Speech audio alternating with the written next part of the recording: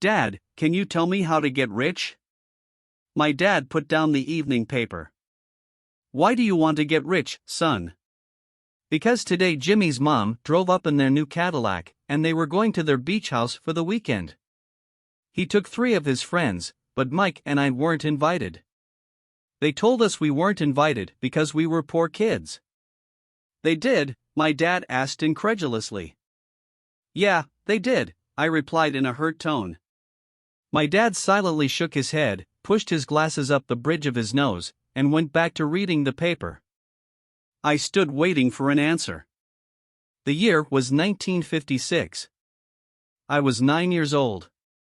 By some twist of fate, I attended the same public school where the rich people sent their kids. We were primarily a sugar plantation town.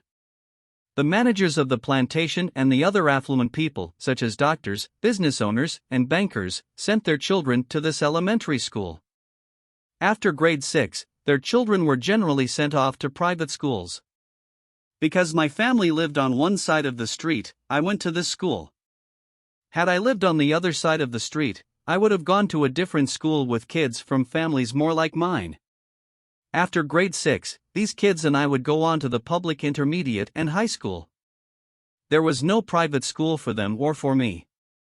My dad finally put down the paper. I could tell he was thinking.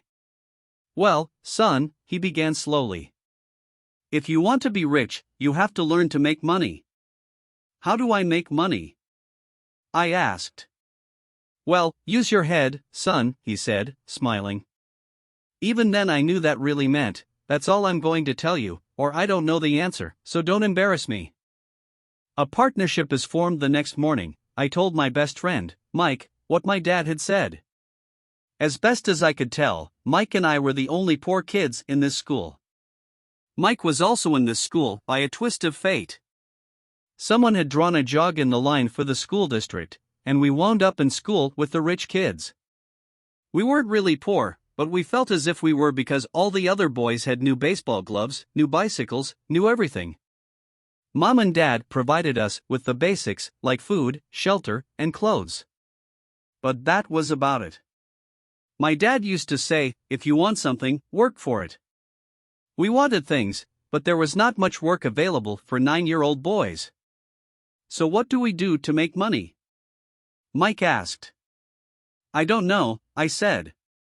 But do you want to be my partner? He agreed, and so on that Saturday morning, Mike became my first business partner. We spent all morning coming up with ideas on how to make money. Occasionally we talked about all the cool guys at Jimmy's beach house having fun.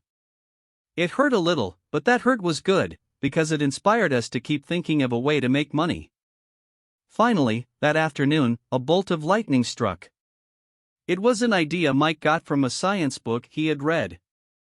Excitedly, we shook hands, and the partnership now had a business. For the next several weeks, Mike and I ran around our neighborhood, knocking on doors and asking our neighbors if they would save their toothpaste tubes for us. With puzzled looks, most adults consented with a smile. Some asked us what we were doing, to which we replied, "We can't tell you. It's a business secret." My mom grew distressed as the weeks wore on. We had selected a site next to her washing machine as the place we would stockpile our raw materials. In a brown cardboard box that at one time held catsup bottles, our little pile of used toothpaste tubes began to grow. Finally, my mom put her foot down. The sight of her neighbor's messy, crumpled, used toothpaste tubes had gotten to her. "What are you boys doing?" she asked. "And I don't want to hear again that it's a business secret. Do something with this mess, or I'm going to throw it out." Mike and I pleaded and begged, explaining that we would soon have enough and then we would begin production. We informed her that we were waiting on a couple of neighbors to finish their toothpaste so we could have their tubes. Mom granted us a 1-week extension. The date to begin production was moved up, and the pressure was on. My first partnership was already being threatened with an eviction notice by my own mom. It became Mike's job to tell the neighbors to quickly use up their toothpaste, saying their dentist wanted them to brush more often anyway. I began to put together the production line. One day my dad drove up with a friend to see two 9-year-old boys in the driveway with a production line operating at full speed. There was fine white powder everywhere. On a long table were small milk cartons from school, and our family's hibachi grill was glowing with red-hot coals at maximum heat. Dad walked up cautiously, having to park the car at the base of the driveway since the production line blocked the carport.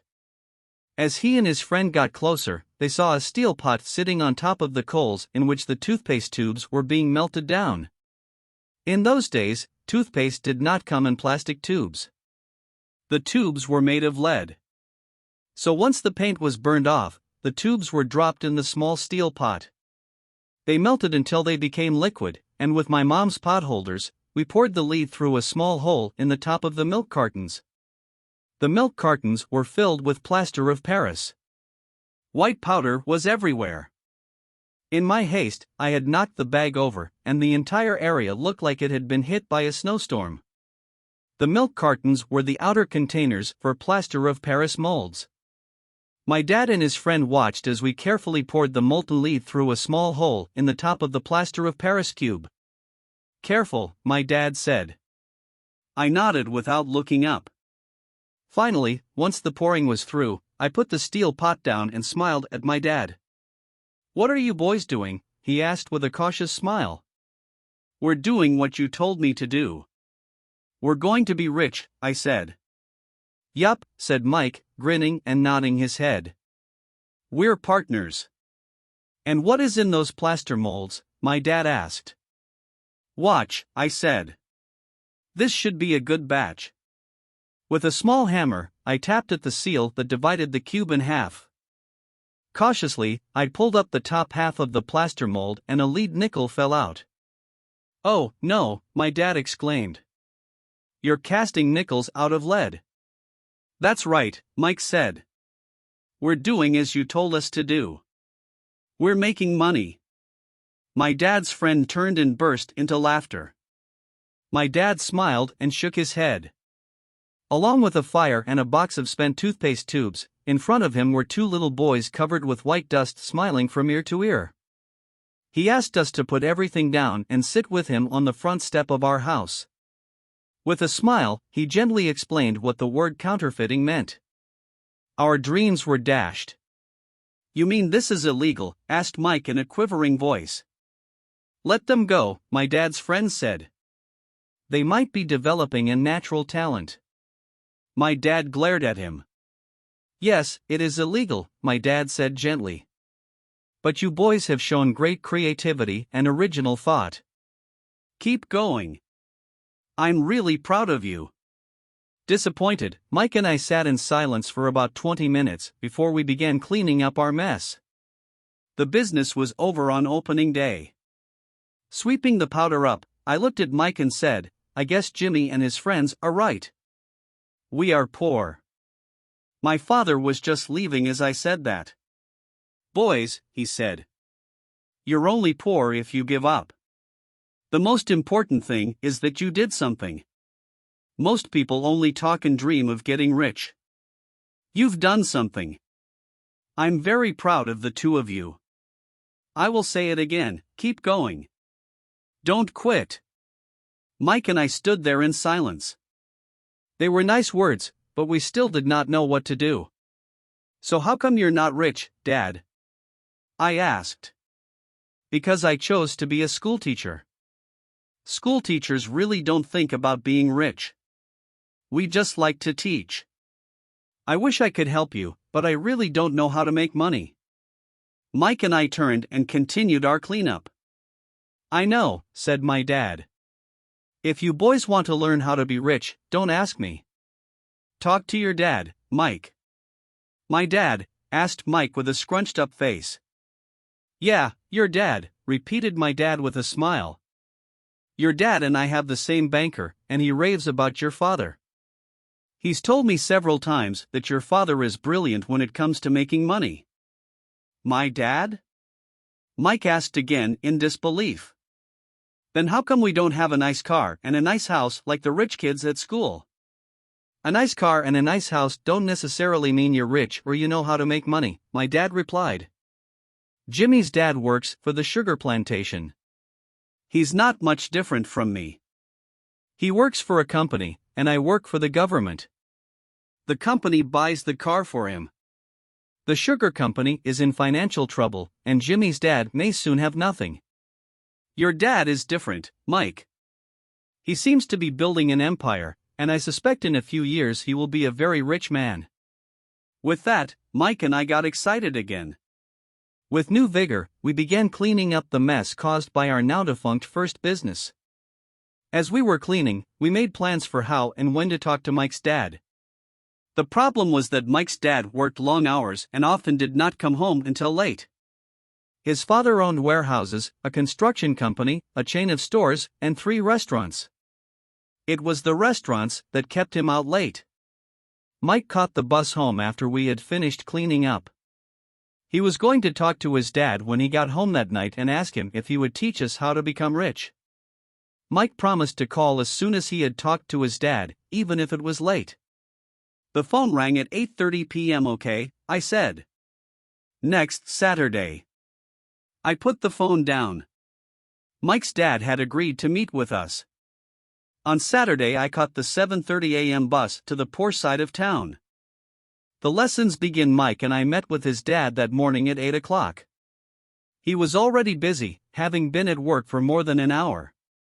His construction supervisor was just leaving in his pickup truck as I walked up to his simple, small, and tidy home. Mike met me at the door. "Dad's on the phone, and he said to wait on the back porch," Mike said as he opened the door. The old wooden floor creaked as I stepped across the threshold of the aging house. There was a cheap mat just inside the door. The mat was there to hide the years of wear from countless footsteps that the floor had supported. Although clean, it needed to be replaced. I felt claustrophobic as I entered the narrow living room that was filled with old musty overstuffed furniture that today would be collector's items. Sitting on the couch were 2 women, both a little older than my mom. Across from the women sat a man in workman's clothes. He wore khaki slacks and a khaki shirt, neatly pressed but without starch, and polished work boots. He was about 10 years older than my dad. They smiled as Mike and I walked past them toward the back porch. I smiled back shyly. "Who are those people?" I asked. "Oh, they work for my dad. The older man runs his warehouses, and the women are the managers of the restaurants. And as you arrived, you saw the construction supervisor who was working on a road project about 50 miles from here. His other supervisor, who was building a track of houses, left before you got here." "Does this go on all the time?" I asked. "Not always, but quite often," said Mike, smiling as he pulled up a chair to sit down next to me. "I asked my dad if he would teach us to make money," Mike said. "Oh, and what did he say to that?" I asked with cautious curiosity. "Well, he had a funny look on his face at first, and then he said he would make us an offer." "Oh," I said, rocking my chair back against the wall. I sat there perched on 2 rear legs of the chair. Mike did the same thing. "Do you know what the offer is?" I asked. "No, but we'll soon find out." Suddenly, Mike's dad burst through the rickety screen door and onto the porch. Mike and I jumped to our feet, not out of respect, but because we were startled. "Ready, boys?" he asked as he pulled up a chair to sit down with us. We nodded our heads as we pulled our chairs away from the wall to sit in front of him. He was a big man, about 6 feet tall and 200 pounds. My dad was taller, about the same weight, and 5 years older than Mike's dad. They sort of looked alike, though not of the same ethnic makeup. Maybe their energy was similar. "Mike says you want to learn to make money? Is that correct, Robert?" I nodded my head quickly, but with a little trepidation. He had a lot of power behind his words and smile. "Okay, here's my offer. I'll teach you, but I won't do it classroom style. You work for me, I'll teach you. You don't work for me, I won't teach you.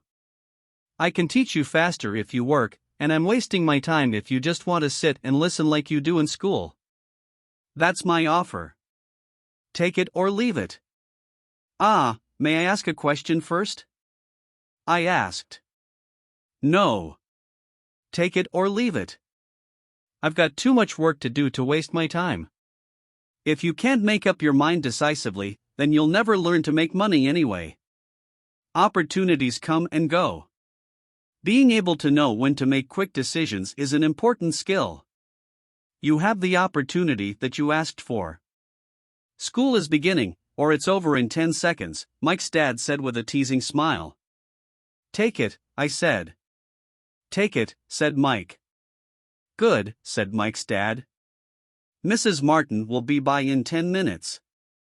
After I'm through with her, you'll ride with her to my superette and you can begin working. I'll pay you 10 cents an hour, and you'll work 3 hours every Saturday. But I have a softball game today, I said. Mike's dad lowered his voice to a stern tone. Take it, or leave it, he said. I'll take it, I replied, choosing to work and learn instead of playing. 30 cents later, by 9 a.m. that day, Mike and I were working for Mrs. Martin. She was a kind and patient woman. She always said that Mike and I reminded her of her 2 grown sons. Although kind, she believed in hard work and kept us moving. We spent 3 hours taking canned goods off the shelves, brushing each can with a feather duster to get the dust off, and then restacking them neatly. It was excruciatingly boring work. Mike's dad, whom I call my rich dad, owned 9 of these little superettes, each with a large parking lot. They were the early version of the 7-Eleven convenience stores, little neighborhood grocery stores where people bought items such as milk, bread, butter, and cigarettes. The problem was that this was Hawaii before air conditioning was widely used, and the stores could not close their doors because of the heat. On 2 sides of the store, the doors had to be wide open to the road and parking lot.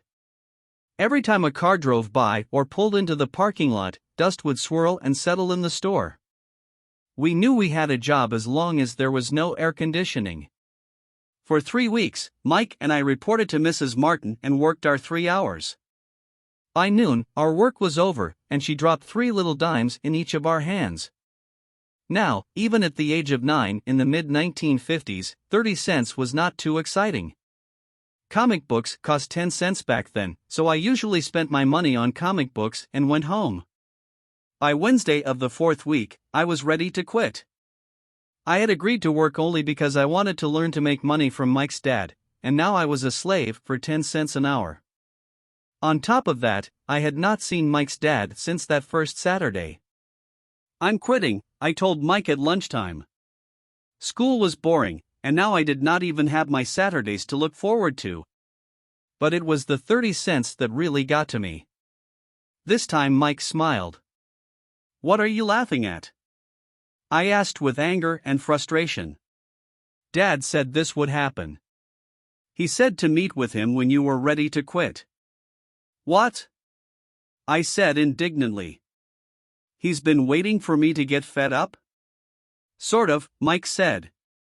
Dad's kind of different. He doesn't teach like your dad. Your mom and dad lecture a lot. My dad is quiet and a man of few words. You just wait till this Saturday. I'll tell him you're ready. You mean I've been set up? No, not really, but maybe. Dad will explain on Saturday. Waiting in line on Saturday, I was ready to face Mike's dad. Even my real dad was angry with him. My real dad, the one I call the poor one, thought that my rich dad was violating child labor laws and should be investigated. My educated, poor dad told me to demand what I deserve, at least 25 cents an hour. My poor dad told me that if I did not get a raise, I was to quit immediately. You don't need that damn job anyway, said my poor dad with indignation. At 8 o'clock Saturday morning, I walked through the door of Mike's house when Mike's dad opened it. Take a seat and wait in line, he said as I entered. He turned and disappeared into his little office next to a bedroom. I looked around the room and didn't see Mike anywhere. Feeling awkward, I cautiously sat down next to the same 2 women who were there 4 weeks earlier. They smiled and slid down the couch to make room for me. 45 minutes went by, and I was steaming. The two women had met with him and left 30 minutes earlier. An older gentleman was in there for 20 minutes and was also gone. The house was empty, and here I sat in a musty, dark living room on a beautiful sunny Hawaiian day, waiting to talk to a cheapskate who exploited children. I could hear him rustling around the office, talking on the phone and ignoring me. I was ready to walk out, but for some reason I stayed. Finally, 15 minutes later, at exactly 9 o'clock, Rich Dad walked out of his office, said nothing, and signaled with his hand for me to enter. "I understand you want a raise, or you're going to quit," Rich Dad said as he swiveled in his office chair. "Well, you're not keeping your end of the bargain," I blurted out, nearly in tears. It was really frightening for me to confront a grown-up. "You said that you would teach me if I worked for you." "Well, I've worked for you. I've worked hard. I've given up my baseball games to work for you, but you haven't kept your word, and you haven't taught me anything. You are a crook like everyone in town thinks you are. You're greedy. You want all the money and don't take care of your employees. You made me wait and don't show me any respect. I'm only a little boy, but I deserve to be treated better." Rich Dad rocked back in his swivel chair, hands up to his chin, and stared at me. "Not bad," he said. "In less than a month, you sound like most of my employees." "What?" I asked. Not understanding what he was saying, I continued with my grievance. "I thought you were going to keep your end of the bargain and teach me. Instead, you want to torture me? That's cruel. That's really cruel." "I am teaching you," Rich Dad said quietly. "What have you taught me?" "Nothing," I said angrily. "You haven't even talked to me once since I agreed to work for peanuts. 10 cents an hour. Ha! I should notify the government about you. We have child labor laws, you know. My dad works for the government, you know." "Wow," said Rich Dad. "Now you sound just like most of the people who used to work for me, people I've either fired or who have quit. So what do you have to say?" I demanded, feeling pretty brave for a little kid. "You lied to me. I've worked for you, and you have not kept your word. You haven't taught me anything." "How do you know that I've not taught you anything?" asked Rich Dad calmly. "Well, you've never talked to me." "I've worked for 3 weeks and you have not taught me anything," I said with a pout. "Does teaching mean talking or a lecture?" Rich Dad asked. "Well, yes," I replied. "That's how they teach you in school," he said, smiling. "But that is not how life teaches you, and I would say that life is the best teacher of all. Most of the time, life does not talk to you. It just sort of pushes you around. Each push is life saying, 'Wake up. There's something I want you to learn.' What is this man talking about?" I asked myself silently. Life pushing me around was life talking to me? Now I knew I had to quit my job. I was talking to someone who needed to be locked up. If you learn life's lessons, you will do well. If not, life will just continue to push you around. People do two things. Some just let life push them around. Others get angry and push back. But they push back against their boss, or their job, or their husband or wife. They do not know it's life that's pushing. I had no idea what he was talking about. Life pushes all of us around. Some people give up and others fight.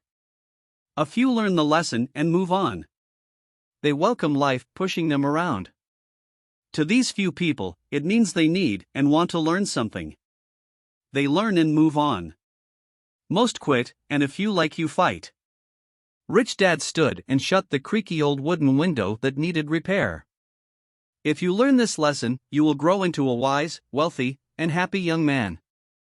If you don't, you will spend your life blaming a job, low pay, or your boss for your problems. You'll live life always hoping for that big break that will solve all your money problems. Rich Dad looked over at me to see if I was still listening. His eyes met mine. We stared at each other, communicating through our eyes. Finally, I looked away once I had absorbed his message. I knew he was right. I was blaming him, and I did ask to learn. I was fighting. Rich Dad continued, or if you're the kind of person who has no guts, you just give up every time life pushes you. If you're that kind of person, you'll live all your life playing it safe, doing the right things, saving yourself for some event that never happens. Then you die a boring old man. You'll have lots of friends who really like you because you were such a nice hard-working guy. But the truth is that you let life push you into submission. Deep down you were terrified of taking risks. You really wanted to win, but the fear of losing was greater than the excitement of winning. Deep inside, you and only you will know you didn't go for it. You chose to play it safe. Our eyes met again. You've been pushing me around? I asked. Some people might say that, smiled Rich Dad. I would say that I just gave you a taste of life. What taste of life? I asked, still angry, but now curious and ready to learn. You boys are the first people who have ever asked me to teach them how to make money. I have more than 150 employees, and not one of them has asked me what I know about money. They ask me for a job and a paycheck, but never to teach them about money. So most will spend the best years of their lives working for money, not really understanding what it is they are working for.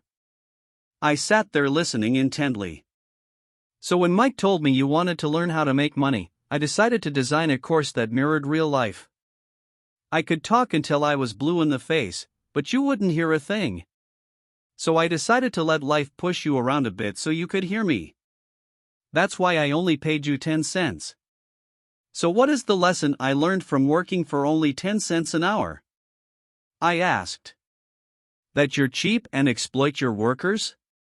Rich Dad rocked back and laughed heartily. Finally, he said, you'd best change your point of view.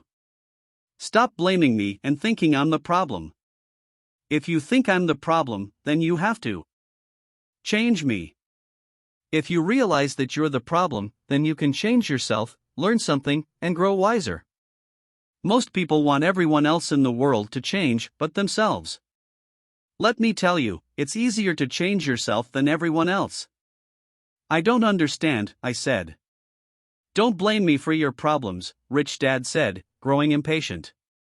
But you only pay me 10 cents. So what are you learning? Rich Dad asked, smiling.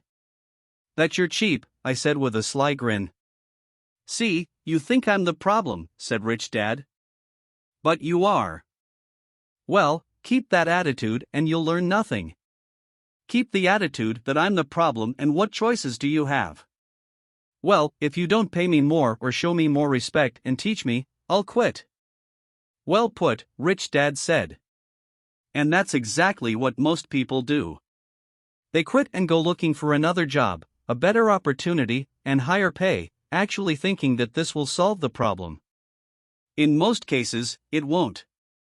So what should I do? I asked. Just take this measly 10 cents an hour and smile? Rich Dad smiled. That's what the other people do. But that's all they do, waiting for a raise thinking that more money will solve their problems.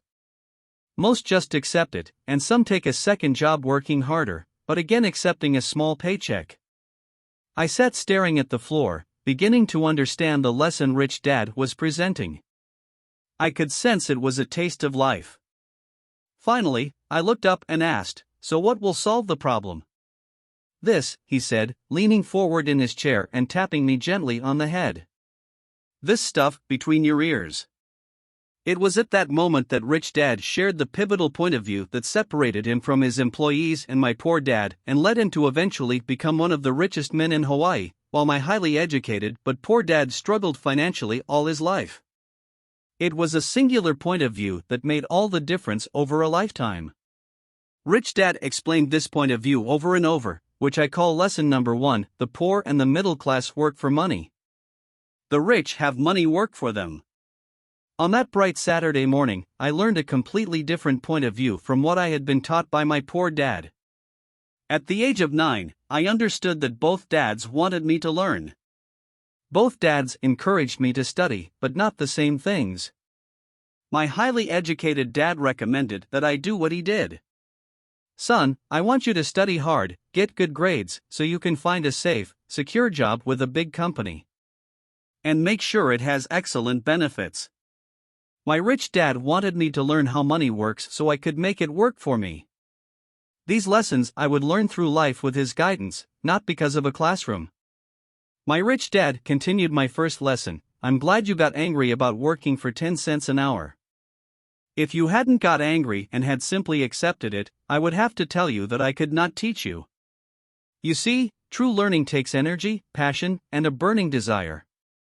Anger is a big part of that formula, for passion is anger and love combined. When it comes to money, most people want to play it safe and feel secure. So passion does not direct them. Fear does. So is that why they'll take jobs with low pay? I asked. Yes, said Rich Dad. Some people say I exploit people because I don't pay as much as the sugar plantation or the government. I say the people exploit themselves. It's their fear, not mine. But don't you feel you should pay them more? I asked. I don't have to. And besides, more money will not solve their problems. Just look at your dad. He makes a lot of money, and he still can't pay his bills. Most people, given more money, only get into more debt. So that's why the 10 cents an hour, I said, smiling. It's a part of the lesson. That's right, smiled Rich Dad. You see, your dad went to school and got an excellent education, so he could get a high-paying job. But he still has money problems because he never learned anything about money in school. On top of that, he believes in working for money. And you don't? I asked. No, not really, said Rich Dad. If you want to learn to work for money, then stay in school. That is a great place to learn to do that. But if you want to learn how to have money work for you, then I will teach you that. But only if you want to learn. Wouldn't everyone want to learn that? I asked. No, said Rich Dad, simply because it's easier to learn to work for money, especially if fear is your primary emotion when the subject of money is discussed. I don't understand, I said with a frown. Don't worry about that for now. Just know that it's fear that keeps most people working at a job, the fear of not paying their bills, the fear of being fired, the fear of not having enough money, and the fear of starting over. That's the price of studying to learn a profession or trade, and then working for money. Most people become a slave to money and then get angry at their boss. Learning to have money work for you is a completely different course of study? I asked. Absolutely, Rich Dad answered. Absolutely. We sat in silence on that beautiful Hawaiian Saturday morning. My friends had just started their Little League baseball game, but for some reason I was now thankful I had decided to work for 10 cents an hour. I sensed that I was about to learn something my friends wouldn't learn in school. Ready to learn? Asked Rich Dad. Absolutely, I said with a grin. I have kept my promise. I've been teaching you from afar, my rich dad said. At 9 years old, you've gotten a taste of what it feels like to work for money. Just multiply your last month by 50 years and you will have an idea of what most people spend their life doing. I don't understand, I said. How did you feel waiting in line to see me, once to get hired and once to ask for more money? Terrible, I said. If you choose to work for money, that is what life will be like, said Rich Dad. And how did you feel when Mrs. Martin dropped 3 dimes in your hand for 3 hours of work? I felt like it wasn't enough. It seemed like nothing. I was disappointed, I said. And that is how most employees feel when they look at their paychecks, especially after all the tax and other deductions are taken out. At least you got 100%. You mean most workers don't get paid everything? I asked with amazement. Heavens no, said Rich Dad. The government always takes its share first. How do they do that? I asked. Taxes, said Rich Dad. You're taxed when you earn. You're taxed when you spend. You're taxed when you save. You're taxed when you die. Why do people let the government do that to them? The rich don't, said Rich Dad with a smile. The poor and the middle class do. I'll bet you that I earn more than your dad, yet he pays more in taxes. How can that be? I asked. At my age, that made no sense to me. Why would someone let the government do that to them? Rich Dad rocked slowly and silently in his chair, just looking at me. Ready to learn? He asked. I nodded my head slowly. As I said, there is a lot to learn. Learning how to have money work for you is a lifetime study. Most people go to college for 4 years, and their education ends. I already know that my study of money will continue over my lifetime, simply because the more I find out I need to know. Most people never study the subject. They go to work, get their paycheck, balance their checkbooks, and that's it. Then they wonder why they have money problems. They think that more money will solve the problem and don't realize that it's their lack of financial education that is the problem. So my dad has tax problems because he doesn't understand money? I asked, confused. Look, said Rich Dad, taxes are just one small section on learning how to have money work for you. Today, I just wanted to find out if you still have the passion to learn about money. Most people don't. They want to go to school, learn a profession, have fun at their work, and earn lots of money. One day they wake up with big money problems, and then they can't stop working. That's the price of only knowing how to work for money instead of studying how to have money work for you. So do you still have the passion to learn? Asked Rich Dad. I nodded my head. Good, said Rich Dad. Now get back to work. This time, I will pay you nothing. What? I asked in amazement. You heard me. Nothing. You will work the same 3 hours every Saturday, but this time you will not be paid 10 cents per hour. You said you wanted to learn to not work for money, so I'm not going to pay you anything. I couldn't believe what I was hearing. I've already had this conversation with Mike and he's already working, dusting, and stacking canned goods for free. You'd better hurry and get back there. That's not fair, I shouted. You've got to pay something. You said you wanted to learn. If you don't learn this now, you'll grow up to be like the 2 women and the older man sitting in my living room, working for money and hoping I don't fire them. Or like your dad, earning lots of money only to be in debt up to his eyeballs, hoping more money will solve the problem. If that's what you want, I'll go back to our original deal of 10 cents an hour. Or you can do what most adults do, complain that there is not enough pay, quit, and go looking for another job. But what do I do? I asked. Rich Dad tapped me on the head. Use this, he said. If you use it well, you will soon thank me for giving you an opportunity and you will grow into a rich man. I stood there, still not believing what a raw deal I was handed. I came to ask for a raise, and somehow I was instead working for nothing. Rich Dad tapped me on the head again and said, use this. Now get out of here and get back to work. Lesson number 1, the rich don't work for money. I didn't tell my poor dad I wasn't being paid. He wouldn't have understood, and I didn't want to try to explain something I didn't understand myself. For 3 more weeks, Mike and I worked 3 hours every Saturday for nothing. The work didn't bother me, and the routine got easier, but it was the missed baseball games and not being able to afford to buy a few comic books that got to me. Rich Dad stopped by at noon on the 3rd week. We heard his truck pull up in the parking lot and sputter when the engine was turned off. He entered the store and greeted Mrs. Martin with a hug. After finding out how things were going in the store, he reached into the ice cream freezer, pulled out 2 bars, paid for them, and signaled to Mike and me. Let's go for a walk, boys. We crossed the street, dodging a few cars, and walked across a large grassy field where a few adults were playing softball.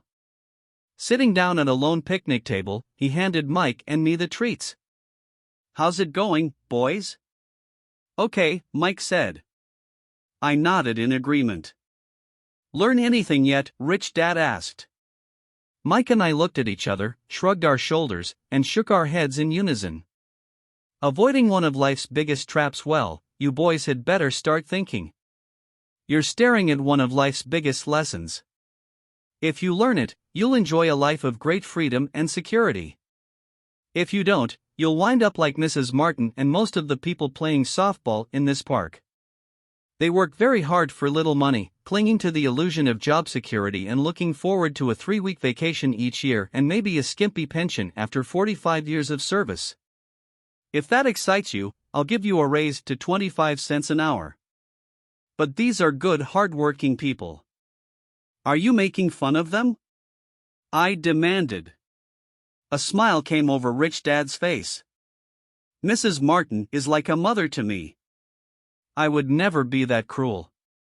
I may sound unkind because I'm doing my best to point something out to the two of you. I want to expand your point of view so you can see something most people never have the benefit of seeing because their vision is too narrow. Most people never see the trap they are in. Mike and I sat there, uncertain of his message.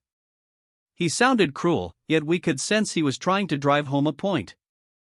With a smile, Rich Dad said, "Doesn't that 25 cents an hour sound good? Doesn't it make your heart beat a little faster?" I shook my head no, but it really did. 25 cents an hour would be big bucks to me. Okay, I'll pay you $1 an hour, Rich Dad said, with a sly grin. Now my heart started to race. My brain was screaming, "Take it! Take it!" I could not believe what I was hearing. Still, I said nothing. Okay, $2 an hour. My little brain and heart nearly exploded. After all, it was 1956 and being paid $2 an hour would have made me the richest kid in the world. I couldn't imagine earning that kind of money. I wanted to say yes. I wanted the deal. I could picture a new bicycle, new baseball glove, and the adoration of my friends when I flashed some cash. On top of that, Jimmy and his rich friends could never call me poor again. But somehow my mouth stayed shut. The ice cream had melted and was running down my hand. Rich Dad was looking at two boys staring back at him, eyes wide open and brains empty. He was testing us, and he knew there was a part of our emotions that wanted to take the deal. He understood that every person has a weak and needy part of their soul that can be bought, and he knew that every individual also had a part of their soul that was resilient and could never be bought. It was only a question of which one was stronger. Okay, $5 an hour. Suddenly I was silent. Something had changed. The offer was too big and ridiculous.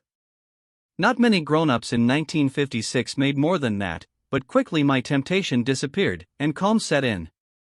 Slowly, I turned to my left to look at Mike. He looked back at me. The part of my soul that was weak and needy was silenced. The part of me that had no price took over.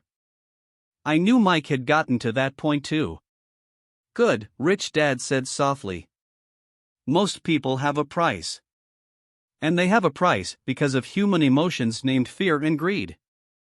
First, the fear of being without money motivates us to work hard, and then once we get that paycheck, greed or desire starts us thinking about all the wonderful things money can buy. The pattern is then set. What pattern? I asked. The pattern of get up, go to work, pay bills, get up, go to work, pay bills. People's lives are forever controlled by two emotions, fear and greed. Offer them more money and they continue the cycle by increasing their spending. This is what I call the rat race. There is another way? Mike asked. Yes, said Rich Dad slowly. But only a few people find it. And what is that way? Mike asked. That's what I hope you boys will learn as you work and study with me. That is why I took away all forms of pay.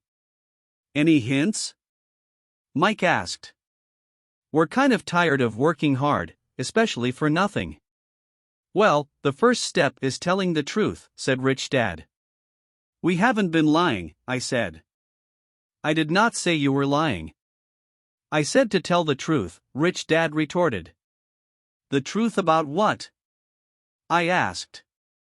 How you're feeling, Rich Dad said. You don't have to say it to anyone else. Just admit it to yourself.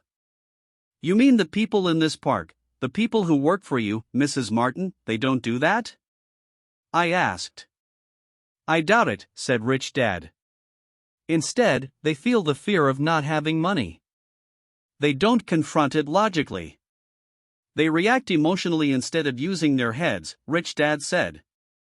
Then, they get a few bucks in their hands and again, the emotions of joy, desire, and greed take over. And again, they react, instead of think. So their emotions control their brain, Mike said. That's correct, said Rich Dad. Instead of admitting the truth about how they feel, they react to their feelings and fail to think. They feel the fear so they go to work, hoping that money will soothe the fear, but it doesn't. It continues to haunt them and they return to work, hoping again that money will calm their fears, and again it doesn't. Fear keeps them in this trap of working, earning money, working, earning money, hoping the fear will go away. But every day they get up, and that old fear wakes up with them. For millions of people, that old fear keeps them awake all night, causing a night of turmoil and worry. So they get up and go to work, hoping that a paycheck will kill that fear gnawing at their soul. Money is running their lives, and they refuse to tell the truth about that. Money is in control of their emotions and their souls. Rich Dad sat quietly, letting his words sink in. Mike and I heard what he said but didn't understand fully what he was talking about. I just knew that I often wondered why grown-ups hurried off to work. It did not seem like much fun, and they never looked that happy, but something kept them going. Realizing we had absorbed as much as possible of what he was talking about, Rich Dad said, I want you boys to avoid the trap. That is really what I want to teach you. Not just to be rich, because being rich does not solve the problem. It doesn't? I asked, surprised. No, it doesn't. Let me explain the other emotion, desire. Some call it greed, but I prefer desire. It's perfectly normal to desire something better, prettier, more fun, or exciting. So people also work for money because of desire. They desire money for the joy they think it can buy. But the joy that money brings is often short-lived, and they soon need more money for more joy, more pleasure, more comfort, and more security. So they keep working, thinking money will soothe their souls that are troubled by fear and desire. But money can't do that. Even rich people do this? Mike asked. Rich people included, said Rich Dad. In fact, the reason many rich people are rich isn't because of desire, but because of fear. They believe that money can eliminate the fear of being poor, so they amass tons of it, only to find the fear gets worse. Now they fear losing the money. I have friends who keep working even though they have plenty. I know people who have millions who are more afraid now than when they were poor. They're terrified of losing it all. The fears that drove them to get rich got worse. That weak and needy part of their soul is actually screaming louder. They don't want to lose the big houses, the cars, and the high life money has bought them. They worry about what their friends would say if they lost all their money. Many are emotionally desperate and neurotic, although they look rich and have more money. So, is a poor man happier? I asked. No, I don't think so, replied Rich Dad. The avoidance of money is just as psychotic as being attached to money. As if on cue, the town derelict went past our table, stopping by the large rubbish can and rummaging around in it. The three of us watched him with great interest, when before we probably would have just ignored him. Rich Dad pulled $1 out of his wallet and gestured to the older man. Seeing the money, the derelict came over immediately, took the bill, thanked Rich Dad profusely, and hurried off, ecstatic with his good fortune. He's not much different from most of my employees, said Rich Dad. I've met so many people who say, oh, I'm not interested in money. Yet they'll work at a job for 8 hours a day. That's a denial of truth. If they weren't interested in money, then why are they working? That kind of thinking is probably more psychotic than a person who hoards money. As I sat there listening to my rich dad, my mind flashed back to the countless times my own dad said, "I'm not interested in money." He said those words often. He also covered himself by always saying, "I work because I love my job." So what do we do? I asked. Not work for money until all traces of fear and greed are gone? No, that would be a waste of time, said Rich Dad. Emotions are what make us human. The word emotion stands for energy in motion. Be truthful about your emotions and use your mind and emotions in your favor, not against yourself. Whoa, said Mike. Don't worry about what I just said. It will make more sense in years to come. Just be an observer, not a reactor, to your emotions. Most people do not know that it's their emotions that are doing the thinking. Your emotions are your emotions, but you have got to learn to do your own thinking. Can you give me an example? I asked. Sure, replied Rich Dad. When a person says, "I need to find a job," it's most likely an emotion doing the thinking. Fear of not having money generates that thought. But people do need money if they have bills to pay, I said. Sure they do, smiled Rich Dad. All I'm saying is that it's fear that is all too often doing the thinking. I don't understand, said Mike. For example, said Rich Dad. If the fear of not having enough money arises, instead of immediately running out to get a job, they instead might ask themselves this question: will a job be the best solution to this fear over the long run? In my opinion, the answer is no. A job is really a short-term solution to a long-term problem. But my dad is always saying, "Stay in school and get good grades, so you can find a safe, secure job," I interjected, somewhat confused. Yes, I understand he says that, said Rich Dad, smiling. Most people recommend that, and it's a good path for most people. But people make that recommendation primarily out of fear. You mean my dad says that because he's afraid? Yes, said Rich Dad. He's terrified that you won't earn enough money and won't fit into society. Don't get me wrong. He loves you and wants the best for you. I too believe an education and a job are important, but it won't handle the fear. You see, that same fear that makes him get up in the morning to earn a few bucks is the fear that is causing him to be so fanatical about your going to school. So what do you recommend? I asked. I want to teach you to master the power of money, instead of being afraid of it. They don't teach that in school, and, if you don't learn it, you become a slave to money. It was finally making sense. He wanted us to widen our views and to see what the Mrs. Martins of this world couldn't see. He used examples that sounded cruel at the time, but I've never forgotten them. My vision widened that day, and I began to see the trap that lay ahead for most people. You see, we're all employees ultimately. We just work at different levels, said Rich Dad. I just want you boys to have a chance to avoid the trap caused by those two emotions, fear and desire. Use them in your favor, not against you. That's what I want to teach you. I'm not interested in just teaching you to make a pile of money. That won't handle the fear or desire. If you don't first handle fear and desire, and you get rich, you'll only be a highly paid slave. So how do we avoid the trap? I asked. The main cause of poverty or financial struggle is fear and ignorance, not the economy or the government or the rich. It's self-inflicted fear and ignorance that keep people trapped. So you boys go to school and get your college degrees, and I'll teach you how to stay out of the trap. The pieces of the puzzle were appearing. My highly educated dad had a great education and a great career, but school never told him how to handle money or his fear of it. It became clear that I could learn different and important things from two fathers. So you've been talking about the fear of not having money. How does the desire for money affect our thinking? Mike asked. How did you feel when I tempted you with a pay raise?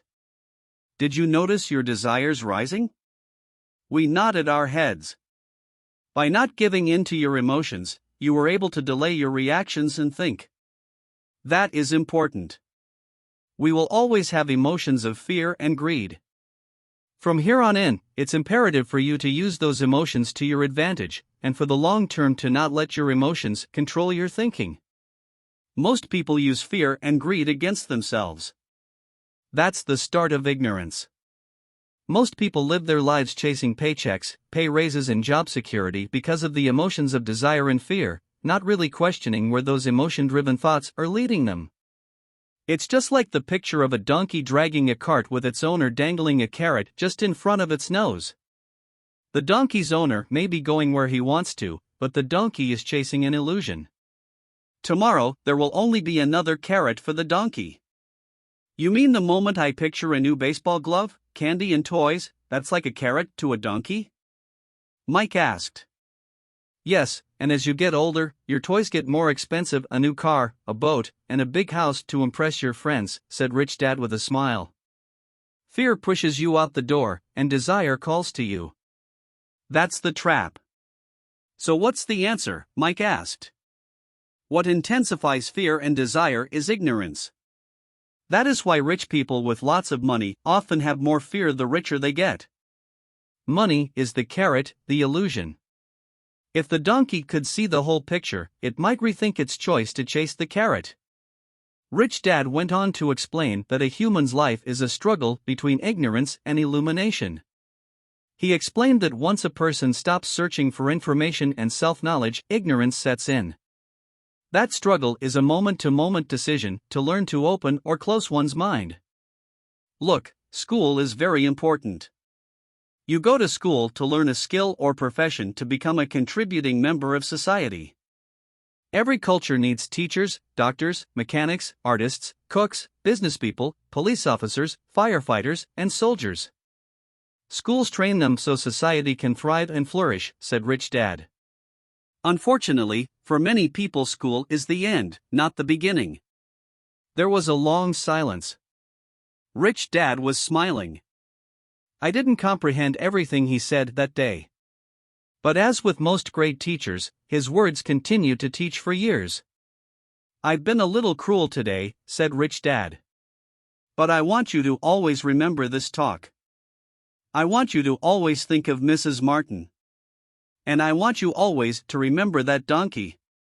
Never forget that fear and desire can lead you into life's biggest trap if you're not aware of them controlling your thinking. To spend your life living in fear, never exploring your dreams, is cruel. To work hard for money, thinking that it will buy you things that will make you happy, is also cruel. To wake up in the middle of the night terrified about paying bills is a horrible way to live. To live a life dictated by the size of a paycheck is not really living a life. Thinking that a job makes you secure is lying to yourself. That's cruel, and that's the trap I want you to avoid. I've seen how money runs people's lives. Don't let that happen to you. Please don't let money run your life. A softball rolled under our table. Rich Dad picked it up and threw it back. So what does ignorance have to do with greed and fear? I asked. Because it is ignorance about money that causes so much greed and fear, said Rich Dad. Let me give you some examples.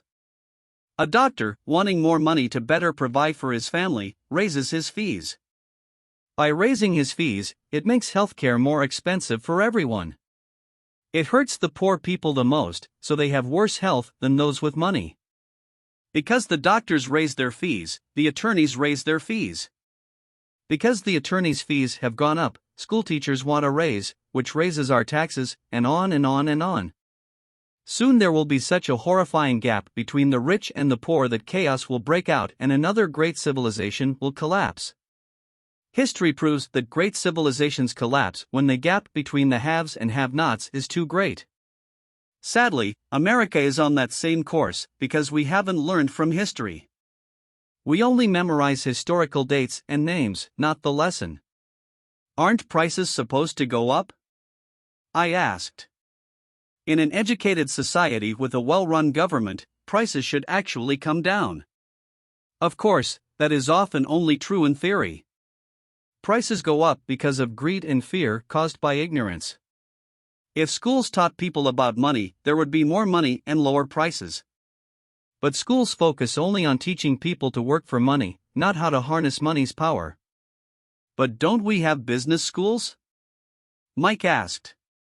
And haven't you encouraged me to go for my MBA? Yes, said Rich Dad. But all too often business schools train employees to become sophisticated bean counters. Heaven forbid a bean counter takes over a business. All they do is look at the numbers, fire people, and kill the business. I know this because I hire bean counters. All they think about is cutting costs and raising prices, which cause more problems. Bean counting is important. I wish more people knew it, but it, too, is not the whole picture, added Rich Dad angrily. So is there an answer? Asked Mike. Yes, said Rich Dad. Learn to use your emotions to think, not think with your emotions.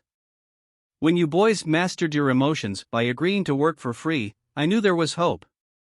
When you again resisted your emotions when I tempted you with more money, you were again learning to think in spite of being emotionally charged. That's the first step. Why is that step so important? I asked. Well, that's up to you to find out.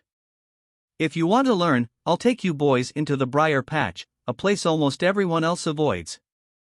If you go with me, you'll let go of the idea of working for money and instead learn to have money work for you. And what will we get if we go with you? What if we agree to learn from you? What will we get? I asked. The same thing Brer Rabbit got, said Rich Dad, referring to the classic children's story. Is there a briar patch? I asked. Yes, said Rich Dad. The briar patch is our fear and greed. Confronting fear, weaknesses, and neediness by choosing our own thoughts is the way out. Choosing our thoughts? Mike asked, puzzled. Yes. Choosing what we think rather than reacting to our emotions. Instead of just getting up and going to work because not having the money to pay your bills is scaring you, ask yourself, is working harder at this the best solution to this problem? Most people are too afraid to rationally think things through and instead run out the door to a job they hate. The tar baby is in control. That's what I mean by choosing your thoughts. And how do we do that? Mike asked. That's what I will teach you. I'll teach you to have a choice of thoughts rather than a knee-jerk reaction, like gulping down your morning coffee and running out the door. Remember what I said before, a job is only a short-term solution to a long-term problem. Most people have only one problem in mind, and it's short-term.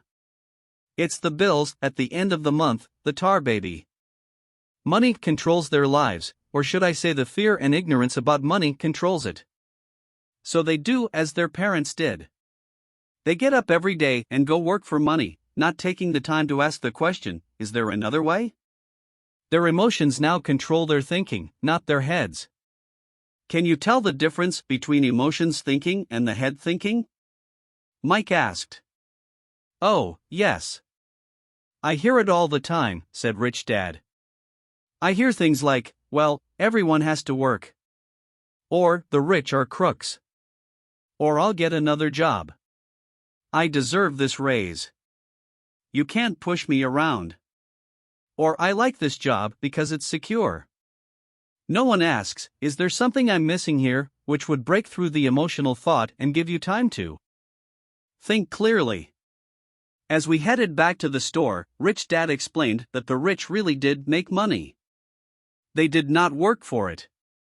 He went on to explain that when Mike and I were casting 5-cent pieces out of lead, thinking we were making money, we were very close to thinking the way the rich think. The problem was that creating money is legal for the government and banks to do, but illegal for us to do.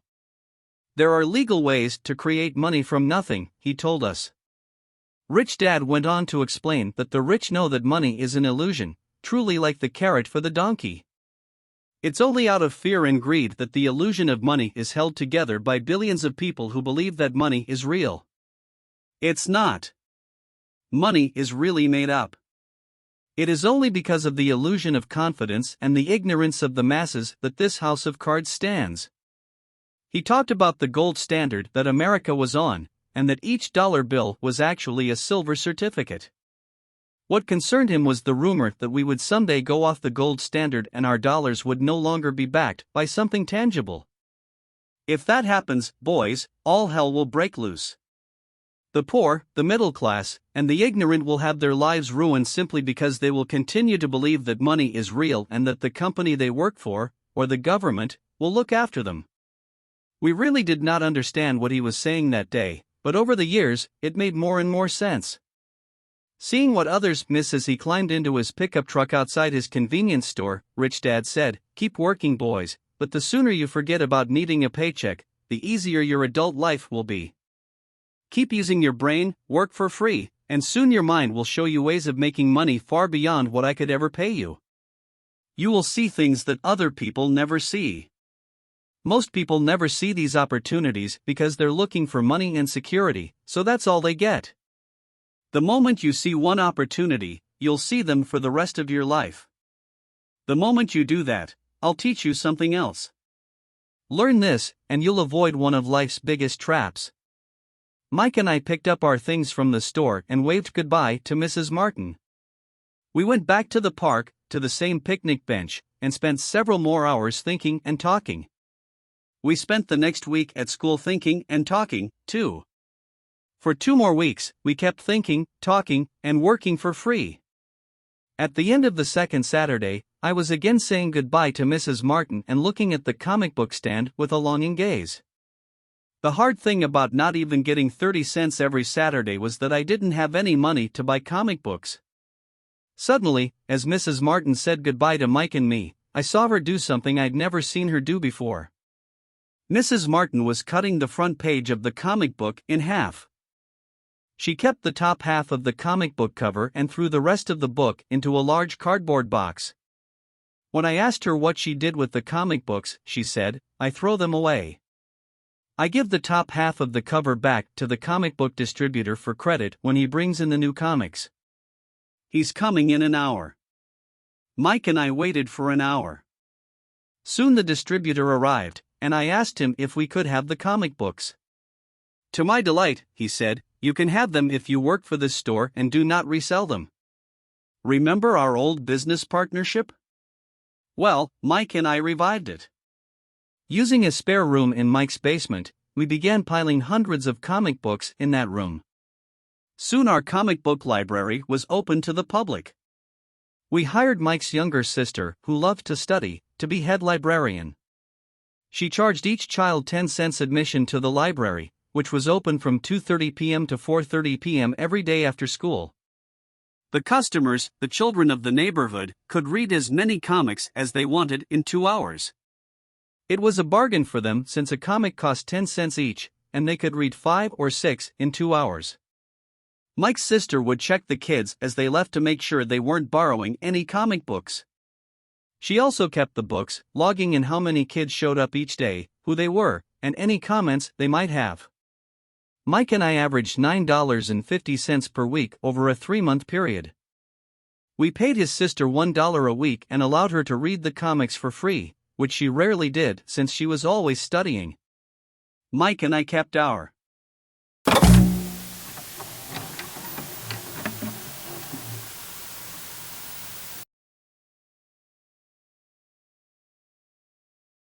It's not how much money you make.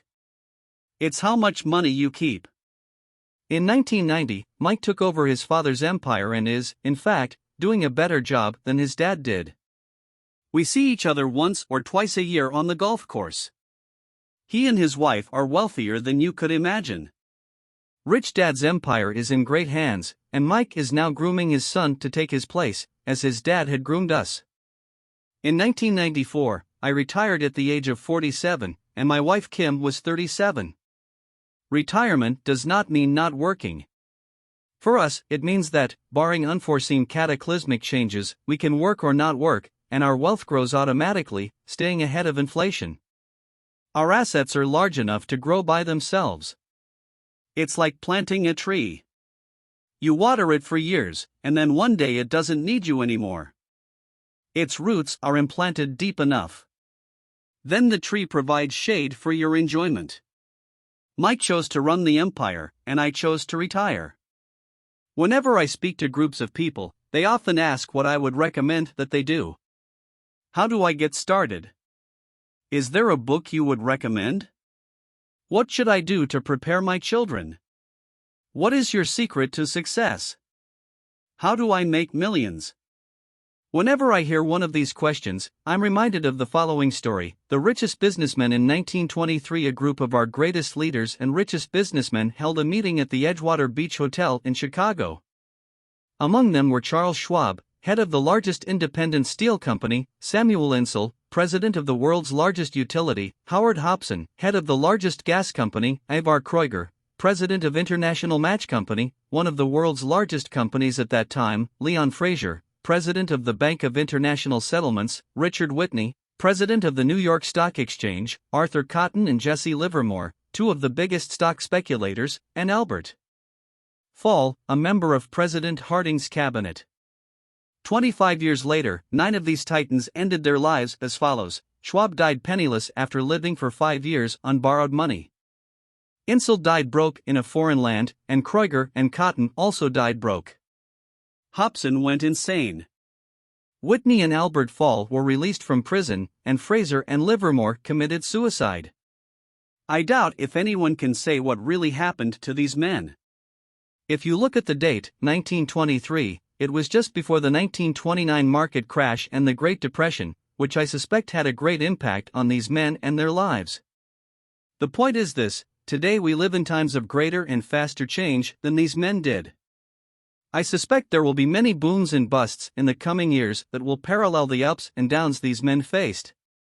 I am concerned that too many people are too focused on money and not on their greatest wealth, their education. If people are prepared to be flexible, keep an open mind and learn, they will grow richer and richer despite tough changes. If they think money will solve problems, they will have a rough ride. Intelligence solves problems and produces money. Money without financial intelligence is money soon gone. Most people fail to realize that in life, it's not how much money you make. It's how much money you keep. We've all heard stories of lottery winners who are poor, then suddenly rich, and then poor again. They win millions, yet are soon back where they started. Or stories of professional athletes who at the age of 24 are earning millions, but are sleeping under a bridge 10 years later. I remember a story of a young basketball player who a year ago had millions. Today, at just 29, he claims his friends, attorney, and accountant took his money, and he was forced to work at a car wash for minimum wage. He was fired from the car wash because he refused to take off his championship ring as he was wiping off the cars. His story made national news, and he is appealing his termination, claiming hardship and discrimination. He claims that the ring is all he has left, and if it was stripped away, he'll crumble.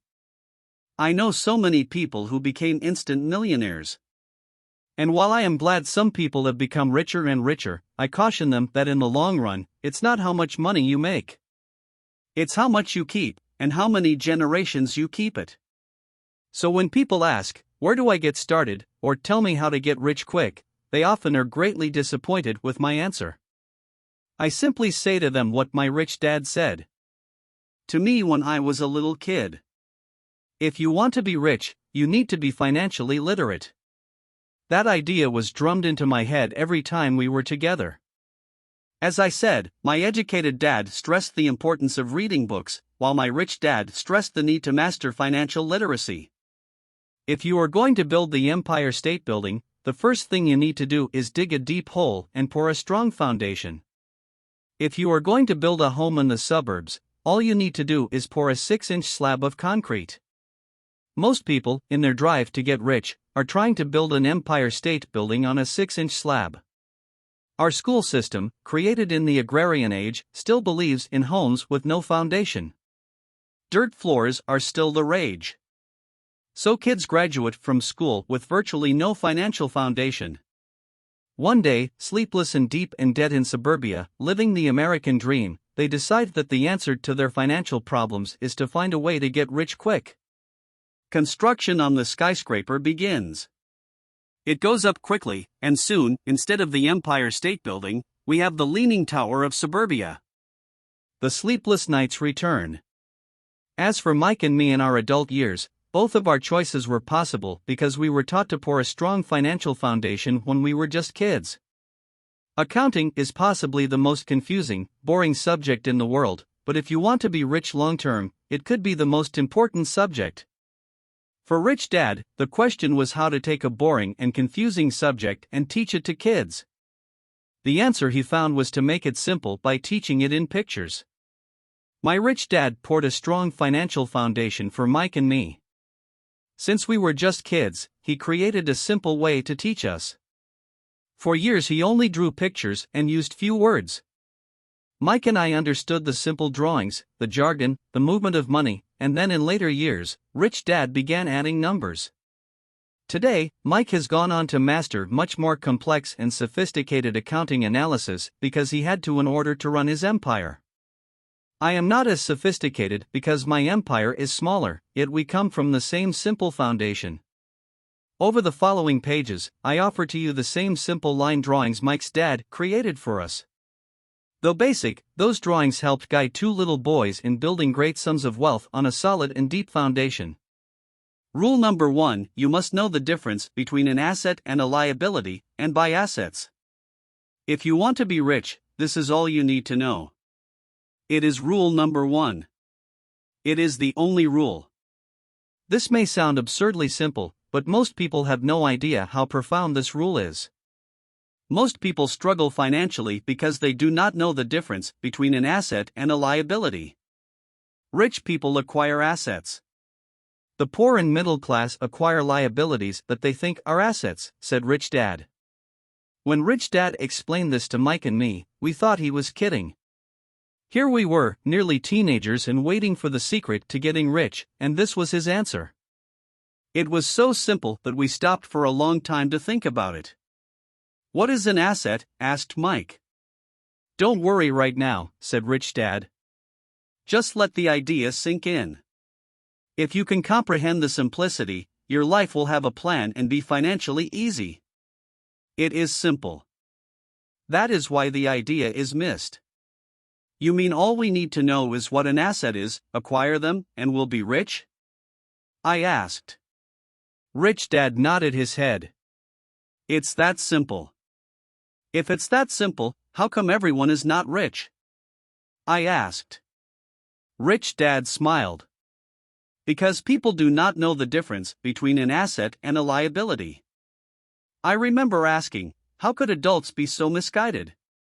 If it is that simple, if it is that important, why would everyone not want to find out? It took Rich Dad only a few minutes to explain what assets and liabilities were. As an adult, I have difficulty explaining it to other adults. The simplicity of the idea escapes them because they have been educated differently. They were taught by other educated professionals, such as bankers, accountants, real estate agents, financial planners, and so forth. The difficulty comes in asking adults to unlearn, or become children again. An intelligent adult often feels it is demeaning to pay attention to simplistic definitions. Rich Dad believed in the KISS principle, keep it simple, stupid, or keep it super simple, so he kept it simple for us, and that made our financial foundation strong. So what causes the confusion? How could something so simple be so screwed up? Why would someone buy an asset that was really a liability? The answer is found in basic education. We focus on the word literacy and not financial literacy. What defines something to be an asset or a liability are not words. In fact, if you really want to be confused, look up the words asset and liability in the dictionary. I know the definition may sound good to a trained accountant, but for the average person, it makes no sense. But we adults are often too proud to admit that something does not make sense. To us young boys, Rich Dad said, what defines an asset are not words, but numbers. And if you can't read the numbers, you can't tell an asset from a hole in the ground. In accounting, Rich Dad would say, it's not the numbers, but what the numbers are telling you. It's just like words. It's not the words, but the story the words are telling you. If you want to be rich, you've got to read and understand numbers. If I heard that once, I heard it 1,000 times from my rich dad. And I also heard, the rich acquire assets, and the poor and middle class acquire liabilities. Here is how to tell the difference between an asset and a liability. Most accountants and financial professionals do not agree with the definitions, but these simple drawings were the start of strong financial foundations for two young boys. The top part of the diagram is an income statement, often called a profit and loss statement. It measures income and expenses, money in and money out. The lower part of the diagram is a balance sheet. It's called that because it's supposed to balance assets against liabilities. Many financial novices do not know the relationship between the income statement and the balance sheet, and it is vital to understand that relationship. So, as I said earlier, my rich dad simply told two young boys that assets put money in your pocket. Nice, simple, and usable. Now that assets and liabilities have been defined through pictures, it may be easier to understand my definitions in words. An asset is something that puts money in my pocket. A liability is something that takes money out of my pocket. This is really all you need to know. If you want to be rich, simply spend your life buying assets. If you want to be poor or middle class, spend your life buying liabilities. Illiteracy, both in words and numbers, is the foundation of financial struggle. If people are having difficulties financially, there is something that they don't understand, either in words or numbers. The rich are rich because they are more literate in different areas than people who struggle financially. So if you want to be rich and maintain your wealth, it's important to be financially literate, in words as well as numbers. The arrows in the diagrams represent the flow of cash, or cash flow. Numbers alone mean little, just as words out of context mean little. It's the story that counts. In financial reporting, reading numbers is looking for the plot, the story of where the cash is flowing. In 80% of most families, the financial story paints a picture of hard work to get ahead. However, this effort is for naught because they spend their lives buying liabilities instead of assets. This is the cash flow pattern of a poor person. All of these diagrams are obviously oversimplified. Everyone has living expenses, the need for food, shelter, and clothing.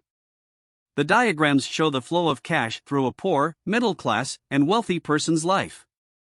It is the cash flow that tells the story of how a person handles their money. The reason I started with the story of the richest men in America is to illustrate the flaw in believing that money will solve all problems.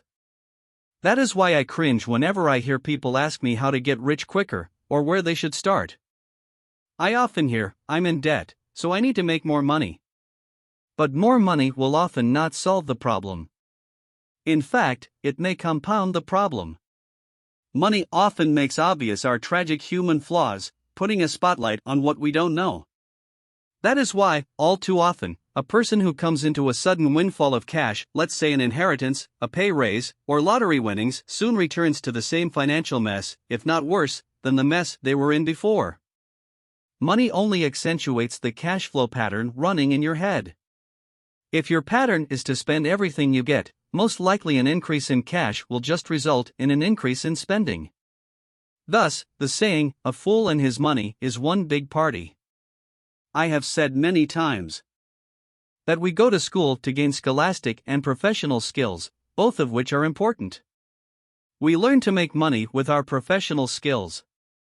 In the 1960s, when I was in high school, if someone did well academically, people assumed this bright student would go on to be a medical doctor because it was the profession with the promise of the greatest financial reward. Today, doctors face financial challenges I wouldn't wish on my worst enemy: insurance companies taking control of the business, managed healthcare, government intervention, and malpractice suits. Today, kids want to be famous athletes, movie stars, rock stars, beauty queens, or CEOs because that is where the fame, money, and prestige are. That is the reason it is so hard to motivate kids in school today. They know that professional success is no longer solely linked to academic success, as it once was. Because students leave school without financial skills, millions of educated people pursue their profession successfully, but later find themselves struggling financially. They work harder but don't get ahead. What is missing from their education is not how to make money, but how to manage money.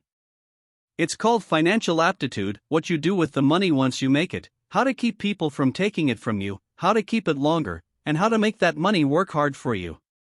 Most people don't understand why they struggle financially because they don't understand cash flow. A person can be highly educated, professionally successful, and financially illiterate. These people often work harder than they need to because they learned how to work hard, but not how to have their money work hard for them. How the quest for a financial dream turns into a financial nightmare. The classic story of hard-working people has a set pattern. Recently married, the happy, highly educated young couple moves into one of their cramped rented apartments. Immediately, they realize that they are saving money because two can live as cheaply as one. The problem is the apartment is cramped. They decide to save money to buy their dream home so they can have kids. They now have two incomes, and they begin to focus on their careers. Their incomes begin to increase. The number one expense for most people is taxes. Many people think it's income tax, but for most Americans, their highest tax is Social Security. As an employee, it appears as if the Social Security tax combined with the Medicare tax rate is roughly 7.5%, but it's really 15% since the employer must match the Social Security amount. In essence, it is money the employer can't pay you. On top of that, you still have to pay income tax on the amount deducted from your wages for Social Security tax, income you never received because it went directly to Social Security through withholding. Going back to the young couple, as a result of their incomes increasing, they decide to buy the house of their dreams. Once in their house, they have a new tax, called property tax. Then they buy a new car, new furniture, and new appliances to match their new house. All of a sudden, they wake up and their liabilities column is full of mortgage and credit card debt. Their liabilities go up. They're now trapped in the rat race. Pretty soon a baby comes along and they work harder. The process repeats itself: higher incomes cause higher taxes, also called bracket creep. A credit card comes in the mail. They use it and max it out. A loan company calls and says their greatest asset, their home, has appreciated in value. Because their credit is so good, the company offers a bill consolidation loan and tells them the intelligent thing to do is clear off the high-interest consumer debt by paying off their credit card. And besides, interest on their home is a tax deduction. They go for it and pay off those high-interest credit cards. They breathe a sigh of relief. Their credit cards are paid off. They've now folded their consumer debt into their home mortgage. Their payments go down because they extend their debt over 30 years. It is the smart thing to do. Their neighbor calls to invite them to go shopping. The Memorial Day sale is on. They promise themselves they'll just window shop, but they take a credit card, just in case. I run into this young couple all the time. Their names change, but their financial dilemma is the same. They come to one of my talks to hear what I have to say. They ask me, "Can you tell us how to make more money?" They don't understand that their trouble is really how they choose to spend the money they do have. It is caused by financial illiteracy and not understanding the difference between an asset and a liability. More money seldom solves someone's money problems. Intelligence solves problems. There is a saying a friend of mine says over and over to people in debt: if you find you have dug yourself into a hole, stop digging. As a child, my dad often told us that the Japanese were aware of three powers: the power of the sword, the jewel, and the mirror. The sword symbolizes the power of weapons. America has spent trillions of dollars on weapons and, because of this, is a powerful military presence in the world. The jewel symbolizes the power of money. There is some degree of truth to the saying, remember the golden rule. He who has the gold makes the rules. The mirror symbolizes the power of self-knowledge. This self-knowledge, according to Japanese legend, was the most treasured of the three. All too often, the poor and middle class allow the power of money to control them. By simply getting up and working harder, failing to ask themselves if what they do makes sense, they shoot themselves in the foot as they leave for work every morning. By not fully understanding money, the vast majority of people allow its awesome power to control them. If they used the power of the mirror, they would have asked themselves, does this make sense? All too often, instead of trusting their inner wisdom, that genius inside, most people follow the crowd. They do things because everybody else does them. They conform, rather than question. Often, they mindlessly repeat what they have been told. Diversify. Your home is an asset. Your home is your biggest investment. You get a tax break for going into greater debt. Get a safe job. Don't make mistakes. Don't take risks. It is said that the fear of public speaking is a fear greater than death for most people. According to psychiatrists, the fear of public speaking is caused by the fear of ostracism, the fear of standing out, the fear of criticism, the fear of ridicule, and the fear of being an outcast. The fear of being different prevents most people from seeking new ways to solve their problems. That is why my educated dad said the Japanese valued the power of the mirror the most, for it is only when we look into it that we find truth. Fear is the main reason that people say, play it safe. That goes for anything, be it sports, relationships, careers, or money. It is that same fear, the fear of ostracism, that causes people to conform to, and not question, commonly accepted opinions or popular trends. Your home is an asset. Get a bill consolidation loan, and get out of debt. Work harder. It's a promotion. Someday I'll be a vice president. Save money. When I get a raise, I'll buy us a bigger house. Mutual funds are safe. Many financial problems are caused by trying to keep up with the Joneses. Occasionally, we all need to look in the mirror and be true to our inner wisdom rather than our fears. By the time Mike and I were 16 years old, we began to have problems in school. We were not bad kids. We just began to separate from the crowd. We worked for Mike's dad after school and on weekends. Mike and I often spent hours after work just sitting at a table with his dad while he held meetings with his bankers, attorneys, accountants, brokers, investors, managers, and employees. Here was a man who had left school at 13 who was now directing, instructing, ordering, and asking questions of educated people. They came at his beck and call, and cringed when he didn't approve of them. Here was a man who had not gone along with the crowd. He was a man who did his own thinking and detested the words, "We have to do it this way because that's the way everyone else does it." He also hated the word can't. If you wanted him to do something, just say, "I don't think you can do it."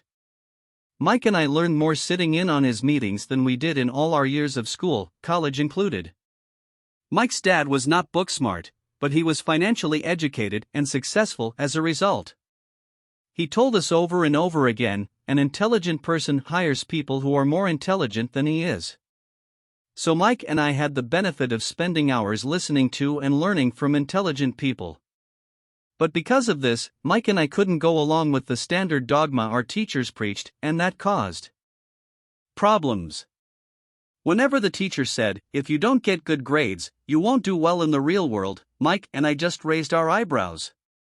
When we were told to follow set procedures and not deviate from the rules, we could see how school discouraged creativity. We started to understand why our rich dad told us that schools were designed to produce good employees, instead of employers. Occasionally, Mike or I would ask our teachers how what we studied was applicable in the real world, or why we never studied money and how it worked. To the latter question, we often got the answer that money was not important, that if we excelled in our education, the money would follow. The more we knew about the power of money, the more distant we grew from the teachers and our classmates. My highly educated dad never pressured me about my grades, but we did begin to argue about money. By the time I was 16, I probably had a far better foundation with money than both my parents. I could keep books. I listened to tax accountants, corporate attorneys, bankers, real estate brokers, investors, and so forth. By contrast, my dad talked to other teachers. One day my dad told me that our home was his greatest investment. A not too pleasant argument took place when I showed him why I thought a house was not a good investment. The above diagram illustrates the difference in perception between my rich dad and my poor dad when it came to their homes. One dad thought his house was an asset, and the other dad thought it was a liability. I remember when I drew the following diagram for my dad, showing him the direction of cash flow. I also showed him the ancillary expenses that went along with owning the home.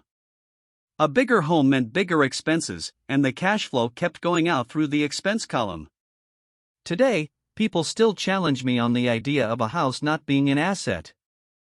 I know that for many people, it is their dream as well as their largest investment. And owning your own home is better than nothing. I simply offer an alternate way of looking at this popular dogma. If my wife and I were to buy a bigger, flashier house, we realize it wouldn't be an asset. It would be a liability since it would take money out of our pocket. So here is the argument I put forth. I really don't expect most people to agree with it because your home is an emotional thing, and when it comes to money, high emotions tend to lower financial intelligence. I know from personal experience that money has a way of making every decision emotional. When it comes to houses, most people work all their lives paying for a home they never own. In other words, most people buy a new house every few years, each time incurring a new 30-year loan to pay off the previous one. Even though people receive a tax deduction for interest on mortgage payments, they pay for all their other expenses with after-tax dollars, even after they pay off their mortgage. My wife's parents were shocked when the property taxes on their home increased to $1,000 a month. This was after they had retired, so the increase put a strain on their retirement budget, and they felt forced to move. Houses do not always go up in value. I have friends who owe $1 million for a home that today would sell for far less. The greatest losses of all are those from missed opportunities. If all your money is tied up in your house, you may be forced to work harder because your money continues blowing out of the expense column, instead of adding to the asset column, the classic middle-class cash flow pattern. If a young couple would put more money into their asset column early on, their later years would be easier. Their assets would have grown and would be available to help cover expenses. All too often, a house only serves as a vehicle for incurring a home equity loan to pay for mounting expenses. In summary, the end result in making a decision to own a house that is too expensive in lieu of starting an investment portfolio impacts an individual in at least the following 3 ways. 1. Loss of time, during which other assets could have grown in value. 2. Loss of additional capital, which could have been invested instead of paying for high-maintenance expenses related directly to the home. 3. Loss of education. Too often, people count their house and savings and retirement plans as all they have in their asset column. Because they have no money to invest, they simply don't invest. This costs them investment experience. Most never become what the investment world calls a sophisticated investor. And the best investments are usually first sold to sophisticated investors, who then turn around and sell them to the people playing it safe. I am not saying don't buy a house. What I am saying is that you should understand the difference between an asset and a liability. When I want a bigger house, I first buy assets that will generate the cash flow to pay for the house. My educated dad's personal financial statement best demonstrates the life of someone caught in the rat race. His expenses match his income, never allowing him enough left over to invest in assets. As a result, his liabilities are larger than his assets. The following diagram on the left shows my poor dad's income statement. It is worth 1,000 words. It shows that his income and expenses are equal while his liabilities are larger than his assets. My rich dad's personal financial statement on the right reflects the results of a life dedicated to investing and minimizing liabilities. Why the Rich Get Richer. A review of my rich dad's financial statement shows why the rich get richer. The asset column generates more than enough income to cover expenses, with the balance reinvested into the asset column. The asset column continues to grow and, therefore, the income it produces grows with it. The result is that the rich get richer. Why the middle class struggle. The middle class finds itself in a constant state of financial struggle. Their primary income is through their salary. As their wages increase, so do their taxes. Their expenses tend to increase in proportion to their salary increase, hence, the phrase the rat race. They treat their home as their primary asset, instead of investing in income-producing assets. This pattern of treating your home as an investment, and the philosophy that a pay raise means you can buy a larger home or spend more, is the foundation of today's debt-ridden society. Increased spending throws families into greater debt and into more financial uncertainty, even though they may be advancing in their jobs and receiving raises on a regular basis. This is high-risk living caused by weak financial education. The massive loss of jobs in recent times proves how shaky the middle class really is financially. Company pension plans are being replaced by 401k plans. Social Security is obviously in trouble and can't be relied upon as a source for retirement. Panic has set in for the middle class. Today, mutual funds are popular because they supposedly represent safety. Average mutual fund buyers are too busy working to pay taxes and mortgages, save for their children's college, and pay off credit cards. They do not have time to study investing, so they rely on the expertise of the manager of a mutual fund. Also, because the mutual fund includes many different types of investments, they feel their money is safer because it is diversified. This educated middle class subscribes to the dogma put out by mutual fund brokers and financial planners: play it safe. Avoid risk. The real tragedy is that the lack of early financial education is what creates the risk faced by average middle class people. The reason they have to play it safe is because their financial positions are tenuous at best. Their balance sheets are not balanced. Instead, they are loaded with liabilities and have no real assets that generate income. Typically, their only source of income is their paycheck. Their livelihood becomes entirely dependent on their employer. So when genuine deals of a lifetime come along, these people can't take advantage of them because they are working so hard, are taxed to the max, and are loaded with debt. As I said at the start of this section, the most important rule is to know the difference between an asset and a liability. Once you understand the difference, concentrate your efforts on buying income-generating assets. That's the best way to get started on a path to becoming rich. Keep doing that, and your asset column will grow. Keep liabilities and expenses down so more money is available to continue pouring into the asset column.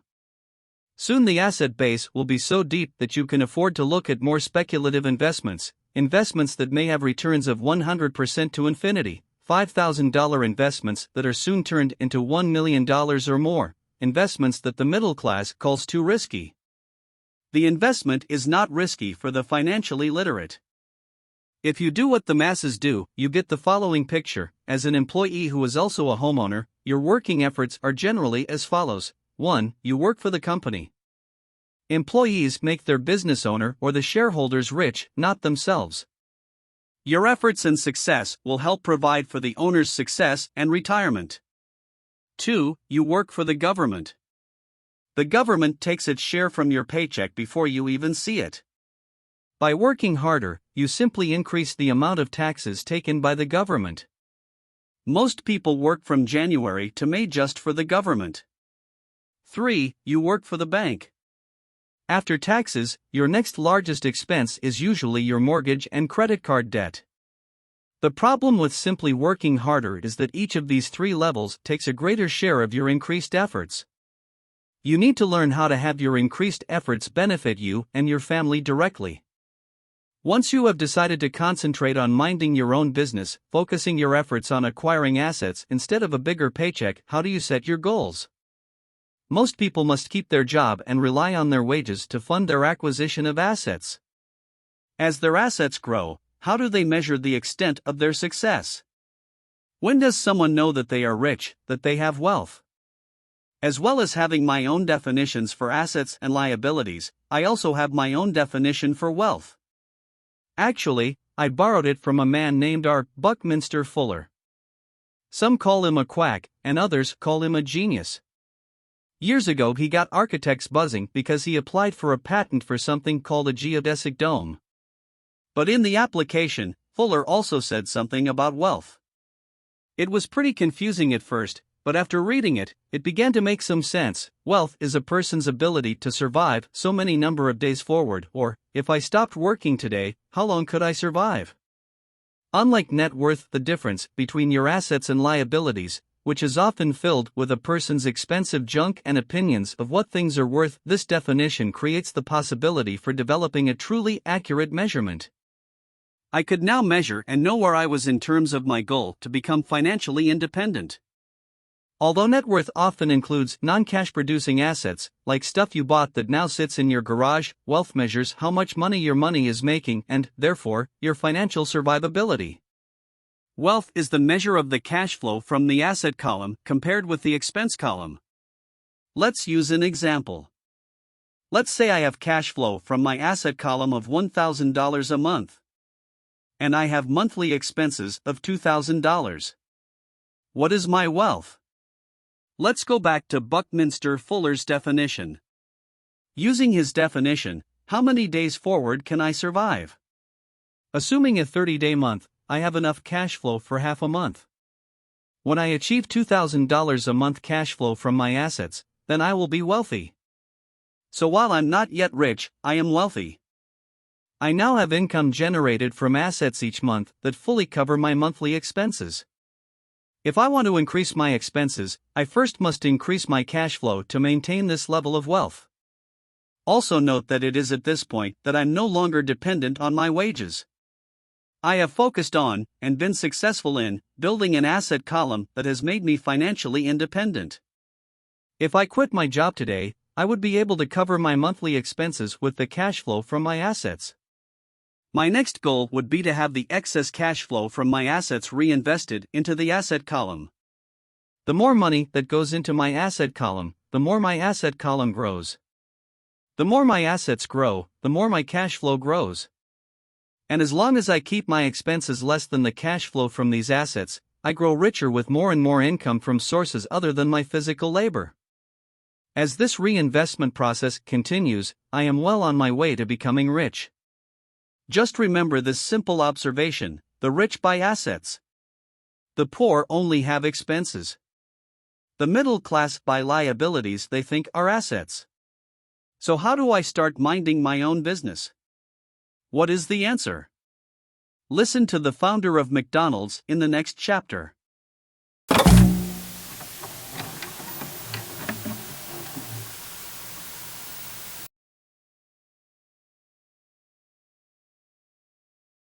In 1974, Ray Kroc, the founder of McDonald's, was asked to speak to the MBA class at the University of Texas at Austin.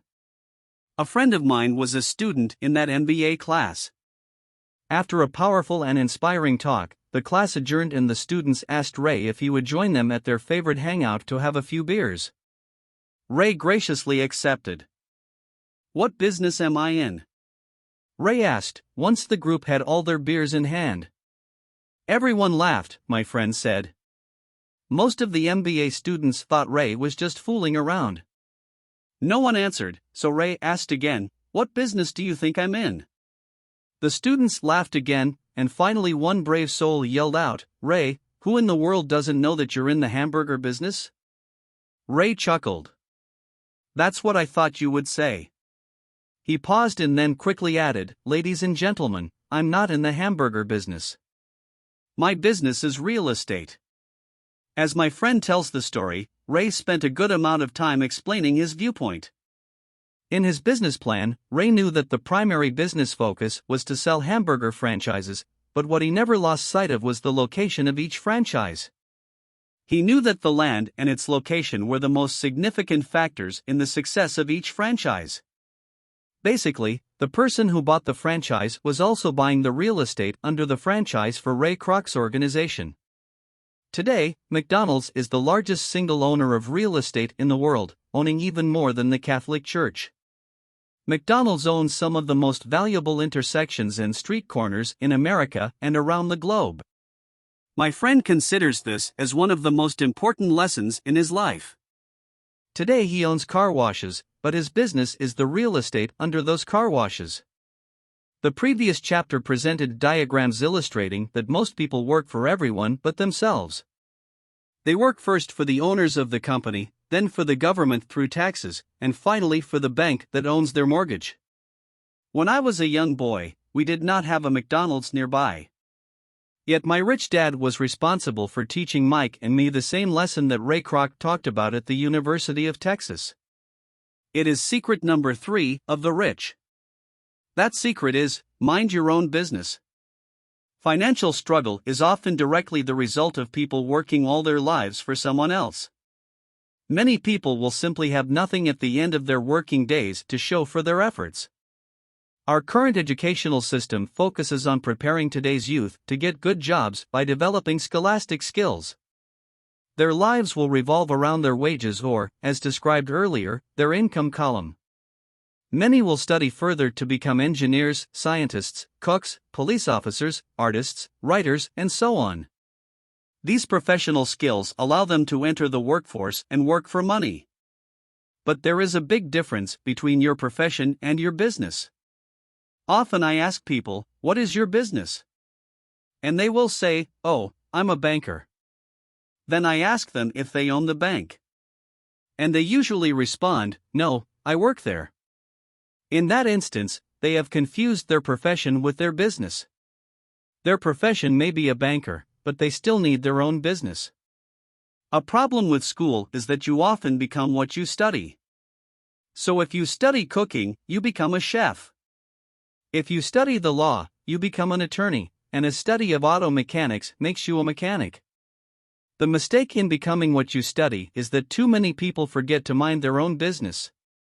They spend their lives minding someone else's business and making that person rich. To become financially secure, a person needs to mind their own business. Your business revolves around your asset column, not your income column. As stated earlier, the number one rule is to know the difference between an asset and a liability, and to buy assets. The rich focus on their asset columns, while everyone else focuses on their income statements. That is why we hear so often, I need a raise. If only I had a promotion. I am going back to school to get more training so I can get a better job. I am going to work overtime. Maybe I can get a second job. In some circles, these are sensible ideas. But you are still not minding your own business. These ideas all still focus on the income column and will only help a person become more financially secure if the additional money is used to purchase income-generating assets. The primary reason the majority of the poor and middle class are fiscally conservative, which means, I can't afford to take risks, is that they have no financial foundation. They have to cling to their jobs and play it safe. When downsizing became the in thing to do, millions of workers found out their largest so-called asset, their home, was eating them alive. Their asset was costing them money every month. Their car, another asset, was eating them alive. The golf clubs in the garage that cost $1,000 were not worth $1,000 anymore. Without job security, they had nothing to fall back on. What they thought were assets could not help them survive in a time of financial crisis. I assume most of us have filled out a credit application to buy a house or a car. It's always interesting to look at the net worth section because of what accepted banking and accounting practices allow a person to count as assets. One day when I wanted a loan, my financial position did not look too good. So I added my new golf clubs, my art collection, books, electronics, Armani suits, wristwatches, shoes, and other personal effects to boost the number in the asset column. But I was turned down because I had too much investment real estate. The loan committee didn't like that I made so much money from rent. They wanted to know why I did not have a normal job with a salary. They did not question the Armani suits, golf clubs, or art collection. Life is sometimes tough when you do not fit the standard profile. I cringe every time I hear someone say to me that their net worth is $1 million or $100,000 or whatever. One of the main reasons net worth is not accurate is simply because, the moment you begin selling your assets, you are taxed for any gains. So many people have put themselves in deep financial trouble when they run short of income. To raise cash, they sell their assets. But their personal assets can generally be sold for only a fraction of the value that is listed on their personal balance sheet. Or if there is a gain on the sale of the assets, they are taxed on the gain. So again, the government takes its share, thus reducing the amount available to help them out of debt. That is why I say someone's net worth is often worth less than they think. Start minding your own business. Keep your daytime job, but start buying real assets, not liabilities or personal effects that have no real value once you get them home. A new car loses nearly 25% of the price you pay for it the moment you drive it off the lot. It is not a true asset even if your banker lets you list it as one. My $400 new titanium driver was worth $150 the moment I teed off. Keep expenses low, reduce liabilities, and diligently build a base of solid assets. For young people who have not yet left home, it is important for parents to teach them the difference between an asset and a liability. Get them to start building a solid asset column before they leave home, get married, buy a house, have kids, and get stuck in a risky financial position, clinging to a job, and buying everything on credit. I see so many young couples who get married and trap themselves into a lifestyle that will not let them get out of debt for most of their working years.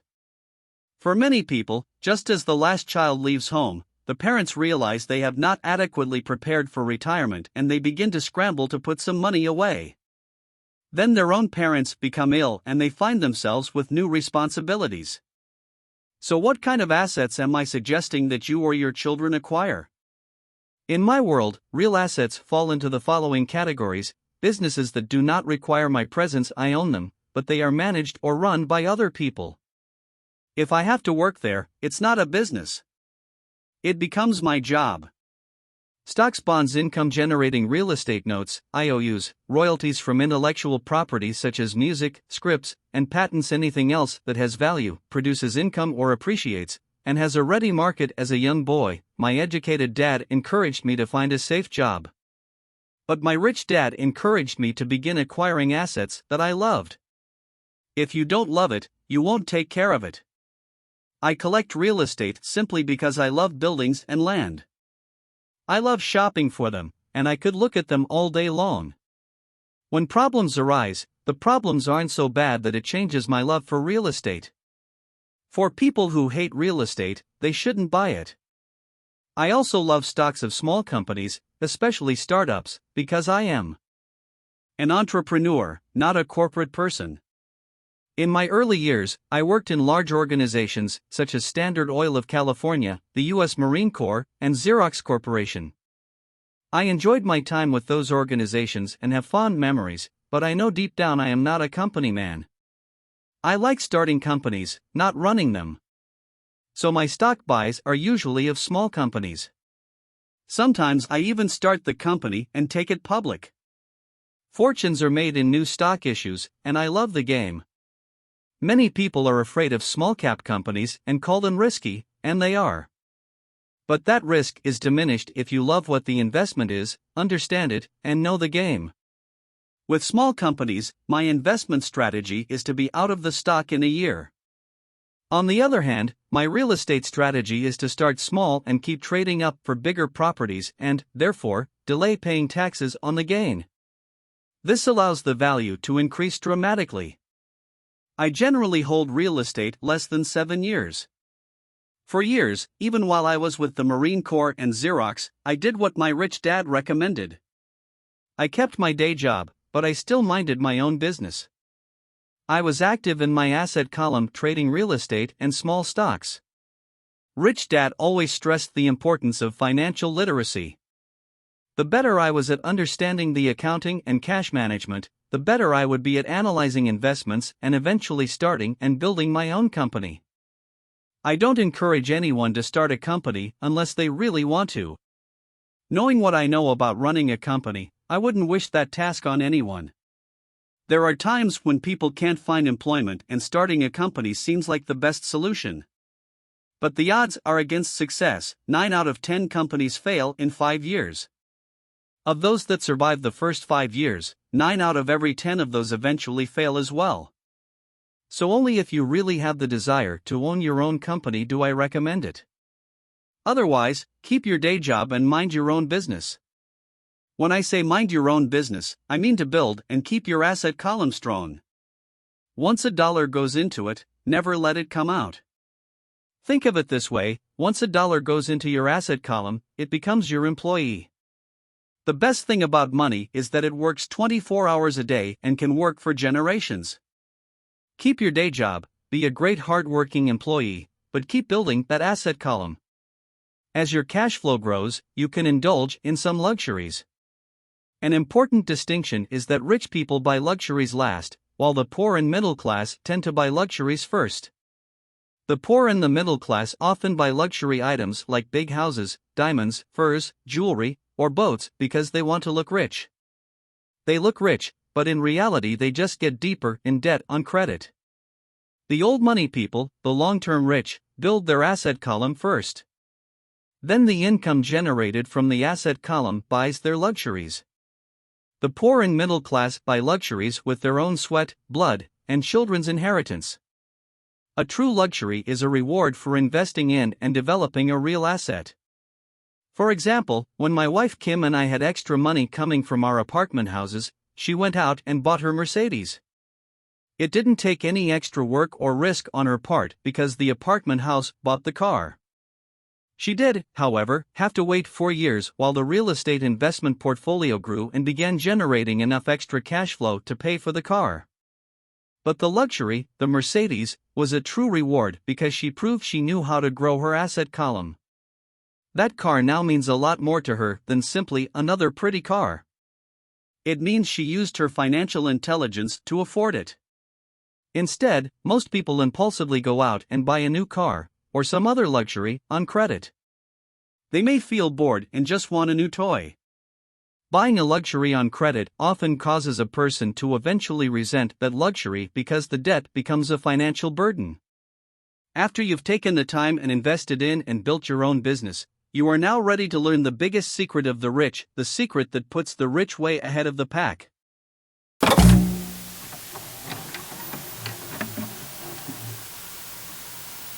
My rich dad just played the game smart, and he did it through corporations, the biggest secret of the rich.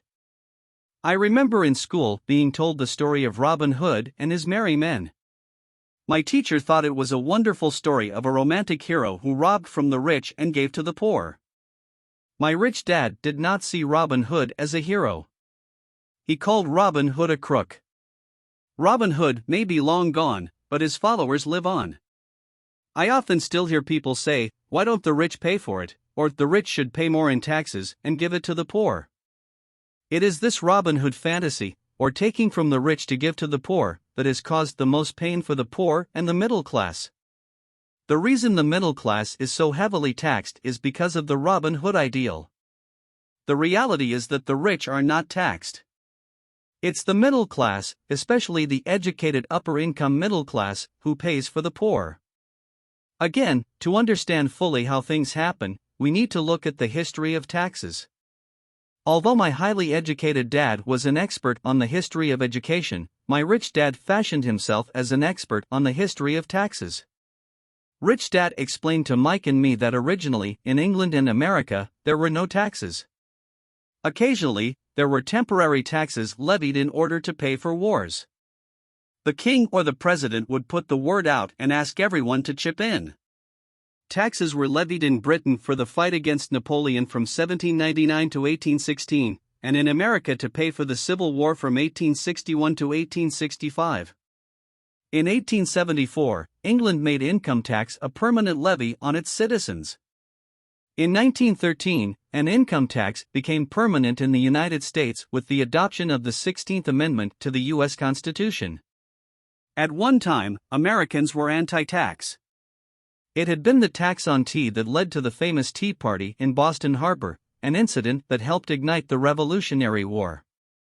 It took approximately 50 years in both England and the United States to sell the idea of a regular income tax. What these historical dates fail to reveal is that both of these taxes were initially levied against only the rich. It was this point that Rich Dad wanted Mike and me to understand. He explained that the idea of taxes was made popular and accepted by the majority by telling the poor and the middle class that taxes were created only to punish the rich. This is how the masses voted for the law, and it became constitutionally legal.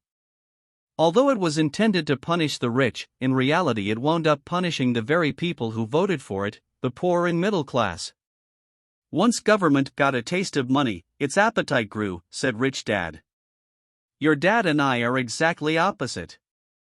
He's a government bureaucrat, and I am a capitalist. We get paid, and our success is measured on opposite behaviors. He gets paid to spend money and hire people. The more he spends and the more people he hires, the larger his organization becomes. In the government, a large organization is a respected organization. On the other hand, within my organization, the fewer people I hire and the less money I spend, the more I am respected by my investors. That's why I don't like government people. They have different objectives than most business people. As the government grows, more and more tax dollars are needed to support it. My educated dad sincerely believed that government should help people. He loved John F. Kennedy and especially the idea of the Peace Corps. He loved the idea so much that both he and my mom worked for the Peace Corps, training volunteers to go to Malaysia, Thailand, and the Philippines. He always strived for additional grants and budget increases so he could hire more people, both in his job with the Education Department and in the Peace Corps.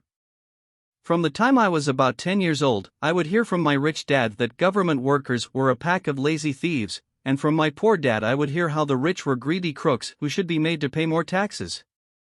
Both sides had valid points. It was difficult to go to work for one of the biggest capitalists in town and come home to a father who was a prominent government leader.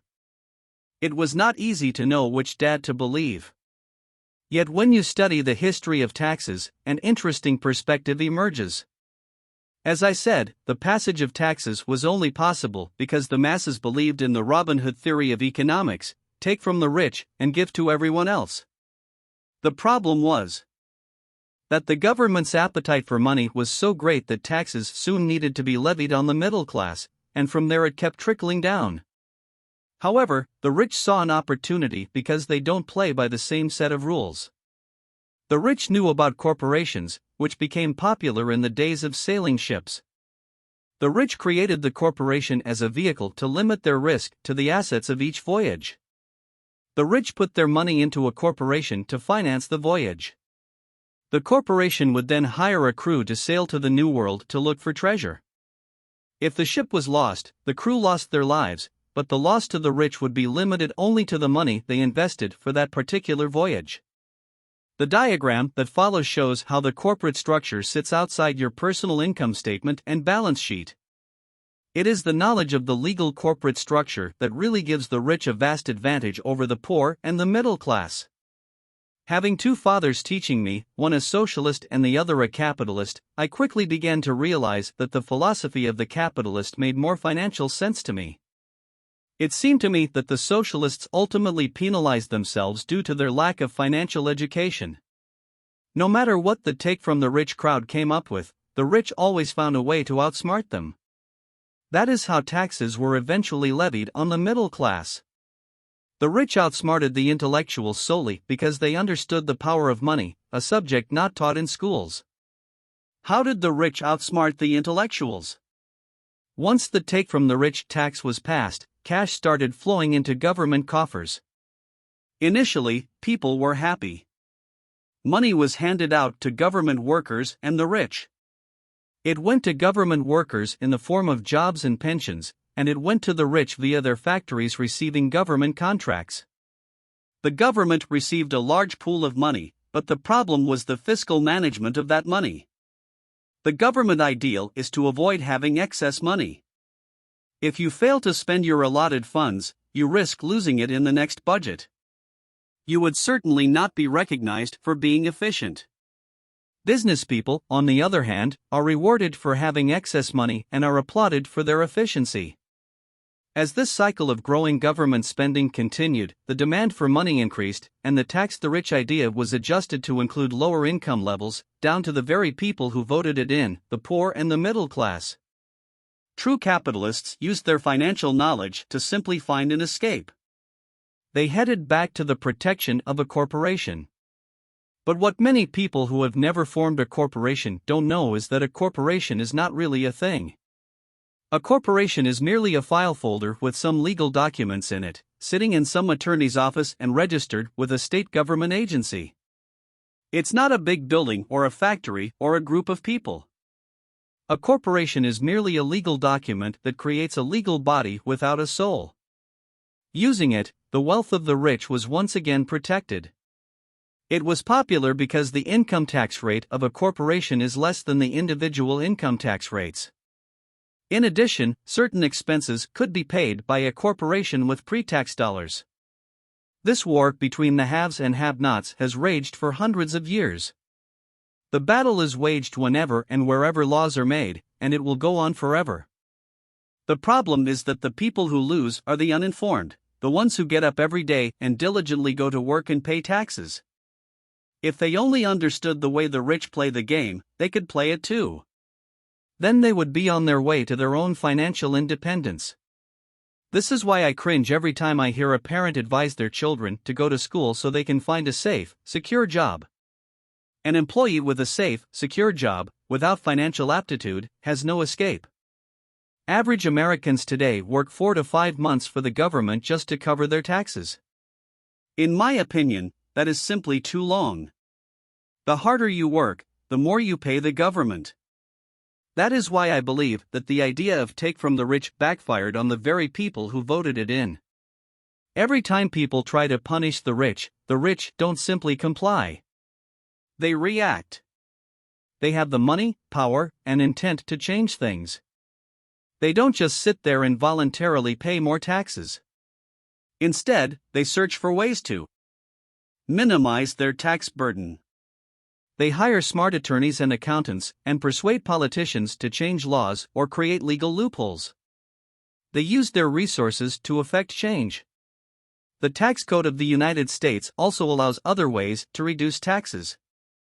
Most of these vehicles are available to anyone, but it is the rich who find them because they are minding their own business. For example, 1031 is jargon for Section 1031 of the Internal Revenue Code, which allows a seller to delay paying taxes on a piece of real estate that is sold for a capital gain through an exchange for a more expensive piece of real estate.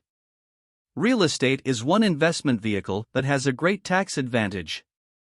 As long as you keep trading up in value, you will not be taxed on the gains until you liquidate. People who don't take advantage of these legal tax savings are missing a great opportunity to build their asset columns. The poor and middle class don't have the same resources. They sit there and let the government's needles enter their arm and allow the blood donation to begin. Today, I am constantly shocked at the number of people who pay more taxes, or take fewer deductions, simply because they are afraid of the government. I have friends who have had their businesses shut down and destroyed, only to find out it was a mistake on the part of the government. I realize all that. But the price of working from January to May is a high price to pay for that intimidation. My poor dad never fought back. My rich dad didn't either. He just played the game smarter, and he did it through corporations, the biggest secret of the rich. You may remember the first lesson I learned from my rich dad. I was a little boy of 9 who had to sit and wait for him to choose to talk to me. I sat in his office waiting for him to get to me.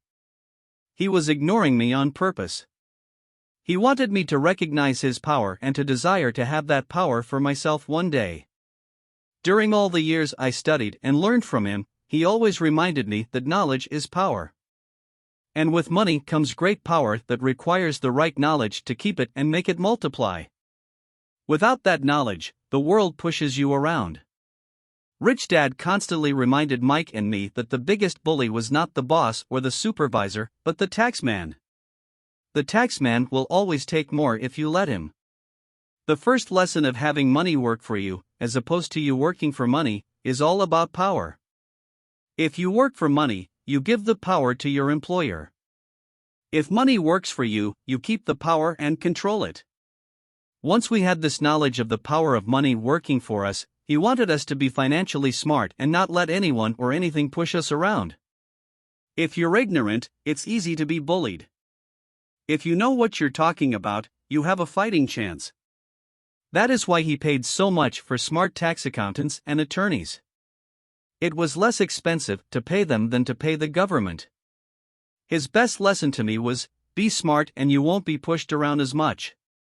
He knew the law because he was a law-abiding citizen and because it was expensive to not know the law. If you know you're right, you're not afraid of fighting back. Even if you are taking on Robin Hood and his band of merry men. My highly educated dad always encouraged me to land a good job with a strong corporation. He spoke of the virtues of working your way up the corporate ladder. He didn't understand that, by relying solely on a paycheck from a corporate employer, I would be a docile cow ready for milking. When I told my rich dad of my father's advice, he only chuckled. Why not own the ladder, was all he said. As a young boy, I did not understand what rich dad meant by owning my own corporation. It was an idea that seemed impossible and intimidating. Although I was excited by the idea, my inexperience wouldn't let me envision the possibility that grown-ups would someday work for a company I would own. The point is that, if not for my rich dad, I would have probably followed my educated dad's advice. It was merely the occasional reminder of my rich dad that kept the idea of owning my own corporation alive and kept me on a different path. By the time I was 15 or 16, I knew I wasn't going to continue down the path my educated dad recommended. I didn't know how I was going to do it, but I was determined not to head in the direction most of my classmates were heading. That decision changed my life. It was not until my mid-20s that my rich dad's advice began to make more sense to me. I was just out of the Marine Corps and working for Xerox. I was making a lot of money, but every time I looked at my paycheck, I was disappointed. The deductions were so large and, the more I worked, the greater they became. As I became more successful, my bosses talked about promotions and raises. It was flattering, but I could hear my rich dad asking in my ear, "Who are you working for? Who are you making rich?" In 1974, while still an employee for Xerox, I formed my first corporation and began minding my own business. There were already a few assets in my asset column, but now I was determined to focus on making it bigger. Those paychecks, with all the deductions, made all the years of my rich dad's advice make total sense. I could see the future if I followed my educated dad's advice. Many employers feel that advising their workers to mind their own business is bad for business. But for me, focusing on my own business and developing assets made me a better employee because I now had a purpose. I came in early and worked diligently, amassing as much money as possible so I could invest in real estate. Hawaii was just set to boom, and there were fortunes to be made. The more I realized that we were in the beginning stages of a boom, the more Xerox machines I sold. The more I sold, the more money I made and, of course, the more deductions came out of my paycheck.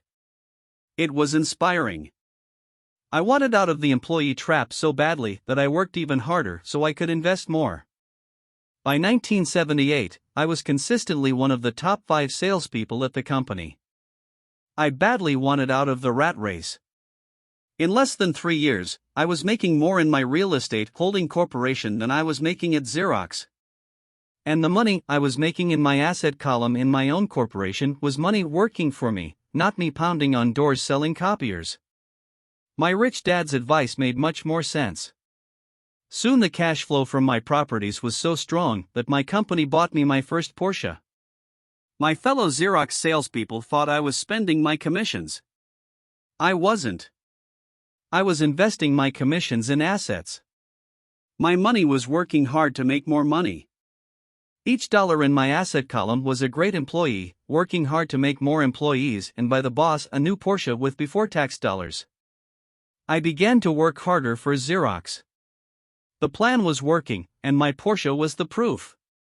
By using the lessons I learned from my rich dad, I was able to get out of the proverbial rat race at an early age.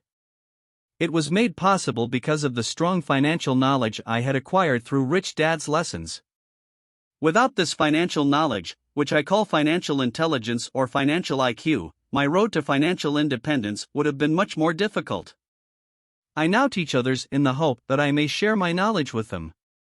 I remind people that financial IQ is made up of knowledge from 4 broad areas of expertise: 1. Accounting. Accounting is financial literacy or the ability to read numbers. This is a vital skill if you want to build an empire. The more money you are responsible for, the more accuracy is required, or the house comes tumbling down. This is the left brain side, or the details. Financial literacy is the ability to read and understand financial statements, which allows you to identify the strengths and weaknesses of any business. 2. Investing. Investing is the science of money making money. This involves strategies and formulas which use the creative right brain side. 3. Understanding markets. Understanding markets is the science of supply and demand. You need to know the technical aspects of the market, which are emotion-driven, in addition to the fundamental or economic aspects of an investment. Does an investment make sense or does it not make sense based on current market conditions? 4. The Lot A Corporation, wrapped around the technical skills of accounting, investing, and markets, can contribute to explosive growth. A person who understands the tax advantages and protections provided by a corporation can get rich so much faster than someone who is an employee or a small business sole proprietor. It's like the difference between someone walking and someone flying. The difference is profound when it comes to long-term wealth. Tax advantages. A corporation can do many things that an employee cannot, like pay expenses before paying taxes. That is a whole area of expertise that is very exciting. Employees earn and get taxed, and they try to live on what is left. A corporation earns, spends everything it can, and is taxed on anything that is left. It's one of the biggest legal tax loopholes that the rich use. They're easy to set up and are not expensive if you own investments that are producing good cash flow. For example, by owning your own corporation, your vacations can be board meetings in Hawaii. Car payments, insurance, repairs, and health club memberships are company expenses. Most restaurant meals are partial expenses, and on and on. But it's done legally with pre-tax dollars. Protection from lawsuits. We live in a litigious society. Everybody wants a piece of your action. The rich hide much of their wealth using vehicles such as corporations and trusts to protect their assets from creditors. When someone sues a wealthy individual, they are often met with layers of legal protection and often find that the wealthy person actually owns nothing. They control everything, but own nothing. The poor and middle class try to own everything and lose it to the government or to fellow citizens who like to sue the rich. They learned it from the Robin Hood story: take from the rich and give it to the poor. It is not the purpose of this book to go into the specifics of owning a corporation. But I will say that if you own any kind of legitimate assets, I would consider finding out more about the benefits and protection offered by a corporation as soon as possible. There are many books written on this subject that will detail the benefits and even walk you through the steps necessary to set up a corporation. Garrett Sutton's books on corporations provide wonderful insight into the power of personal corporations. Financial IQ is actually the synergy of many skills and talents. I would say it is the combination of the 4 technical skills listed above that make up basic financial intelligence. If you aspire to great wealth, it is the combination of these skills that will greatly amplify your financial intelligence. In summary, business owners' employees who work with corporations. For corporations: 1. Earn. 1. Earn. 2. Spend. 2. Pay taxes. 3. Pay taxes. 3. Spend. As part of your overall financial strategy, I recommend that you learn about the protection that legal entities can provide for businesses and assets.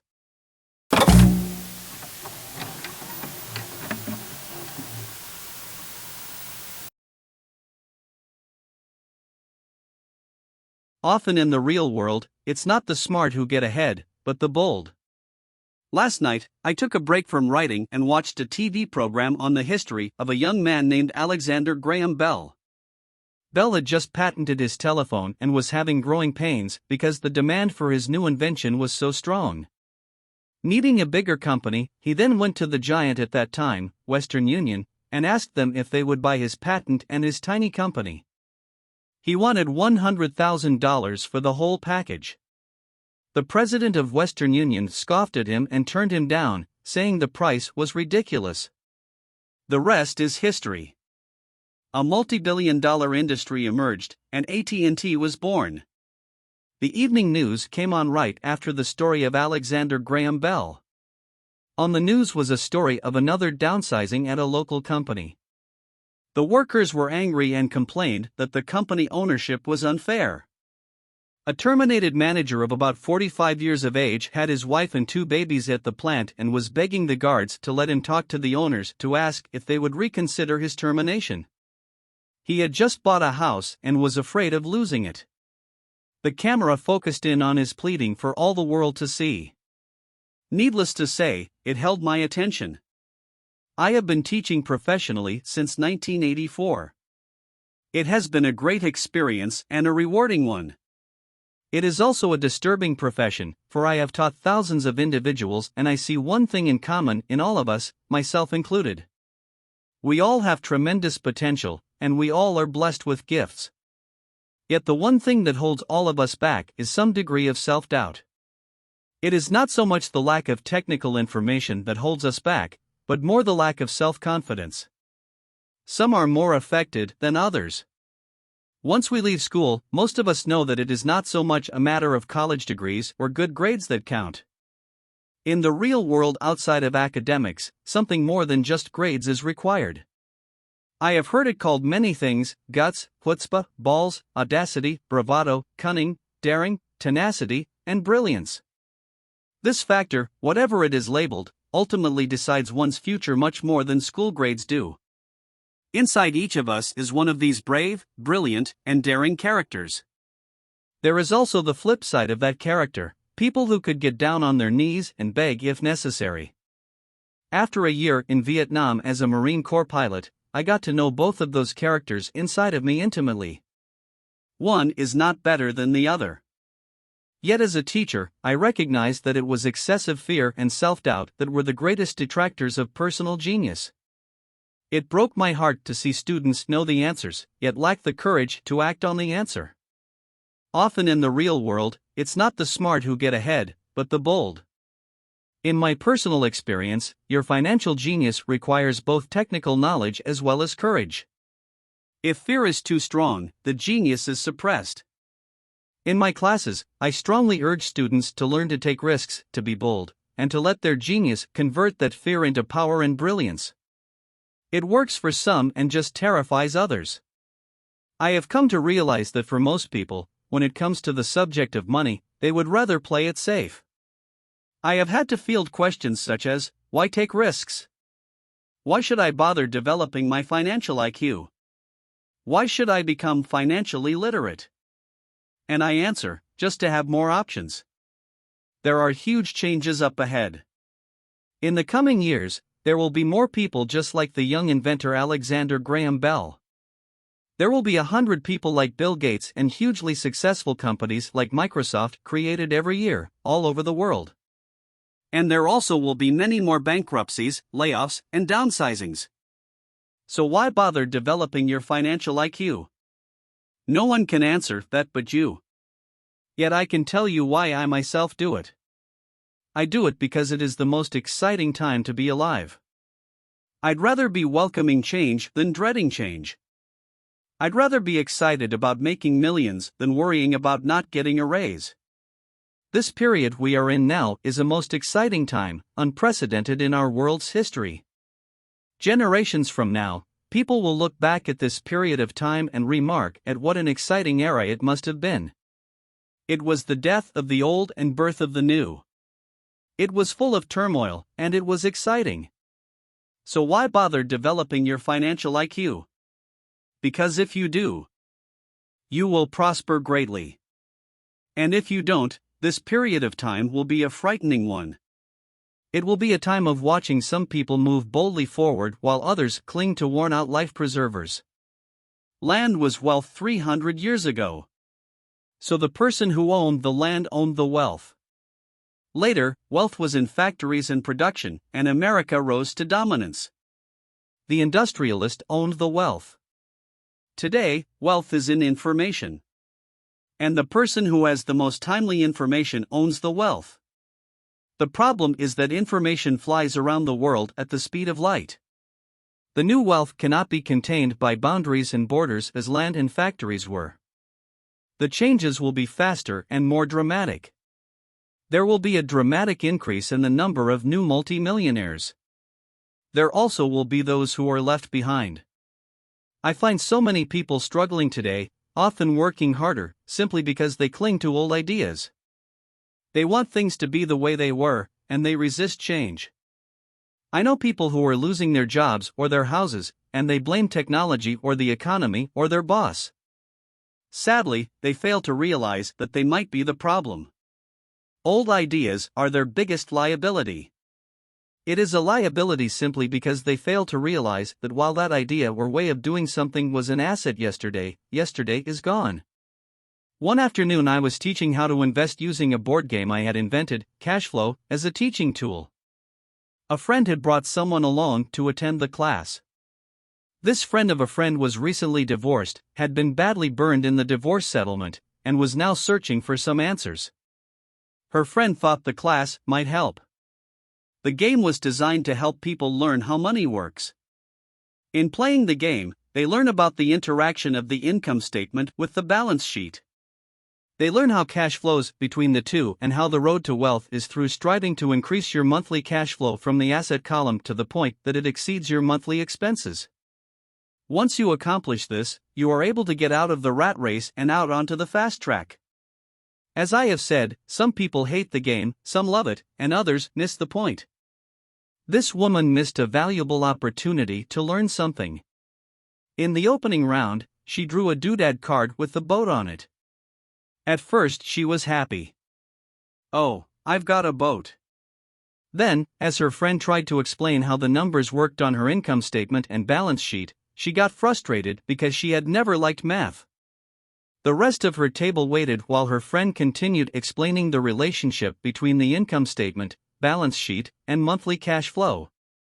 Suddenly, when she realized how the numbers worked, it dawned on her that her boat was eating her alive. Later on in the game, she was also downsized and had a child. It was a horrible game for her. After the class, her friend came by and told me that she was upset. She had come to the class to learn about investing and did not like the idea that it took so long to play a silly game. Her friend attempted to tell her to look within herself to see if the game reflected her in any way. With that suggestion, the woman demanded her money back. She said that the very idea that a game could be a reflection of her was ridiculous. Her money was promptly refunded, and she left. Since 1984, I have made millions simply by doing what the school system does not do. In school, most teachers lecture. I hated lectures as a student. I was soon bored, and my mind would drift. In 1984, I began teaching via games and simulations, and I still rely on these tools today. I always encourage adult students to look at games as reflecting back to them what they know and what they need to learn. Most importantly, games reflect behavior. They are instant feedback systems. Instead of the teacher lecturing you, the game is giving you a personalized lecture, one that is custom-made just for you. The friend of the woman who left later called to give me an update. She said her friend was fine and had calmed down. In her cooling-off period, she could see some slight relationship between the game and her life. Although she and her husband did not own a boat, they did own everything else imaginable. She was angry after their divorce, both because he had run off with a younger woman and because, after 20 years of marriage, they had accumulated little in the way of assets. There was virtually nothing for them to split. Their 20 years of married life had been incredible fun, but all they had accumulated was a ton of doodads. She realized that her anger at doing the numbers, the income statement and balance sheet, came from her embarrassment about not understanding them. She had believed that finances were the man's job. She maintained the house and did the entertaining, and he handled the finances. She was now quite certain that in the last 5 years of their marriage, he had hidden money from her. She was angry at herself for not being more aware of where the money was going, as well as for not knowing about the other woman. Just like a board game, the world is always providing us with instant feedback. We could learn a lot if we tuned in more. One day not long ago, I complained to my wife that the cleaners must have shrunk my pants. My wife gently smiled and poked me in the stomach to inform me that the pants had not shrunk. Something else had expanded me. The cash flow game was designed to give every player personal feedback. Its purpose is to give you options. If you draw the boat card and it puts you into debt, the question is, now what can you do? How many different financial options can you come up with? That is the purpose of the game, to teach players to think and create new and various financial options. Thousands of people throughout the world have played this game. The players who get out of the rat race the quickest are the people who understand numbers and have creative financial minds. They recognize different financial options. Rich people are often creative and take calculated risks. People who take the longest are people who are not familiar with numbers and often do not understand the power of investing. Some people playing cash flow gain lots of money in the game, but they don't know what to do with it. Even though they have money, everyone else seems to be getting ahead of them. And that is true in real life. There are a lot of people who have a lot of money and do not get ahead financially.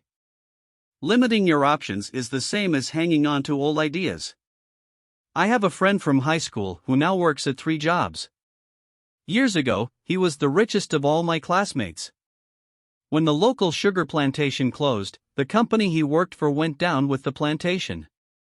In his mind, he had but one option, and that was the old option: work hard. The problem was that he couldn't find an equivalent job that recognized his seniority from the old company. As a result, he is overqualified for the jobs he currently has, so his salary is lower. He now works 3 jobs to earn enough to survive.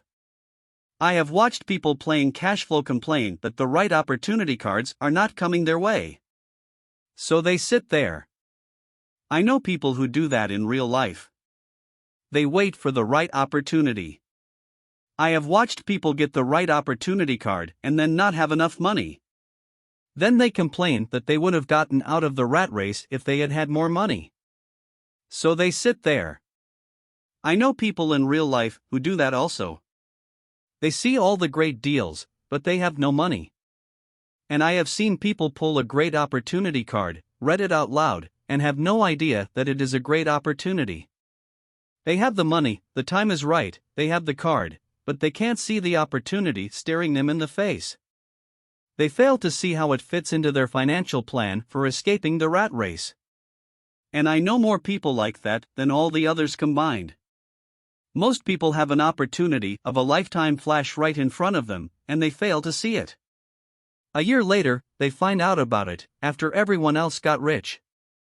Financial intelligence is simply having more options. If the opportunities aren't coming your way, what else can you do to improve your financial position?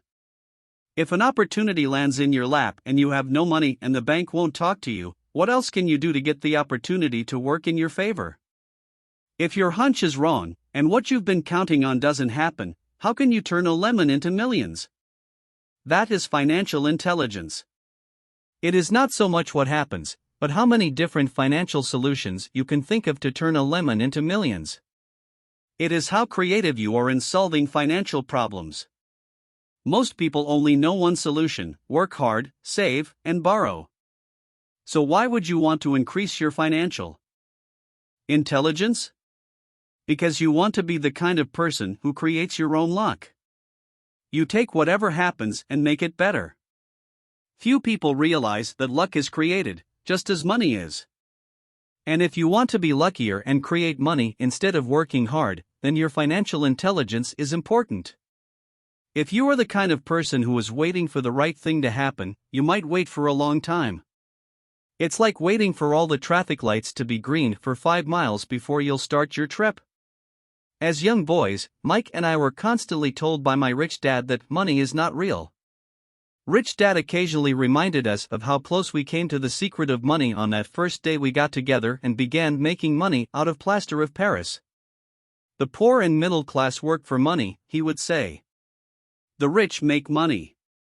The more real you think money is, the harder you will work for it. If you can grasp the idea that money is not real, you will grow richer faster. What is it? was a question Mike and I often came back with.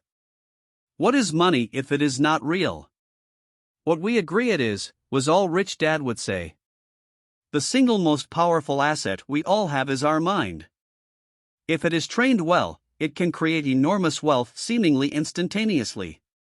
An untrained mind can also create extreme poverty that can crush a family for generations. In the information age, money is increasing exponentially. A few individuals are getting ridiculously rich from nothing, just ideas and agreements.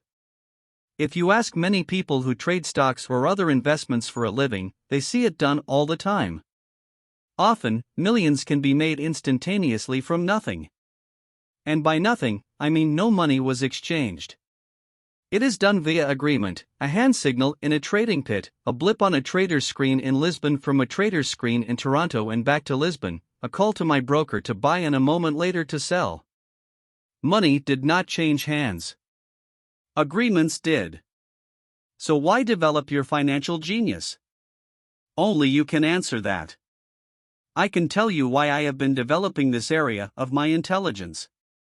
I do it because I want to make money fast. Not because I need to, but because I want to. It is a fascinating learning process. I develop my financial IQ because I want to participate in the fastest game and biggest game in the world. And in my own small way, I would like to be part of this unprecedented evolution of humanity, the era where humans work purely with their minds and not with their bodies. Besides, it is where the action is. It is what is happening. It's hip. It's scary. And it's fun. That is why I invest in my financial intelligence, developing the most powerful asset I have. I want to be with people moving boldly forward. I do not want to be with those left behind. I will give you a simple example of creating money. In the early 1990s, the economy of Phoenix, Arizona, was horrible. I was watching a TV show when a financial planner came on and began forecasting doom and gloom. His advice was to save money. Put $100 away every month, he said. In 40 years you will be a multi-millionaire. Well, putting money away every month is a sound idea. It is one option, the option most people subscribe to. The problem is this: it blinds the person to what is really going on. It causes them to miss major opportunities for much more significant growth of their money. The world is passing them by. As I said, the economy was terrible at that time. For investors, this is the perfect market condition. A chunk of my money was in the stock market and in apartment houses. I was short of cash. Because people were giving properties away, I was buying. I was not saving money. I was investing. Kim and I had more than $1 million in cash working in a market that was rising fast. It was the best opportunity to invest. The economy was terrible. I just could not pass up these small deals. Houses that were once $100,000 were now $75,000. But instead of shopping with local real estate agents, I began shopping at the bankruptcy attorney's office, or the courthouse steps. In these shopping places, a $75,000 house could sometimes be bought for $20,000 or less. For $2,000, which was loaned to me from a friend for 90 days for $200, I gave an attorney a cashier's check as a down payment. While the acquisition was being processed, I ran an ad advertising a $75,000 house for only $60,000 and no money down. The phone rang hard and heavy. Prospective buyers were screened, and once the property was legally mine, all the prospective buyers were allowed to look at the house. It was a feeding frenzy. The house sold in a few minutes. I asked for a $2,500 processing fee, which they gladly handed over, and the escrow and title company took over from there. I returned the $2,000 to my friend with an additional $200. He was happy, the home buyer was happy, the attorney was happy, and I was happy. I had sold a house for $60,000 that cost me $20,000. The $40,000 was created from money in my asset column in the form of a promissory note from the buyer. Total working time, 5 hours. So now that you are on your way to becoming more financially literate and skilled at reading numbers, I will show you why this is an example of money being invented. During this depressed market, Kim and I were able to do 6 of these simple transactions in our spare time. While the bulk of our money was in larger properties and the stock market, we were able to create more than $190,000 in assets, notes at 10% interest, in those 6 buy, create, and sell transactions. That comes to approximately $19,000 a year income, much of it sheltered through our private corporation. Much of that $19,000 a year goes to pay for our company cars, gas, trips, insurance, dinners with clients, and other things. By the time the government gets a chance to tax that income, it's been spent on legally allowed pre-tax expenses. This was a simple example of how money is invented, created, and protected using financial intelligence. Ask yourself, how long would it take to save $190,000? Would the bank pay you 10% interest on your money? And the promissory note is good for 30 years. I hope they never pay me the $190,000. I have to pay a tax if they pay me the principal, and besides, $19,000 paid over 30 years is a little over $500,000 in income. I have people ask what happens if the person doesn't pay. That does happen, and it's good news. That $60,000 home could be taken back and resold for $70,000, and another $2,500 collected as a loan processing fee.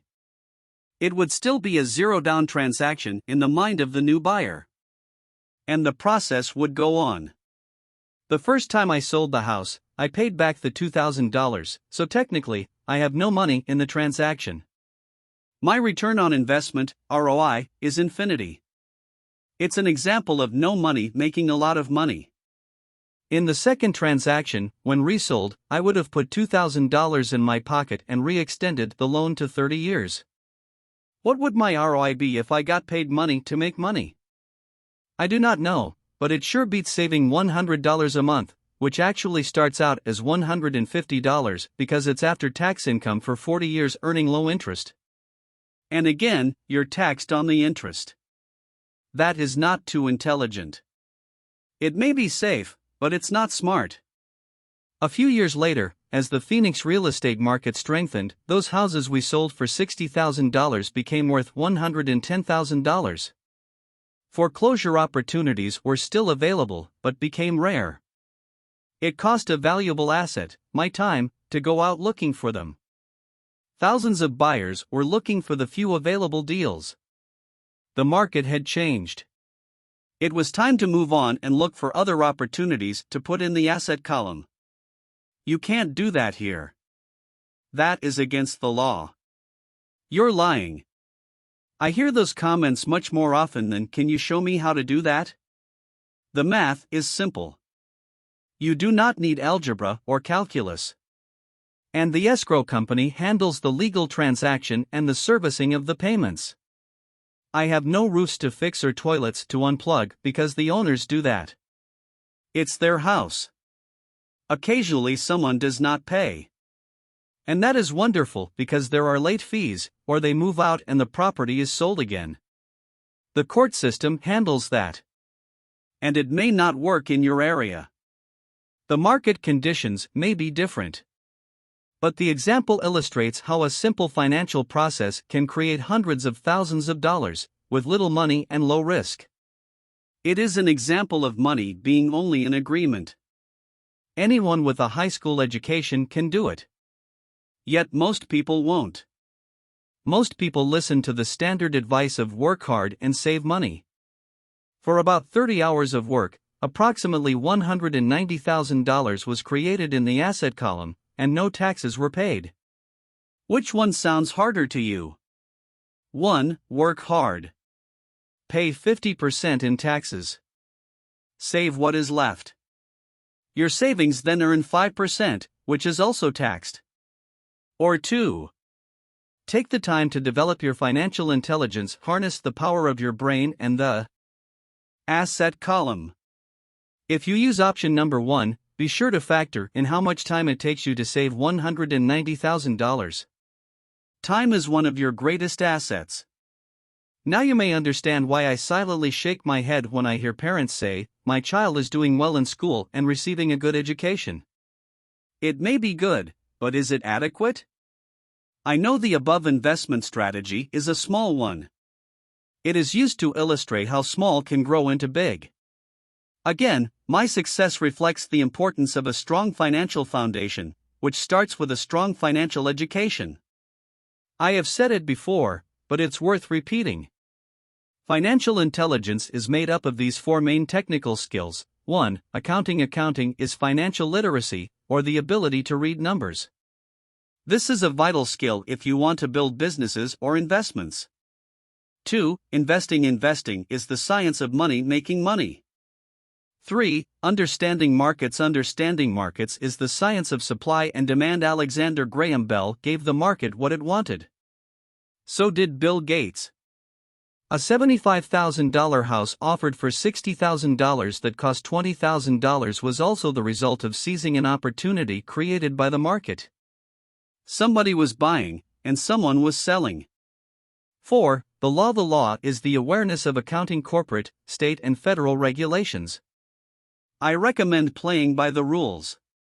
It is this basic foundation, or the combination of these skills, that is needed to be successful in the pursuit of wealth, whether it be through the buying of small homes, apartment buildings, companies, stocks, bonds, precious metals, baseball cards, or the like. A few years later, the real estate market rebounded and everyone else was getting in. The stock market was booming, and everyone was getting in. The U.S. economy was getting back on its feet. I began selling and was now traveling to Peru, Norway, Malaysia, and the Philippines. The investment landscape had changed. We were no longer buying real estate. Now I just watch the values climb inside the asset column and will probably begin selling. I suspect that some of those 6 little house deals will sell and the $40,000 note will be converted to cash. I need to call my accountant to be prepared for cash and seek ways to shelter it. The point I would like to make is that investments come and go. The market goes up and comes down. Economies improve and crash. The world is always handing you opportunities of a lifetime, every day of your life, but all too often we fail to see them. But they are there. And the more the world changes and the more technology changes, the more opportunities there will be to allow you and your family to be financially secure for generations to come. So why bother developing your financial intelligence? Again, only you can answer that. I know why I continue to learn and develop. I do it because I know there are changes coming. I'd rather welcome change than cling to the past. I know there will be market booms and market crashes. I want to continually develop my financial intelligence because, at each market change, some people will be on their knees begging for their jobs. Others, meanwhile, will take the lemons that life hands them, and we are all handed lemons occasionally, and turn them into millions. That's financial intelligence. I am often asked about the lemons I have turned into millions. I hesitate using many more examples of personal investments because I am afraid it comes across as bragging or tooting my own horn. That is not my intention. I use the examples only as numerical and chronological illustrations of actual and simple cases. I use the examples because I want you to know that it is easy. And the more familiar you become with the 4 pillars of financial intelligence, the easier it becomes. Personally, I use 2 main vehicles to achieve financial growth: real estate and small-cap stocks. I use real estate as my foundation. Day in and day out, my properties provide cash flow and occasional spurts of growth in value. The small-cap stocks are used for fast growth. I do not recommend anything that I do. The examples are just that, examples. If the opportunity is too complex and I do not understand the investment, I don't do it. Simple math and common sense are all you need to do well financially. There are 5 reasons for using examples. 1. To inspire people to learn more. 2. To let people know it is easy if the foundation is strong. 3. To show that anyone can achieve great wealth. 4. To show that there are millions of ways to achieve your goals. 5. To show that it's not rocket science. In 1989, I used to jog through a lovely neighborhood in Portland, Oregon. It was a suburb that had little gingerbread houses. They were small and cute. I almost expected to see Little Red Riding Hood skipping down the sidewalk on her way to Granny's. There were for sale signs everywhere. The timber market was terrible, the stock market had just crashed, and the economy was depressed. On one street, I noticed a for sale sign that was up longer than most. It looked old. Jogging past it one day, I ran into the owner, who looked troubled. "What are you asking for your house?" I asked. The owner turned and smiled weakly. "Make me an offer," he said. "It's been for sale for over a year. Nobody even comes by anymore to look at it." "I'll look," I said, and I bought the house a half hour later for $20,000 less than his asking price. It was a cute little 2-bedroom home, with gingerbread trim on all the windows. It was light blue with gray accents and had been built in 1930. Inside there was a beautiful rock fireplace, as well as 2 tiny bedrooms. It was a perfect rental house. I gave the owner $5,000 down for a $45,000 house that was really worth $65,000, except that no one wanted to buy it. The owner moved out in a week, happy to be free, and my first tenant moved in, a local college professor. After the mortgage, expenses, and management fees were paid, I put a little less than $40 in my pocket at the end of each month. Hardly exciting. A year later, the depressed Oregon real estate market had begun to pick up. California investors, flush with money from their still booming real estate market, were moving north and buying up Oregon and Washington.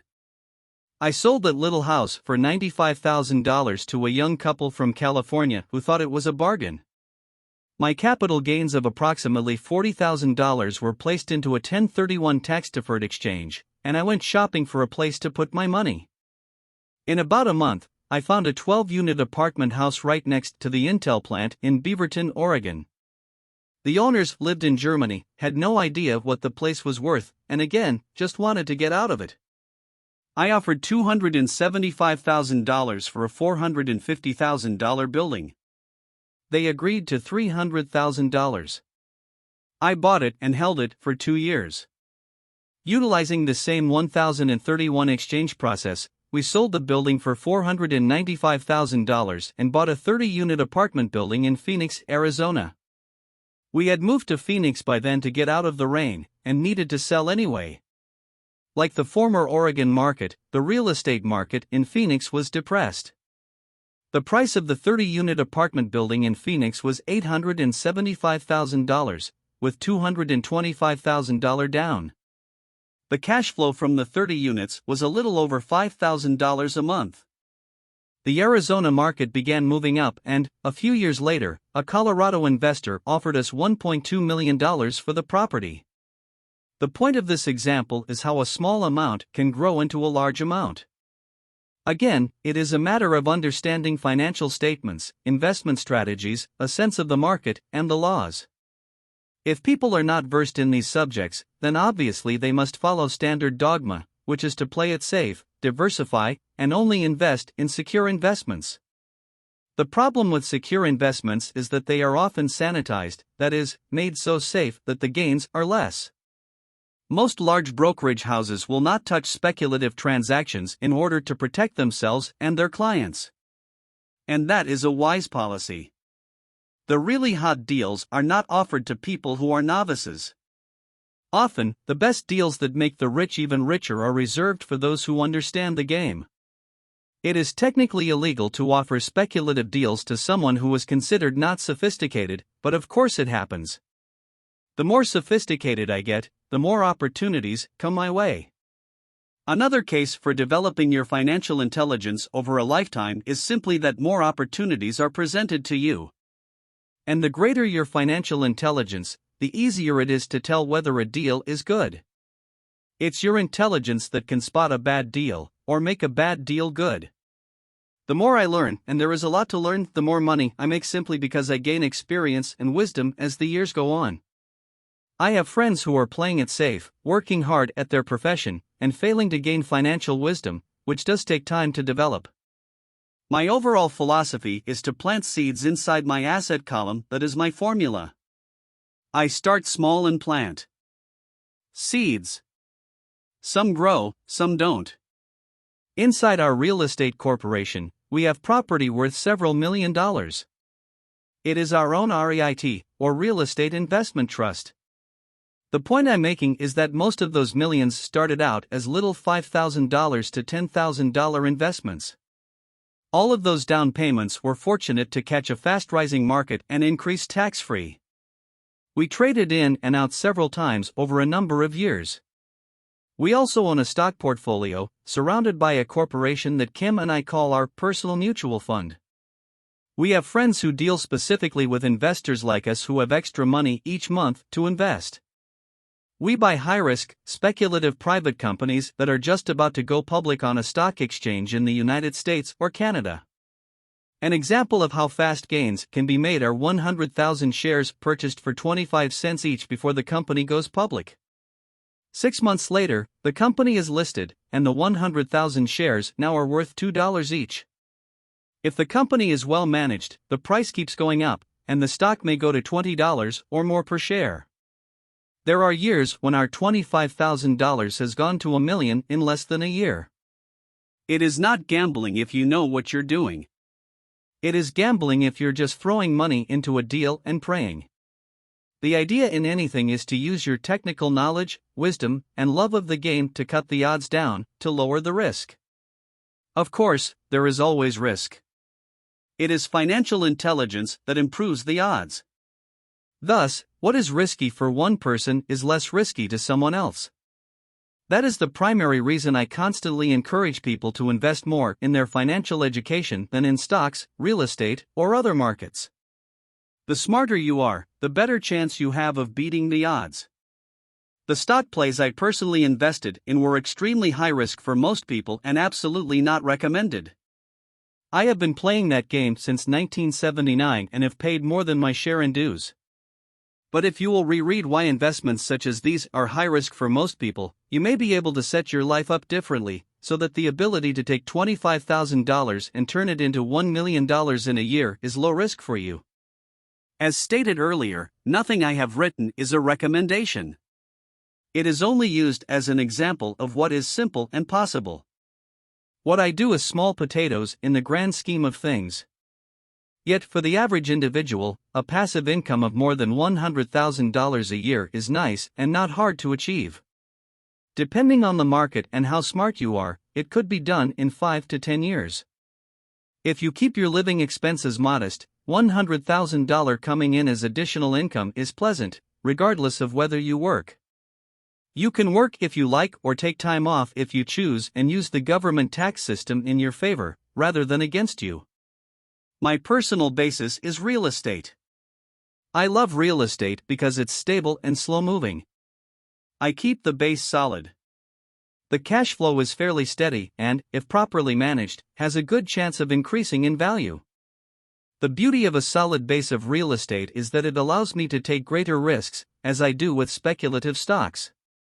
If I make great profits in the stock market, I pay my capital gains tax on the gain and then reinvest what's left in real estate, again further securing my asset foundation. A last word on real estate: I have traveled all over the world and taught investing. In every city, I hear people say you cannot buy real estate cheap. That is not my experience. Even in New York or Tokyo, or just on the outskirts of the city, prime bargains are overlooked by most people. In Singapore, with their high real estate prices, there are still bargains to be found within a short driving distance. So whenever I hear someone say, "You can't do that here," pointing at me, I remind them that maybe the real statement is, "I don't know how to do that here yet." Great opportunities are not seen with your eyes. They are seen with your mind.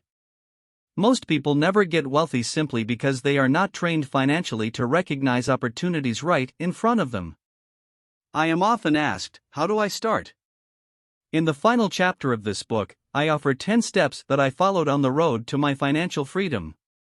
But always remember to have fun. When you learn the rules and the vocabulary of investing and begin to build your asset column, I think you'll find that it's as fun a game as you've ever played. Sometimes you win and sometimes you learn.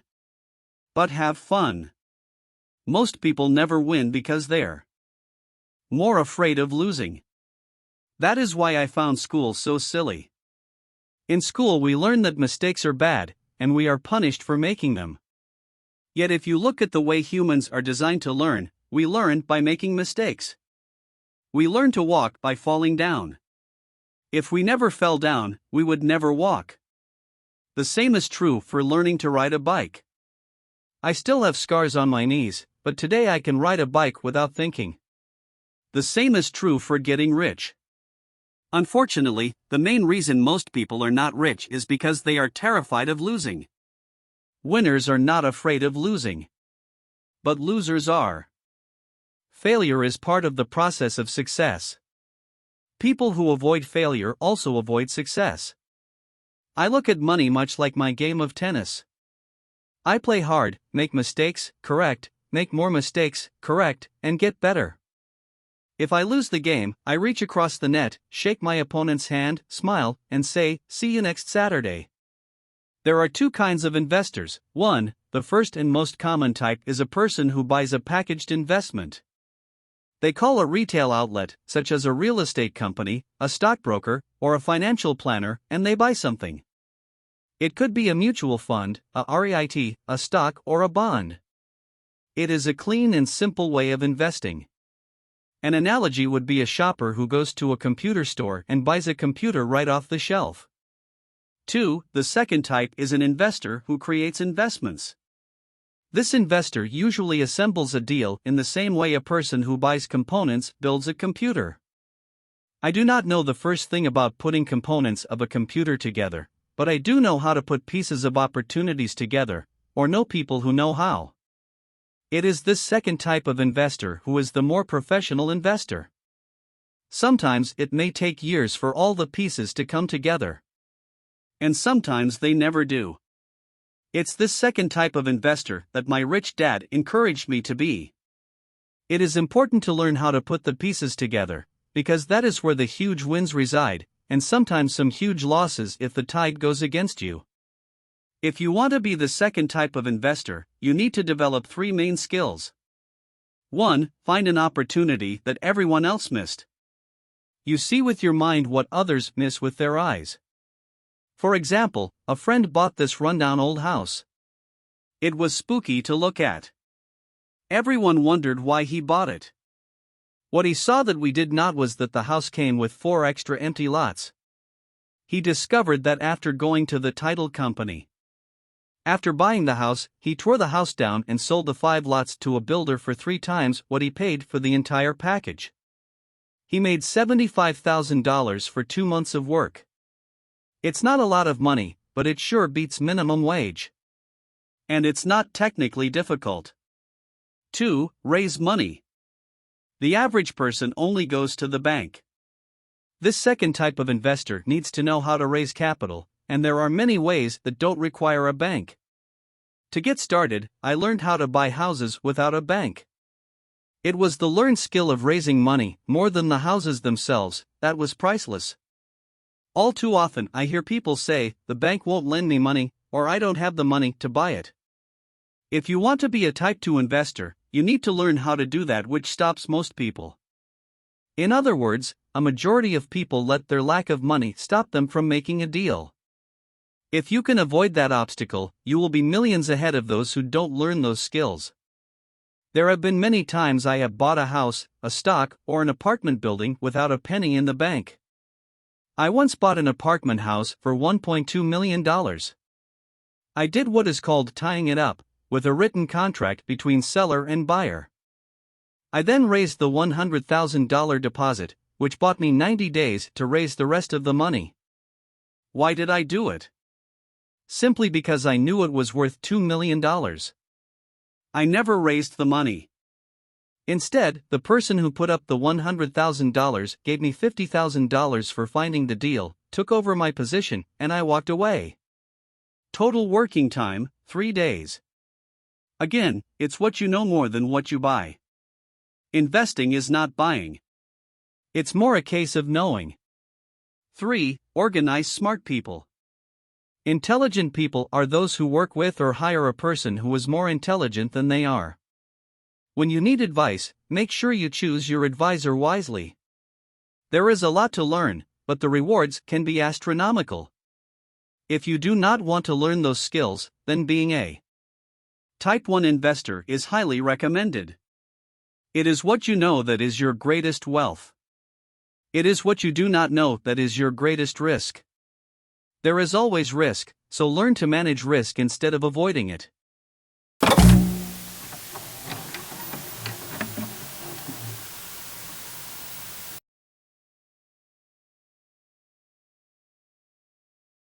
Job security meant everything to my educated dad. Learning meant everything to my rich dad. A few years ago, I granted an interview with a newspaper in Singapore.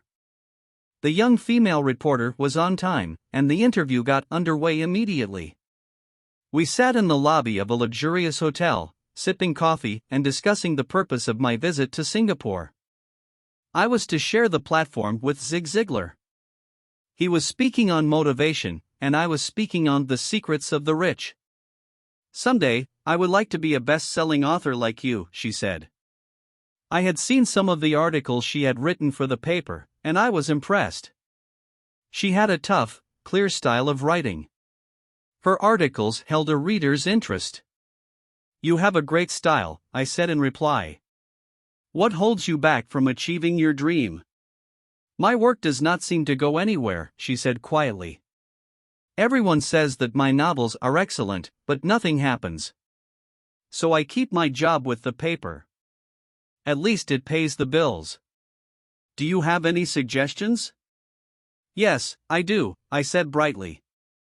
A friend of mine here in Singapore runs a school that trains people to sell. He runs sales training courses for many of the top corporations here in Singapore, and I think attending one of his courses would greatly enhance your career. She stiffened. Are you saying I should go to school to learn to sell? I nodded. You aren't serious, are you? Again, I nodded. What is wrong with that? I was now backpedaling. She was offended by something, and now I was wishing I had not said anything. In my attempt to be helpful, I found myself defending my suggestion. I have a master's degree in English literature. Why would I go to school to learn to be a salesperson? I am a professional. I went to school to be trained in a profession so I would not have to be a salesperson. I hate salespeople. All they want is money. So tell me why I should study sales? She was packing her briefcase. The interview was over. On the coffee table sat a copy of an earlier best-selling book I wrote. I picked it up as well as the notes she had jotted down on her legal pad. Do you see this? I said, pointing to her notes. She looked down at her notes. What? She said, confused. Again, I pointed deliberately to her notes. On her pad she had written, Robert Kiyosaki, best-selling author. It says best-selling author, not best-writing author, I said quietly. Her eyes widened. I am a terrible writer, I said. You are a great writer. I went to sales school. You have a master's degree. Put them together and you get a best-selling author and a best-writing author. Anger flared from her eyes. I'll never stoop so low as to learn how to sell. People like you have no business writing. I am a professionally trained writer and you are a salesman. It is not fair, she fumed. She put the rest of her notes away and hurried out through the large glass doors into the humid Singapore morning. At least she gave me a fair and favorable write-up the next morning. The world is filled with smart, talented, educated, and gifted people. We meet them every day. They are all around us. A few days ago, my car was not running well. I pulled into a garage, and the young mechanic had it fixed in just a few minutes. He knew what was wrong by simply listening to the engine. I was amazed. I am constantly shocked at how little talented people earn. I have met brilliant, highly educated people who earn less than $20,000 a year. A business consultant who specializes in the medical trade was telling me how many doctors, dentists, and chiropractors struggle financially. All this time, I thought that when they graduated, the dollars would pour in.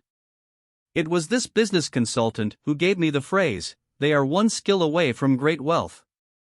What this phrase means is that most people need only to learn and master one more skill and their income would jump exponentially. I have mentioned before that financial intelligence is a synergy of accounting, investing, marketing, and law.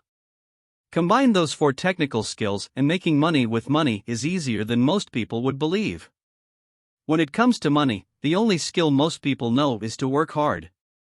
The classic example of a synergy of skills was that young writer for the newspaper. If she diligently learned the skills of sales and marketing, her income would jump dramatically. If I were her, I would take some courses in advertising copywriting as well as sales. Then, instead of working at the newspaper, I would seek a job at an advertising agency. Even if it were a cut in pay, she would learn how to communicate in shortcuts that are used in successful advertising. She also would spend time learning public relations, an important skill. She would learn how to get millions in free publicity. Then, at night and on weekends, she could be writing her great novel. When it was finished, she would be better able to sell her book. Then, in a short while, she could be a best-selling author. When I came out with my first book, If You Want to Be Rich and Happy, Don't Go to School, a publisher suggested I change the title to The Economics of Education. I told the publisher that, with a title like that, I would sell 2 books, one to my family, and one to my best friend. The problem is that they would expect it for free. The obnoxious title, If You Want to Be Rich and Happy, Don't Go to School, was chosen because we knew it would get tons of publicity. I am pro-education and believe in education reform. If I were not pro-education, why would I continue to press for changing our antiquated educational system? So I chose a title that would get me on more TV and radio shows, simply because I was willing to be controversial. Many people thought I was a fruitcake, but the book sold and sold. When I graduated from the U.S. Merchant Marine Academy in 1969, my educated dad was happy. Standard Oil of California had hired me for its oil tanker fleet as a third mate. The pay was low compared with my classmates, but it was okay for a first real job after college. My starting pay was about $42,000 a year, including overtime, and I only had to work for 7 months. I had 5 months of vacation. If I had wanted to, I could have taken the run to Vietnam with a subsidiary shipping company and easily doubled my pay instead of taking 5 months of vacation.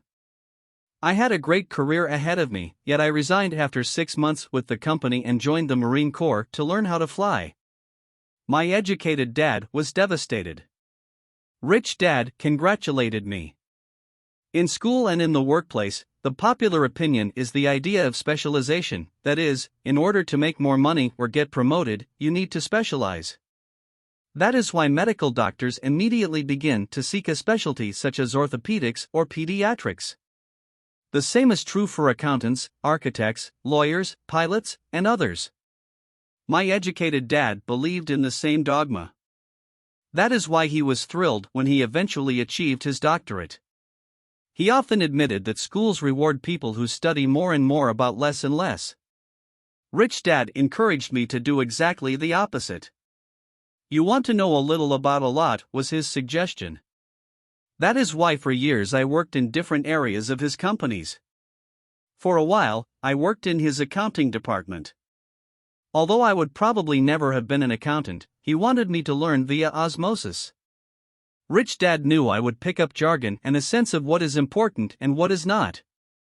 I also worked as a busboy and construction worker as well as in sales, reservations, and marketing. He was grooming Mike and me. That is why he insisted we sit in on the meetings with his bankers, lawyers, accountants, and brokers. He wanted us to know a little about every aspect of his empire. When I quit my high-paying job with Standard Oil, my educated dad had a heart-to-heart talk with me. He was bewildered. He could not understand my decision to resign from a career that offered high pay, great benefits, lots of time off, and opportunity for promotion. When he asked me one evening, "Why did you quit?" I could not explain it to him, though I tried hard to. My logic did not fit his logic. The big problem was that my logic was my rich dad's logic. Job security meant everything to my educated dad. Learning meant everything to my rich dad. Educated dad thought I went to school to learn to be a ship's officer. Rich dad knew that I went to school to study international trade. So as a student, I made cargo runs, navigating large freighters, oil tankers, and passenger ships to the Far East and the South Pacific. Rich dad emphasized that I should stay in the Pacific instead of taking ships to Europe because he knew that the emerging nations were in Asia, not Europe. While most of my classmates, including Mike, were partying at their fraternity houses, I was studying trade, people, business styles, and cultures in Japan, Taiwan, Thailand, Singapore, Hong Kong, Vietnam, Korea, Tahiti, Samoa, and the Philippines. I was partying also, but it was not in any frat house. I grew up rapidly.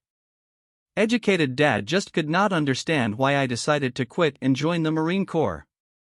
I told him I wanted to learn to fly, but really I wanted to learn to lead troops. Rich dad explained to me that the hardest part of running a company is managing people. He had spent 3 years in the army. My educated dad was draft exempt. Rich dad valued learning to lead men into dangerous situations. Leadership is what you need to learn next, he said. If you're not a good leader, you'll get shot in the back, just like they do in business. Returning from Vietnam in 1973, I resigned my commission, even though I loved flying. I found a job with Xerox Corporation. I joined it for one reason, and it was not for the benefits. I was a shy person, and the thought of selling was the most frightening subject in the world. Xerox has one of the best sales training programs in America. Rich dad was proud of me. My educated dad was ashamed. Being an intellectual, he thought that salespeople were below him. I worked with Xerox for 4 years until I overcame my fear of knocking on doors and being rejected. Once I could consistently be in the top 5 in sales, I again resigned and moved on, leaving behind another great career with an excellent company. In 1977, I formed my first company. Rich dad had groomed Mike and me to take over companies. So I now had to learn to form them and put them together. My first product, the nylon and Velcro wallet, was manufactured in the Far East and shipped to a warehouse in New York, near where I had gone to school. My formal education was complete, and it was time to test my wings. If I failed, I would go broke. Rich dad thought it best to go broke before 30. You still have time to recover, was his advice. On the eve of my 30th birthday, my first shipment left Korea for New York. Today, I still do business internationally. And as my rich dad encouraged me to do, I keep seeking the emerging nations. Today my investment company invests in South American countries and Asian countries, as well as in Norway and Russia. There is an old cliché that goes, "Job is an acronym for just over broke." Unfortunately, I would say that applies to millions of people. Because school does not think financial intelligence is an intelligence, most workers live within their means. They work and they pay the bills. There is another horrible management theory that goes, workers work hard enough to not be fired, and owners pay just enough so that workers won't quit. And if you look at the pay scales of most companies, again I would say there is a degree of truth to that statement. The net result is that most workers never get ahead. They do what they've been taught to do, get a secure job. Most workers focus on working for pay and benefits that reward them in the short term, but are often disastrous in the long run. Instead, I recommend to young people to seek work for what they will learn, more than what they will earn. Look down the road at what skills they want to acquire before choosing a specific profession and before getting trapped in the rat race. Once people are trapped in the lifelong process of bill paying, they become like those little hamsters running around in those metal wheels. Their little furry legs are spinning furiously, the wheel is turning furiously, but come tomorrow morning, they'll still be in the same cage. Great job. In the movie Jerry Maguire starring Tom Cruise, there are many great one-liners. Probably the most memorable is, "Show me the money." But there is one line I thought most truthful. It comes from the scene where Tom Cruise is leaving the firm. He has just been fired, and he is asking the entire company, "Who wants to come with me?" And the whole place is silent and frozen. Only one woman speaks up and says, "I'd like to, but I'm due for a promotion in 3 months." That statement is probably the most truthful statement in the whole movie. It is the type of statement that people use to keep themselves busy, working away to pay bills. I know my educated dad looked forward to his pay raise every year, and every year he was disappointed. So he would go back to school to earn more qualifications so he could get another raise. Then, once again, there would be another disappointment. The question I often ask people is, where is this daily activity taking you? Just like the little hamster, I wonder if people look at where their hard work is taking them. What does the future hold? In his book The Retirement Myth, Craig S. Carpel writes, "I visited the headquarters of a major national pension consulting firm and met with a managing director who specializes in designing lush retirement plans for top management. When I asked her what people who don't have corner offices will be able to expect in the way of pension income, she said with a confident smile, 'The silver bullet.'" "What," I asked, "is the silver bullet?" She shrugged and said, "If baby boomers discover they don't have enough money to live on when they're older, they can always blow their brains out."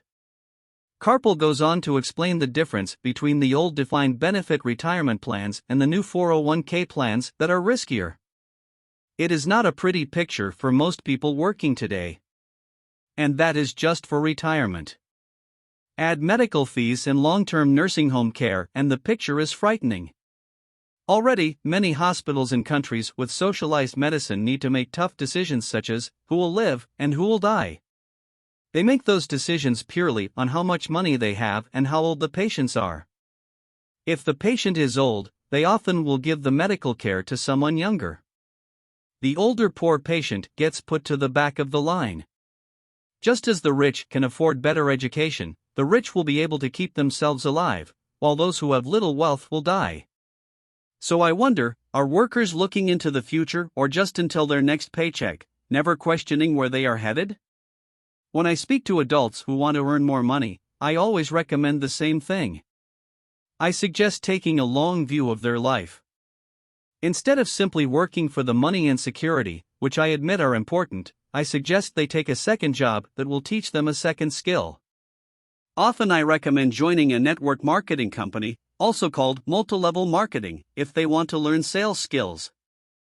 Some of these companies have excellent training programs that help people get over their fear of failure and rejection, which are the main reasons people are unsuccessful. Education is more valuable than money in the long run. When I offer this suggestion, I often hear in response, "Oh, that is too much hassle," or "I only want to do what I am interested in." If they say, "It's too much of a hassle," I ask, "So you would rather work all your life giving 50% of what you earn to the government?" If they tell me, "I only do what I am interested in," I say, "I'm not interested in going to the gym, but I go because I want to feel better and live longer." Unfortunately, there is some truth to the old statement, "You can't teach an old dog new tricks." Unless a person is used to changing, it's hard to change. But for those of you who might be on the fence when it comes to the idea of working to learn something new, I offer this word of encouragement: life is much like going to the gym. The most painful part is deciding to go. Once you get past that, it's easy. There have been many days I have dreaded going to the gym, but once I am there and in motion, it is a pleasure. After the workout is over, I am always glad I talked myself into going. If you are unwilling to work to learn something new and instead insist on becoming highly specialized within your field, make sure the company you work for is unionized.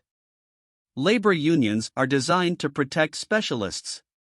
My educated dad, after falling from grace with the governor, became the head of the teachers' union in Hawaii. He told me that it was the hardest job he ever held. My rich dad, on the other hand, spent his life doing his best to keep his companies from becoming unionized. He was successful. Although the unions came close, Rich Dad was always able to fight them off. Personally, I take no sides because I can see the need for and the benefits of both sides. If you do as school recommends, become highly specialized. Then seek union protection. For example, had I continued with my flying career, I would have sought a company that had a strong pilots' union. Why? Because my life would be dedicated to learning a skill that was valuable in only one industry. If I were pushed out of that industry, my life skills would not be as valuable to another industry. A displaced senior pilot with 100,000 hours of heavy airline transport time, earning $150,000 a year, would have a hard time finding an equivalent high-paying job teaching in school. Skills do not necessarily transfer from industry to industry. Skills the pilots are paid for in the airline industry are not as important in, say, the school system. The same is true even for doctors today. With all the changes in medicine, many medical specialists are needing to conform to medical organizations such as HMOs. School teachers definitely need to be union members. Today in America, the teachers' union is the largest and the richest labor union of all. The NEA, the National Education Association, has tremendous political clout. Teachers need the protection of their union because their skills are also of limited value to an industry outside of education. So the rule of thumb is, highly specialized, then unionize. It's the smart thing to do. When I ask the classes I teach, how many of you can cook a better hamburger than McDonald's, almost all the students raise their hands. I then ask, so if most of you can cook a better hamburger, how come McDonald's makes more money than you? The answer is obvious: McDonald's is excellent at business systems. The reason so many talented people are poor is because they focus on building a better hamburger and know little to nothing about business systems. A friend of mine in Hawaii is a great artist. He makes a sizable amount of money. One day his mother's attorney called to tell him that she had left him $35,000. That is what was left of her estate after the attorney and the government took their shares. Immediately, he saw an opportunity to increase his business by using some of this money to advertise. 2 months later, his first 4-color, full-page ad appeared in an expensive magazine that targeted the very rich. The ad ran for 3 months. He received no replies from the ad, and all of his inheritance is now gone. He now wants to sue the magazine for misrepresentation. This is a common case of someone who can build a beautiful hamburger, but knows little about business. When I asked him what he learned, his only reply was, "Advertising salespeople are crooks." I then asked him if he would be willing to take a course in sales and a course in direct marketing. His reply, "I don't have the time, and I don't want to waste my money." The world is filled with talented poor people. All too often, they're poor or struggle financially or earn less than they are capable of, not because of what they know, but because of what they do not know. They focus on perfecting their skills that building a better hamburger rather than the skills of selling and delivering the hamburger. Maybe McDonald's does not make the best hamburger, but they are the best at selling and delivering a basic average burger. Poor dad wanted me to specialize. That was his view on how to be paid more. Even after being told by the governor of Hawaii that he could no longer work in state government, my educated dad continued to encourage me to get specialized. Educated dad then took up the cause of the teachers' union, campaigning for further protection and benefits for these highly skilled and educated professionals. We argued often, but I know he never agreed that overspecialization is what caused the need for union protection. He never understood that the more specialized you become, the more you are trapped and dependent on that specialty. Rich Dad advised that Mike and I groom ourselves. Many corporations do the same thing. They find a young bright student just out of business school and begin grooming that person to someday take over the company. So these bright young employees do not specialize in one department. They are moved from department to learn all the aspects of business systems. The rich often groom their children or the children of others.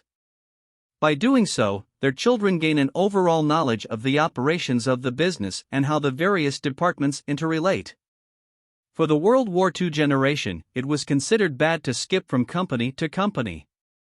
Today, it is considered smart.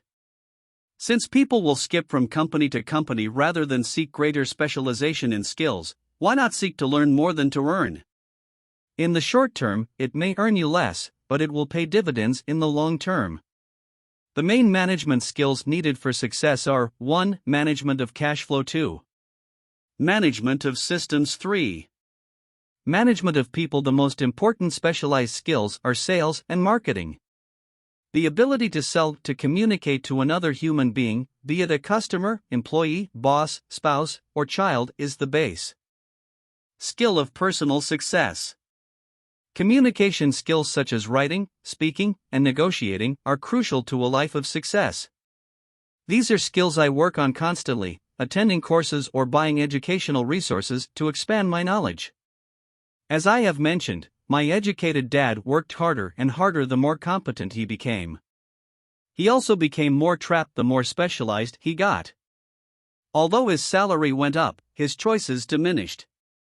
Soon after he was locked out of government work, he found out how vulnerable he really was professionally. It is like professional athletes who suddenly are injured or are too old to play. Their once high-paying position is gone, and they have limited skills to fall back on. I think that is why my educated dad sided so much with the unions after that. He realized how much a union would have benefited him. Rich Dad encouraged Mike and me to know a little about a lot. He encouraged us to work with people smarter than we were and to bring smart people together to work as a team. Today it would be called a synergy of professional specialties. Today, I meet ex-school teachers earning hundreds of thousands of dollars a year. They earn that much because they have specialized skills in their field as well as other skills. They can teach, as well as sell and market. I know of no other skills to be more important than selling and marketing. The skills of selling and marketing are difficult for most people, primarily due to their fear of rejection. The better you are at communicating, negotiating, and handling your fear of rejection, the easier life is. Just as I advised that newspaper writer who wanted to become a best-selling author, I advise anyone else today. Being technically specialized has its strengths as well as its weaknesses. I have friends who are geniuses, but they cannot communicate effectively with other human beings and, as a result, their earnings are pitiful. I advise them to just spend a year learning to sell. Even if they earn nothing, their communication skills will improve. And that is priceless. In addition to being good learners, sellers, and marketers, we need to be good teachers as well as good students. To be truly rich, we need to be able to give as well as to receive. In cases of financial or professional struggle, there is often a lack of giving and receiving. I know many people who are poor because they are neither good students nor good teachers. Both of my dads were generous men. Both made it a practice to give first. Teaching was one of their ways of giving. The more they gave, the more they received. One glaring difference was in the giving of money. My rich dad gave lots of money away. He gave to his church, to charities, and to his foundation. He knew that to receive money, you had to give money. Giving money is the secret to most great wealthy families. That is why there are organizations like the Rockefeller Foundation and the Ford Foundation.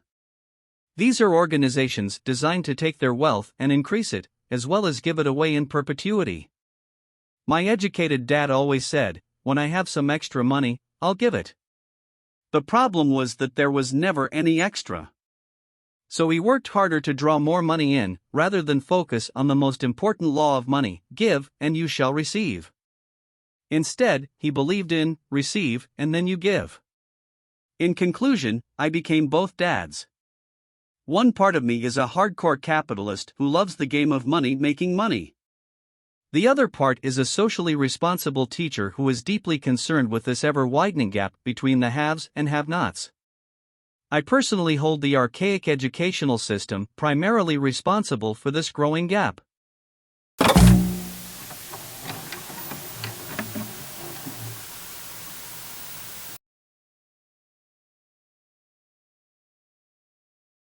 The primary difference between a rich person and a poor person is how they manage fear. Once people have studied and become financially literate, they may still face roadblocks to becoming financially independent. There are 5 main reasons why financially literate people may still not develop abundant asset columns that could produce a large cash flow. The 5 reasons are: 1. Fear. 2. Cynicism. 3. Laziness. 4. Bad habits. 5. Arrogance. Overcoming fear. I have never met anyone who really likes losing money. And in all my years, I have never met a rich person who has never lost money. But I have met a lot of poor people who have never lost a dime investing, that is. The fear of losing money is real. Everyone has it. Even the rich. But it's not having fear that is the problem. It's how you handle fear. It's how you handle losing. It's how you handle failure that makes the difference in one's life. The primary difference between a rich person and a poor person is how they manage that fear. It's okay to be fearful. It's okay to be a coward when it comes to money. You can still be rich. We're all heroes at something, and cowards at something else. My friend's wife is an emergency room nurse. When she sees blood, she flies into action. When I mention investing, she runs away. When I see blood, I don't run. I pass out. My rich dad understood phobias about money. Some people are terrified of snakes. Some people are terrified about losing money. Both are phobias, he would say.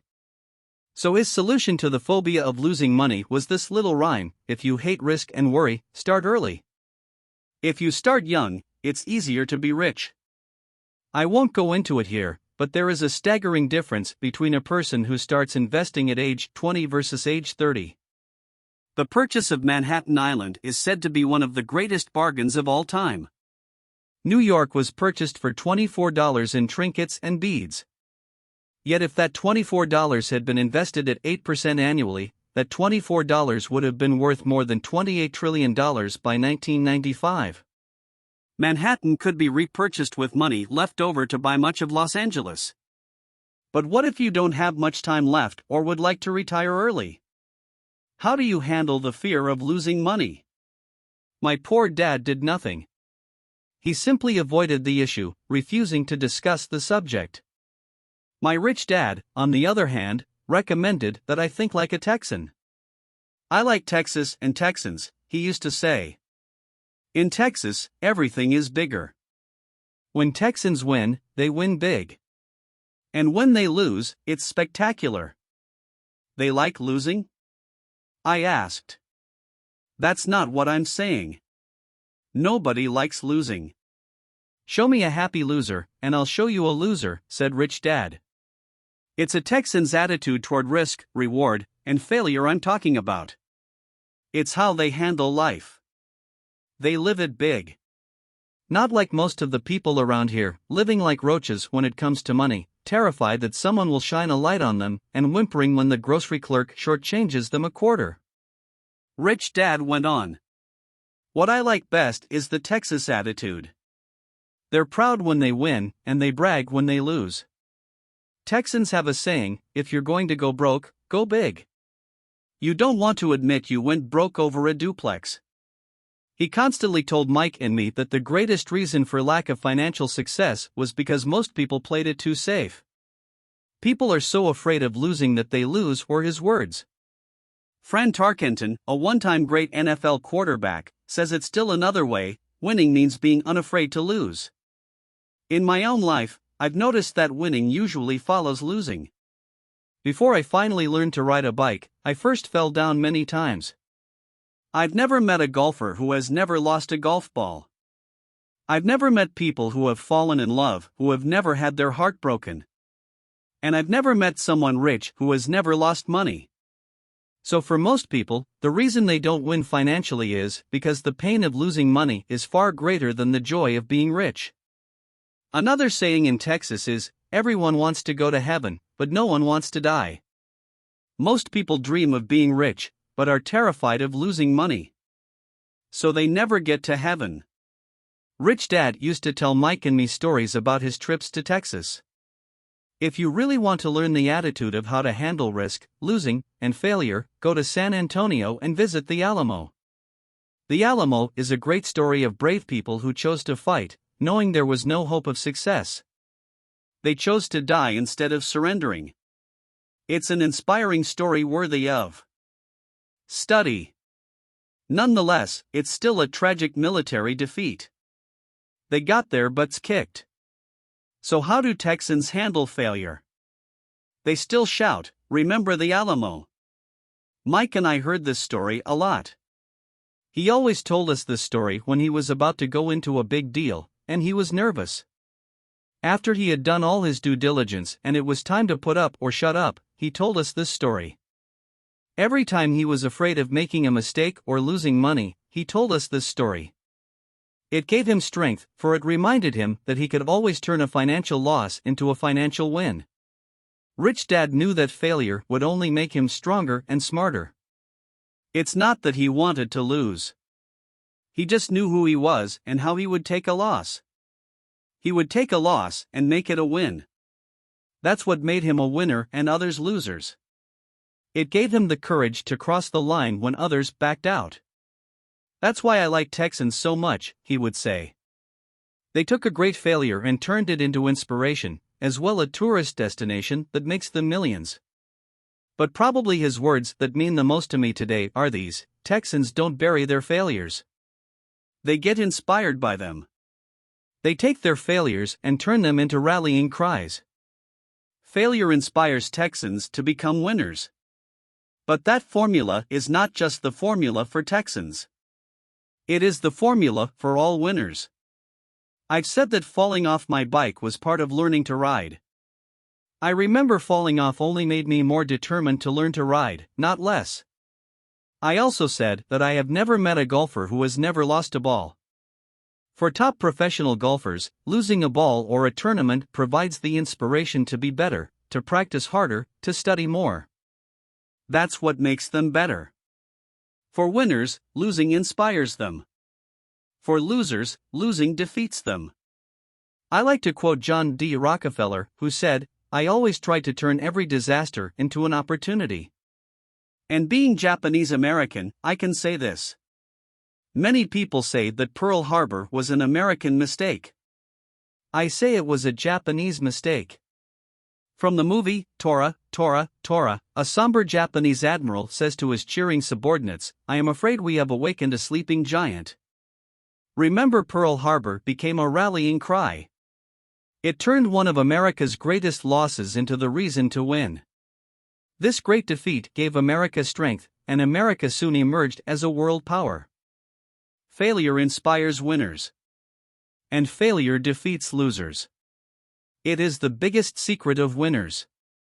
It's the secret that losers do not know. The greatest secret of winners is that failure inspires winning, thus, they're not afraid of losing. Repeating Fran Tarkenton's quote, "Winning means being unafraid to lose."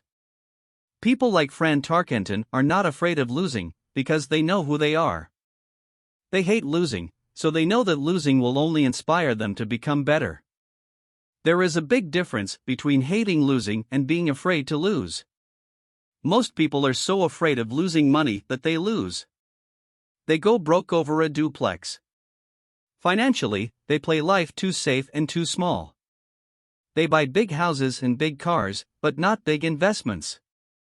The main reason that over 90% of the American public struggles financially is because they play not to lose. They don't play to win.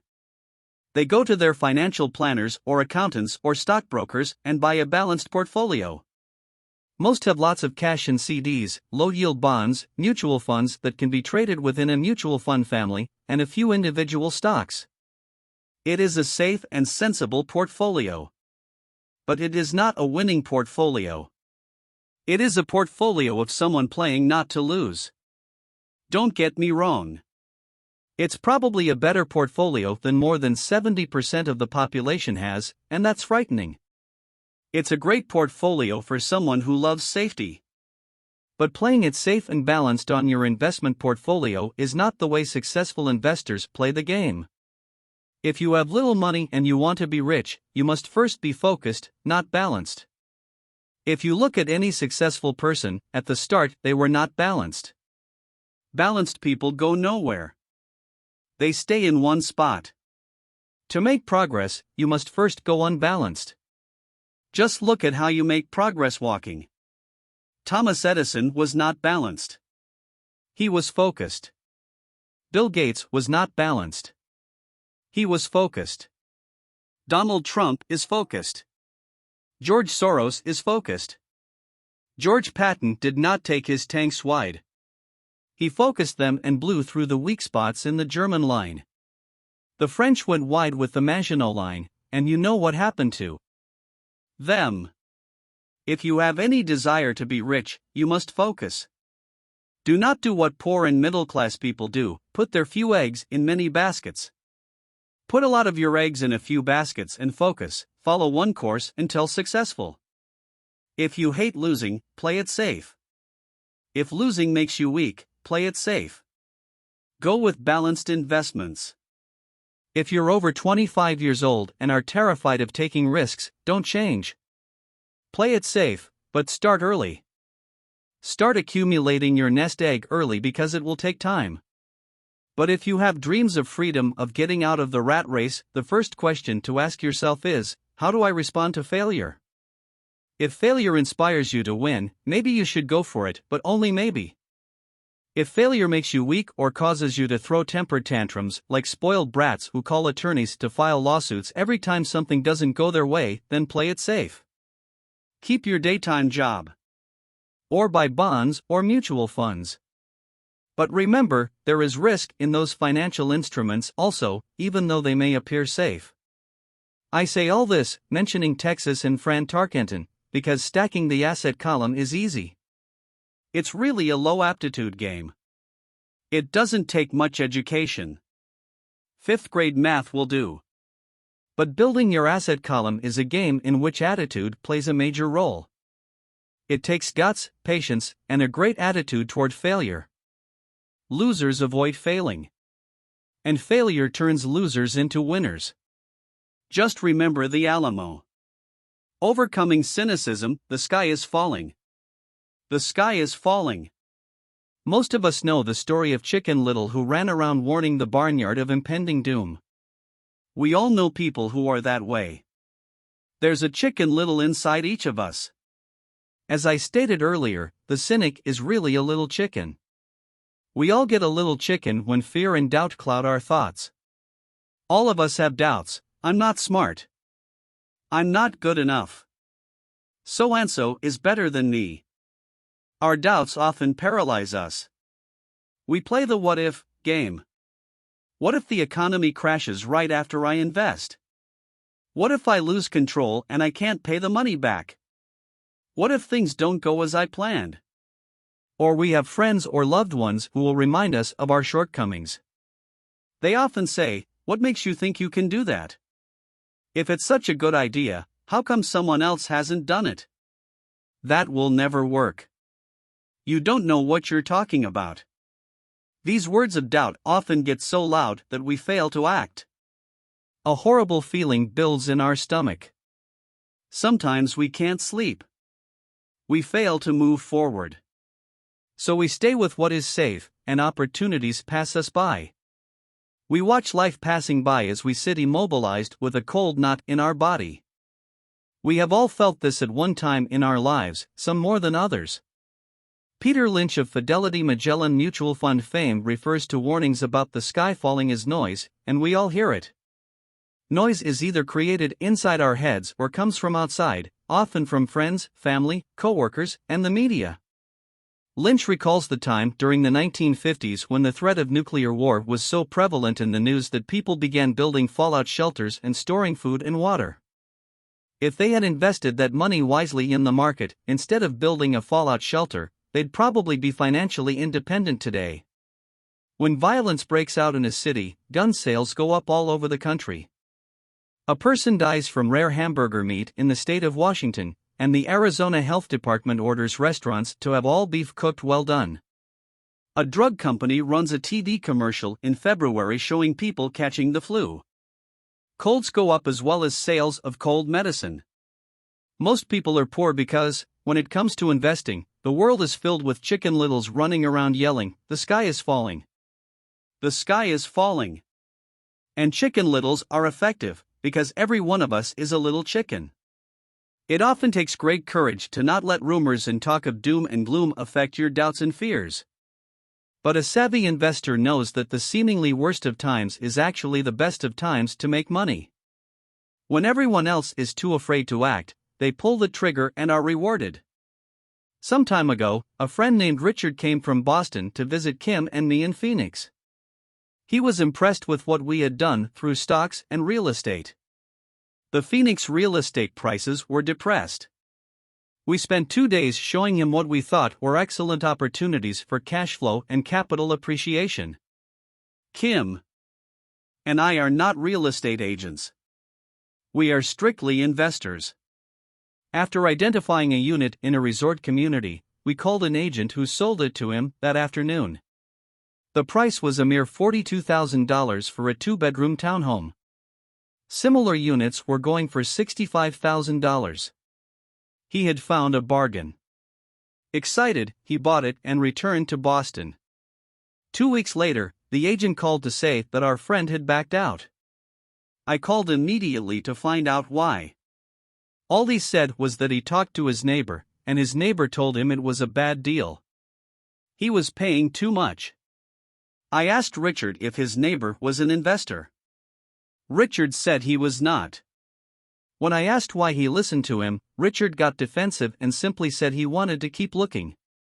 The real estate market in Phoenix turned, and a few years later, that little unit was renting for $1,000 a month, $2,500 in the peak winter months. The unit was worth $95,000. All Richard had to put down was $5,000 and he would have had a start at getting out of the rat race. Today, he still has done nothing. Richard's backing out did not surprise me. It's called buyer's remorse, and it affects all of us. The little chicken won, and a chance at freedom was lost. In another example, I hold a small portion of my assets in tax lien certificates instead of CDs. I earn 16% per year on my money, which certainly beats the interest rates banks offer on CDs. The certificates are secured by real estate and enforced by state law, which is also better than most banks. The formula they're bought on makes them safe. They just lack liquidity. So I look at them as 2 to 7 year CDs. Almost every time I tell someone that I hold my money this way, especially if they have money in CDs, they will tell me it's risky. They tell me why I should not do it. When I ask them where they get their information, they say from a friend or an investment magazine. They've never done it, and they're telling someone who's doing it why they shouldn't. The lowest yield I look for is 16%, but people who are filled with doubt are willing to accept a far lower return. Doubt is expensive. My point is that it's those doubts and cynicism that keep most people poor and playing it safe. The real world is simply waiting for you to get rich. Only a person's doubts keep them poor. As I said, getting out of the rat race is technically easy. It doesn't take much education, but those doubts are cripplers for most people. Cynics never win, said Rich Dad. Unchecked doubt and fear creates a cynic. Cynics criticize, and winners analyze was another of his favorite sayings. Rich Dad explained that criticism blinded while analysis opened eyes. Analysis allowed winners to see that critics were blind, and to see opportunities that everyone else missed. And finding what people miss is key to any success. Real estate is a powerful investment tool for anyone seeking financial independence or freedom. It is a unique investment tool. Yet every time I mention real estate as a vehicle, I often hear, "I don't want to fix toilets." That's what Peter Lynch calls noise. That's what my rich dad would say is the cynic talking, someone who criticizes and does not analyze, someone who lets their doubts and fears close their mind instead of open their eyes. So when someone says, "I don't want to fix toilets, I want a fire back," what makes you think I want to? They're saying a toilet is more important than what they want. I talk about freedom from the rat race, and they focus on toilets. That is the thought pattern that keeps most people poor. They criticize instead of analyze. I don't once hold the key to your success, Rich Dad would say. Because I, too, do not want to fix toilets, I shop hard for a property manager who does fix toilets. And by finding a great property manager who runs houses or apartments, well, my cash flow goes up. But, more importantly, a great property manager allows me to buy a lot more real estate since I don't have to fix toilets. A great property manager is key to success in real estate. Finding a good manager is more important to me than the real estate. A great property manager often hears of great deals before real estate agents do, which makes them even more valuable. That is what Rich Dad meant by I don't once hold the key to your success. Because I do not want to fix toilets either, I figured out how to buy more real estate and expedite my getting out of the rat race. The people who continue to say I don't want to fix toilets often deny themselves the use of this powerful investment vehicle. Toilets are more important than their freedom. In the stock market, I often hear people say, I don't want to lose money. Well, what makes them think I or anyone else likes losing money? They don't make money because they choose to not lose money. Instead of analyzing, they close their minds to another powerful investment vehicle, the stock market. I was riding with a friend past our neighborhood gas station. He looked up and saw that the price of gas was going up and thus the price of oil. My friend is a worrywart or a chicken little. To him, the sky is always going to fall, and it usually does, on him. When we got home, he showed me all the stats as to why the price of oil was going to go up over the next few years, statistics I had never seen before, even though I already owned substantial shares of an existing oil company. With that information, I immediately began looking for and found a new, undervalued oil company that was about to find some oil deposits. My broker was excited about this new company, and I bought 15,000 shares for 65 cents per share. 3 months later, this same friend and I drove by the same gas station, and sure enough, the price per gallon had gone up nearly 15%. Again, the chicken little worried and complained. I smiled because, a month earlier, that little oil company hid oil and those 15,000 shares went up to more than $3 per share since he had first given me the tip. And the price of gas will continue to go up if what my friend says is true. If most people understood how a stop worked in stock market investing, there would be more people investing to win instead of investing not to lose. A stop is simply a computer command that sells your stock automatically if the price begins to drop, helping to minimize your losses and maximize some gains. It's a great tool for those who are terrified of losing. So whenever I hear people focusing on their I don't wants, rather than what they do want, I know the noise in their head must be loud. Chicken Little has taken over their brain and is yelling, the sky is falling, and toilets are breaking. So they avoid their don't wants, but they pay a huge price. They may never get what they want in life. Instead of analyzing, their inner Chicken Little closes their mind. Rich Dad gave me a way of looking at Chicken Little. Just do what Colonel Sanders did. At the age of 66, he lost his business and began to live on his Social Security check. It wasn't enough. He went around the country selling his recipe for fried chicken. He was turned down 1,009 times before someone said yes. And he went on to become a multi-millionaire at an age when most people are quitting. He was a brave and tenacious man, Rich Dad said of Harlan Sanders. So when you're in doubt and feeling a little afraid, just do what Colonel Sanders did to his little chicken. He fried it. Overcoming laziness. Busy people are often the most lazy. We have all heard stories of a businessman who works hard to earn money. He works hard to be a good provider for his wife and children. He spends long hours at the office and brings work home on weekends. One day he comes home to an empty house. His wife has left with the kids. He knew he and his wife had problems, but rather than work to make the relationship strong, he stayed busy at work. Dismayed, his performance at work slips and he loses his job. Today, I often meet people who are too busy to take care of their wealth. And there are people too busy to take care of their health. The cause is the same. They're busy, and they stay busy as a way of avoiding something they do not want to face. Nobody has to tell them. Deep down they know.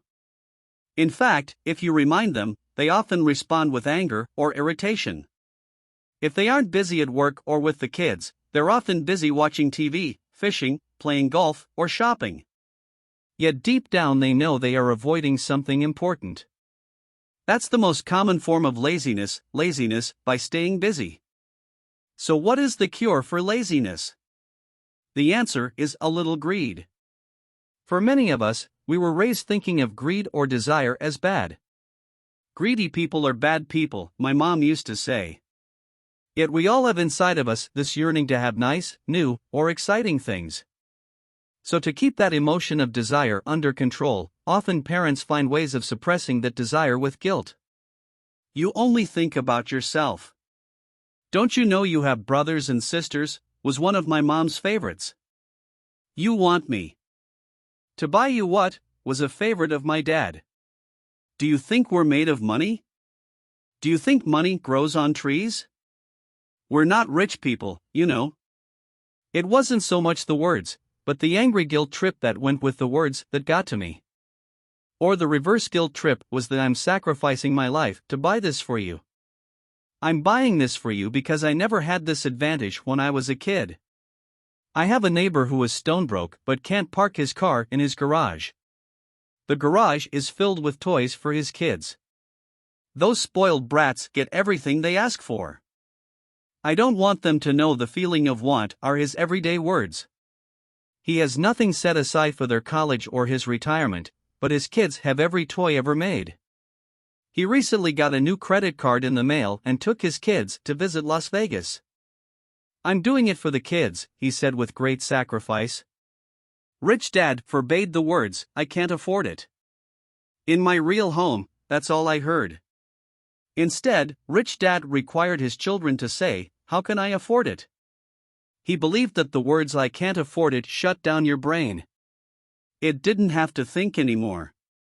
How can I afford it opened up the brain and forced it to think and search for answers. But most importantly, he felt the words, I can't afford it, were a lie. And the human spirit knows it. The human spirit is very, very powerful, he would say. It knows it can do anything. By having a lazy mind that says, I can't afford it, a war breaks out inside you. Your spirit is angry, and your lazy mind must defend its lie. The spirit is screaming, come on. Let's go to the gym and work out. And the lazy mind says, but I'm tired. I worked really hard today. Or the human spirit says, I'm sick and tired of being poor. Let's get out there and get rich. To which the lazy mind says, rich people are greedy. Besides, it's too much bother. It's not safe. I might lose money. I'm working hard enough as it is. I've got too much to do at work anyway. Look at what I have to do tonight. My boss wants it finished by morning. I can't afford it also causes sadness, a helplessness that leads to despondency and often depression. How can I afford it opens up possibilities, excitement, and dreams. So Rich Dad was not so concerned about what we wanted to buy as long as we understood that how can I afford it creates a stronger mind and a dynamic spirit.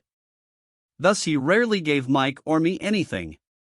He would instead ask, how can you afford it, and that included college, which we paid for ourselves. It was not the goal, but the process of attaining the goal that he wanted us to learn. The problem I see today is that there are millions of people who feel guilty about their desire or their greed. It's old conditioning from their childhood. While they desire to have the finer things that life offers, most have been conditioned subconsciously to say, I can't have that, or I'll never be able to afford that. When I decided to exit the rat race, it was simply a question of how can I afford to never work again? And my mind began to kick out answers and solutions. The hardest part was fighting my real parents' dogma, we can't afford that. Stop thinking only about yourself. Why don't you think about others, and other similar sentiments designed to instill guilt to suppress my greed? So how do you beat laziness? Once again, the answer is a little greed. It's that radio station WIIFM, which stands for What's in it for me? A person needs to sit down and ask, what would my life be like if I never had to work again? What would I do if I had all the money I needed? Without that little greed, the desire to have something better, progress is not made. Our world progresses because we all desire a better life. New inventions are made because we desire something better. We go to school and study hard because we want something better. So whenever you find yourself avoiding something you know you should be doing, then the only thing to ask yourself is, what's in it for me? Be a little greedy. It's the best cure for laziness. Too much greed, however, as anything in excess can be, is not good. But just remember what Michael Douglas said in the movie Wall Street, greed is good.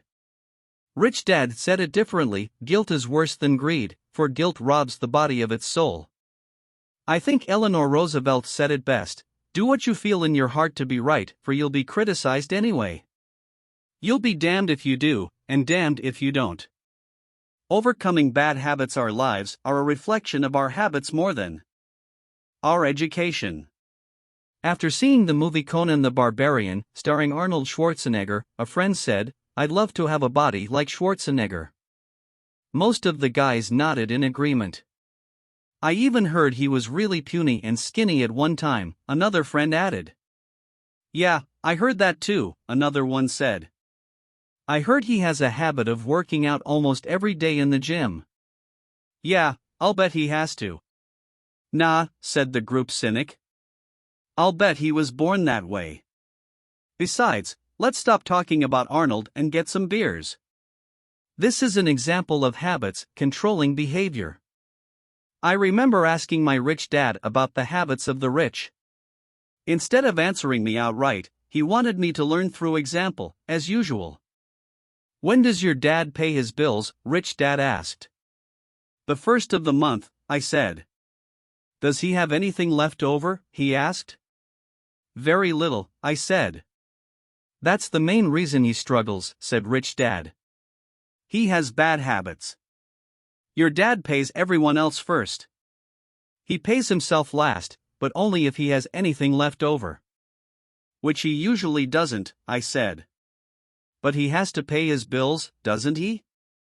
You're saying he shouldn't pay his bills? Of course not, said Rich Dad. I firmly believe in paying my bills on time. I just pay myself first. Before I pay even the government. But what happens if you don't have enough money? I asked. What do you do then? The same, said Rich Dad. I still pay myself first. Even if I'm short of money. My asset column is far more important to me than the government. But, I said. Don't they come after you? Yes, if you don't pay, said Rich Dad. Look, I did not say not to pay. I just said I pay myself first, even if I'm short of money. But, I replied. How do you do that? It's not how. The question is why, Rich Dad said. Okay, why? Motivation, said Rich Dad. Who do you think will complain louder if I don't pay them, me, or my creditors? Your creditors will definitely scream louder than you, I said, responding to the obvious. You wouldn't say anything if you didn't pay yourself. So you see, after paying myself, the pressure to pay my taxes and the other creditors is so great that it forces me to seek other forms of income. The pressure to pay becomes my motivation. I've worked extra jobs, started other companies, traded in the stock market, anything just to make sure those guys don't start yelling at me. That pressure made me work harder, forced me to think, and all in all, made me smarter and more active when it comes to money. If I had paid myself last, I would have felt no pressure, but I'd be broke. So it is the fear of the government or other people you owe money to that motivates you? That's right, said Rich Dad. You see, government bill collectors are big bullies. So are bill collectors in general. Most people give in to these bullies. They pay them and never pay themselves. You know the story of the 98-pound weakling who gets sand kicked in his face? I nodded. I see that ad for weightlifting and bodybuilding lessons in the comic books all the time. Well, most people let the bullies kick sand in their faces.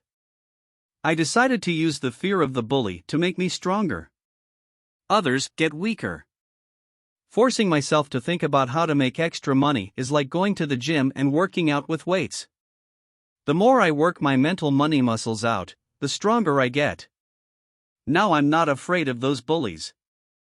I liked what Rich Dad was saying. So if I pay myself first, I get financially stronger, mentally and fiscally. Rich Dad nodded. And if I pay myself last, or not at all, I get weaker. So people like bosses, managers, tax collectors, bill collectors, and landlords push me around all my life just because I don't have good money habits. Rich Dad nodded. Just like the 98-pound weakling. Overcoming arrogance, what I know makes me money.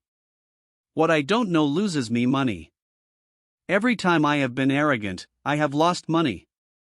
Because when I'm arrogant, I truly believe that what I don't know is not important, Rich Dad would often tell me. I have found that many people use arrogance to try to hide their own ignorance. It often happens when I am discussing financial statements with accountants or even other investors. They try to bluster their way through the discussion. It is clear to me that they don't know what they're talking about. They're not lying, but they are not telling the truth. There are many people in the world of money, finances, and investments who have absolutely no idea what they're talking about. Most people in the money industry are just spouting off sales pitches like used car salesmen. When you know you are ignorant in a subject, start educating yourself by finding an expert in the field or a book on the subject.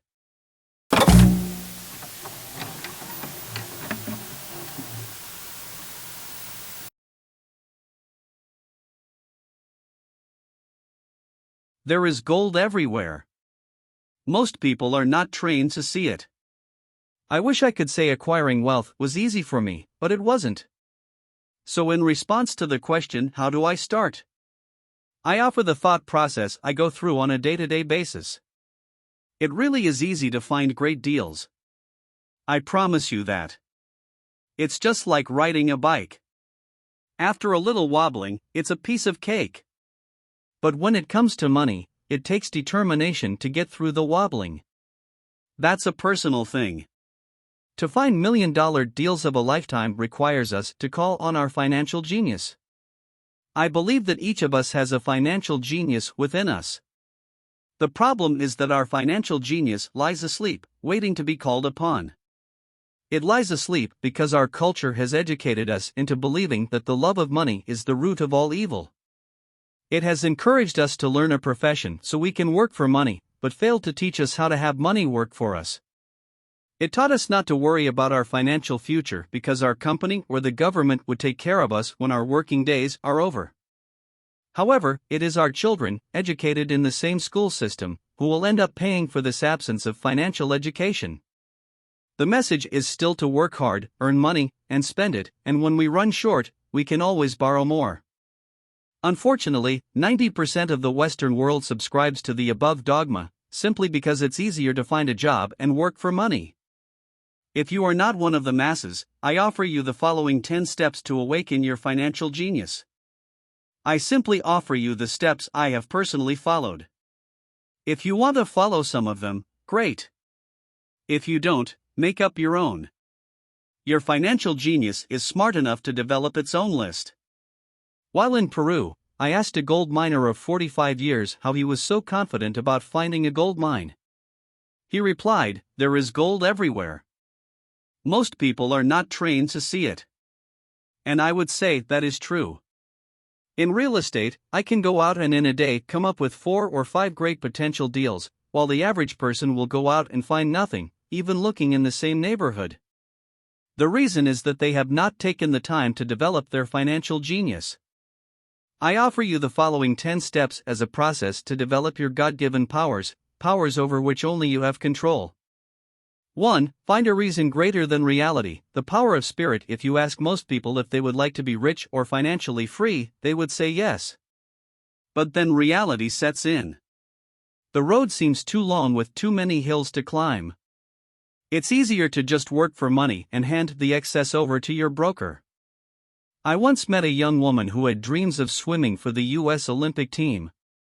The reality was that she had to get up every morning at 4 o'clock to swim for 3 hours before going to school. She did not party with her friends on Saturday night. She had to study and keep her grades up, just like everyone else. When I asked her what fueled her superhuman ambition and sacrifice, she simply said, "I do it for myself and the people I love. It's love that gets me over the hurdles and sacrifices." A reason or a purpose is a combination of wants and don't wants. When people ask me what my reason for wanting to be rich is, I tell them that it is a combination of deep emotional wants and don't wants. I will list a few. First, the don't wants, for they create the wants. I don't want to work all my life. I don't want what my parents aspired for, which was job security and a house in the suburbs. I don't like being an employee. I hated that my dad always missed my football games because he was so busy working on his career. I hated it when my dad worked hard all his life and the government took most of what he worked for at his death. He could not even pass on what he worked so hard for when he died.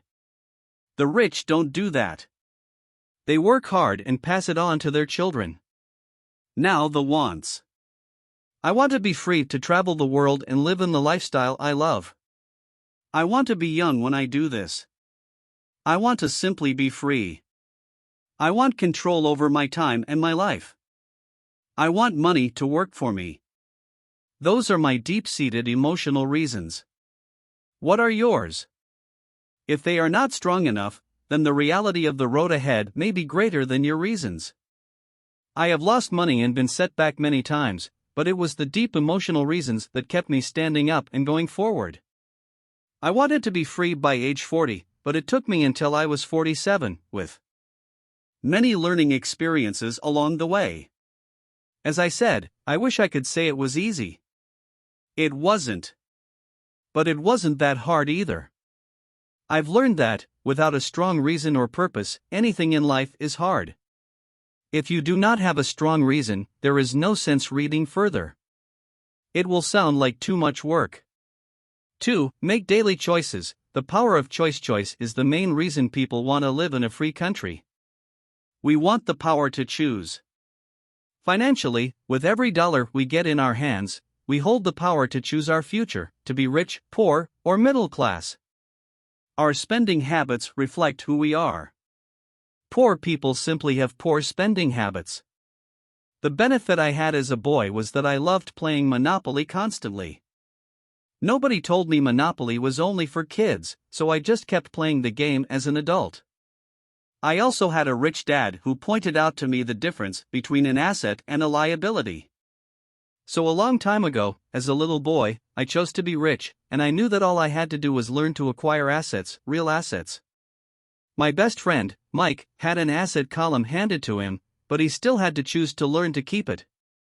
Many rich families lose their assets in the next generation simply because there was no one trained to be a good steward over their assets.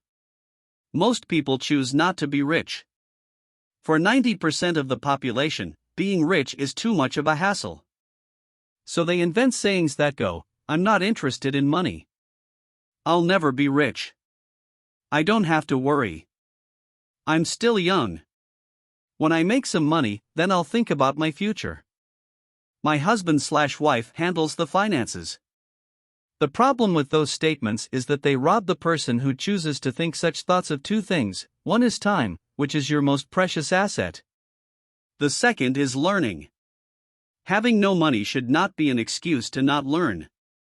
But that is a choice we all make daily, the choice of what we do with our time, our money, and what we put in our heads. That is the power of choice. All of us have choice. I just choose to be rich, and I make that choice every day. Invest first in education. In reality, the only real asset you have is your mind, the most powerful tool we have dominion over. Each of us has the choice of what we put in our brain once we're old enough. You can watch TV, read golf magazines, or go to ceramics class or a class on financial planning. You choose. Most people simply buy investments rather than first investing in learning about investing. A friend of mine recently had her apartment burglarized. The thieves took her electronics and left all the books. And we all have that same choice. 90% of the population buys TV sets, and only about 10% buy business books. So what do? I go to seminars. I like it when they are at least 2 days long because I like to immerse myself in a subject. In 1973, I was watching this guy on TV who was advertising a 3-day seminar on how to buy real estate for nothing down. I spent $385, and that course has made me at least $2 million, if not more. But more importantly, it bought me life. I don't have to work for the rest of my life because of that one course. I go to at least 2 such courses every year. I love CDs and audiobooks. The reason, I can easily review what I just heard. I was listening to an investor say something I completely disagreed with. Instead of becoming arrogant and critical, I simply listened to that 5-minute stretch at least 20 times, maybe more. But suddenly, by keeping my mind open, I understood why he said what he said. It was like magic. I felt like I had a window into the mind of one of the greatest investors of our time. I gained tremendous insight into the vast resources of his education and experience. The net result, I still have the old way I used to think, and I now have a new way of looking at the same problem or situation. I have 2 ways to analyze a problem or trend, and that is priceless. Today, I often say, how would Donald Trump do this, or Warren Buffett or George Soros? The only way I can access their vast mental power is to be humble enough to read or listen to what they have to say. Arrogant or critical people are often people with low self-esteem who are afraid of taking risks. That's because, if you learn something new, you are then required to make mistakes in order to fully understand what you have learned. If you have read this far, arrogance is not one of your problems. Arrogant people rarely read or listen to experts. Why should they? They are the center of the universe. There are so many intelligent people who argue or defend when a new idea clashes with the way they think. In this case, their so-called intelligence combined with arrogance equals ignorance. Each of us knows people who are highly educated, or believe they are smart, but their balance sheet paints a different picture. A truly intelligent person welcomes new ideas, for new ideas can add to the synergy of other accumulated ideas. Listening is more important than talking. If that were not true, God would not have given us 2 ears and only 1 mouth. Too many people think with their mouth instead of listening in order to absorb new ideas and possibilities. They argue instead of asking questions. I take a long view on my wealth. I do not subscribe to the get-rich-quick mentality most lottery players or casino gamblers have. I may go in and out of stocks, but I am long on education. If you want to fly an airplane, I advise taking lessons first. I am always shocked at people who buy stocks or real estate, but never invest in their greatest asset, their mind. Just because you bought a house or 2 does not make you an expert at real estate. 3. Choose friends carefully. The power of association. First of all, I do not choose my friends by their financial statements. I have friends who have actually taken a vow of poverty as well as friends who earn millions every year. The point is that I learn from all of them. Now, I will admit that there are people I have actually sought out because they had money. But I was not after their money, I was seeking their knowledge. In some cases, these people who had money have become dear friends. I've noticed that my friends with money talk about money. They don't do it to brag. They're interested in the subject. So I learn from them, and they learn from me. My friends who are in dire financial straits do not like talking about money, business, or investing. They often think it rude or unintellectual. So I also learn from my friends who struggle financially. I find out what not to do. I have several friends who have generated over $1 billion in their short lifetimes.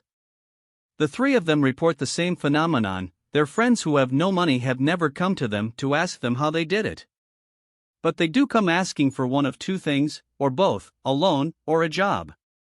Warning: don't listen to poor or frightened people. I have such friends, and while I love them dearly, they are the Chicken Littles of life. To them, when it comes to money, especially investments, it's always, the sky is falling. The sky is falling. They can always tell you why something won't work. The problem is that people listen to them. But people who blindly accept doom and gloom information are also Chicken Littles. As that old saying goes, birds of a feather flock together. If you watch business channels on TV, they often have a panel of so-called experts. One expert will say the market is going to crash, and the other will say it's going to boom. If you're smart, you listen to both. Keep your mind open, because both have valid points. Unfortunately, most poor people listen to Chicken Little. I have had many close friends try to talk me out of a deal or an investment. Not long ago, a friend told me he was excited because he found a 6% certificate of deposit. I told him I earned 16% from the state government. The next day he sent me an article about why my investment was dangerous. I have received 16% for years now, and he still receives 6%. I would say that one of the hardest things about wealth building is to be true to yourself and to be willing to not go along with the crowd. This is because, in the market, it is usually the crowd that shows up late that is slaughtered. If a great deal is on the front page, it's too late in most instances. Look for a new deal. As we used to say as surfers, there is always another wave. People who hurry and catch a wave late usually are the ones who wipe out. Smart investors don't time the markets. If they miss a wave, they search for the next one and get themselves in position. This is hard for most investors because buying what is not popular is frightening. Timid investors are like sheep going along with the crowd. Or their greed gets them in when wise investors have already taken their profits and moved on. Wise investors buy an investment when it's not popular. They know their profits are made when they buy, not when they sell. They wait patiently. As I said, they do not time the market. Just like a surfer, they get in position for the next big swell. It's all insider trading. There are forms of insider trading that are illegal, and there are forms of insider trading that are legal. But either way, it's insider trading. The only distinction is, how far away from the inside are you? The reason you want to have rich friends is because that is where the money is made. It's made on information. You want to hear about the next boom, get in, and get out before the next bust. I'm not saying do it illegally, but the sooner you know, the better your chances are for profits with minimal risk. That is what friends are for. And that is financial intelligence. For master a formula and then learn a new one, the power of learning quickly in order to make bread. Every baker follows a recipe, even if it's only held in their head. The same is true for making money. Most of us have heard the saying, you are what you eat. I have a different slant. I say, you become what you study. In other words, be careful what you learn, because your mind is so powerful that you become what you put in your head. For example, if you study cooking, you then tend to cook. If you don't want to be a cook anymore, then you need to study something else. When it comes to money, the masses generally have one basic formula they learned in school, and it's this: work for money. The predominant formula I see in the world is that every day millions of people get up, go to work, earn money, pay bills, balance checkbooks, buy some mutual funds, and go back to work. That is the basic formula, or recipe. If you're tired of what you're doing, or you're not making enough, it's simply a case of changing the formula via which you make money. Years ago, when I was 26, I took a weekend class called How to Buy Real Estate Foreclosures. I learned a formula. The next trick was to have the discipline to actually put into action what I had learned. That is where most people stop. For 3 years, while working for Xerox, I spent my spare time learning to master the art of buying foreclosures. I've made several $1 million using that formula. So after I mastered that formula, I went in search of other formulas. For many of the classes, I did not directly use the information I learned, but I always learned something new. I have attended classes designed for derivative traders, commodity option traders, and chaologists. I was way out of my league, being in a room full of people with doctorates in nuclear physics and space science. Yet, I learned a lot that made my stock and real estate investing more meaningful and lucrative. Most junior colleges and community colleges have classes on financial planning and buying traditional investments. They are good places to start, but I always search for a faster formula. That is why, on a fairly regular basis, I make more in a day than many people will make in their lifetime. Another side note, in today's fast-changing world, it's not so much what you know anymore that counts, because often what you know is old. It is how fast you learn. That skill is priceless. It's priceless in finding faster formulas, recipes, if you will, for making dough. Working hard for money is an old formula born in the day of cavemen. 5. Pay yourself first. The power of self-discipline. If you cannot get control of yourself, do not try to get rich. It makes no sense to invest, make money, and blow it. It is the lack of self-discipline that causes most lottery winners to go broke soon after winning millions. It is the lack of self-discipline that causes people who get a raise to immediately go out and buy a new car or take a cruise. It is difficult to say which of the 10 steps is the most important. But of all the steps, this step is probably the most difficult to master if it is not already a part of your makeup. I would venture to say that personal self-discipline is the number one delineating factor between the rich, the poor, and the middle class. Simply put, people who have low self-esteem and low tolerance for financial pressure can never be rich. As I have said, a lesson learned from my rich dad was that the world will push you around. The world pushes people around, not because other people are bullies, but because the individual lacks internal control and discipline. People who lack internal fortitude often become victims of those who have self-discipline. In the entrepreneur classes I teach, I constantly remind people to not focus on their product, service, or widget, but to focus on developing management skills. The 3 most important management skills necessary to start your own business are management of 1. Cash flow, 2. People, 3. Personal time. I would say the skills to manage these 3 apply to anything, not just entrepreneurs. The 3 matter in the way you live your life as an individual, or as part of a family, a business, a charitable organization, a city, or a nation. Each of these skills is enhanced by the mastery of self-discipline. I do not take the saying, "pay yourself first," lightly. The statement, "pay yourself first," comes from George Clason's book, The Richest Man in Babylon. Millions of copies have been sold.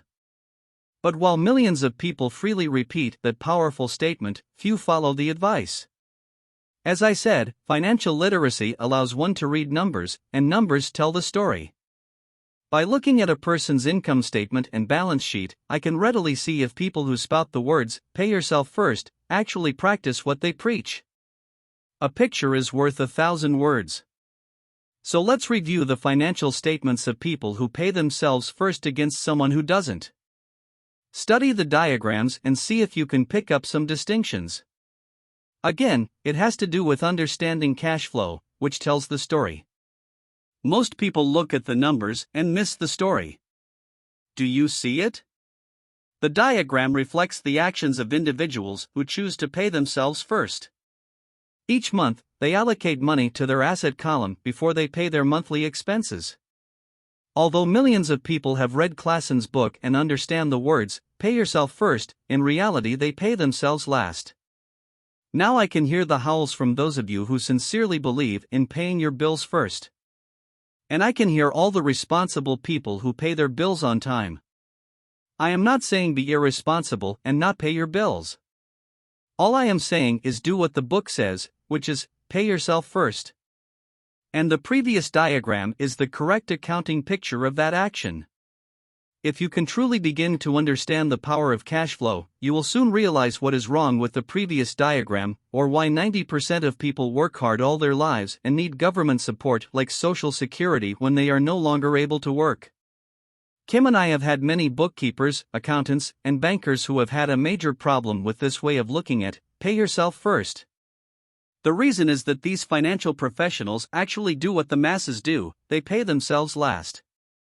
There have been times in my life when, for whatever reason, cash flow was far less than my bills. I still paid myself first.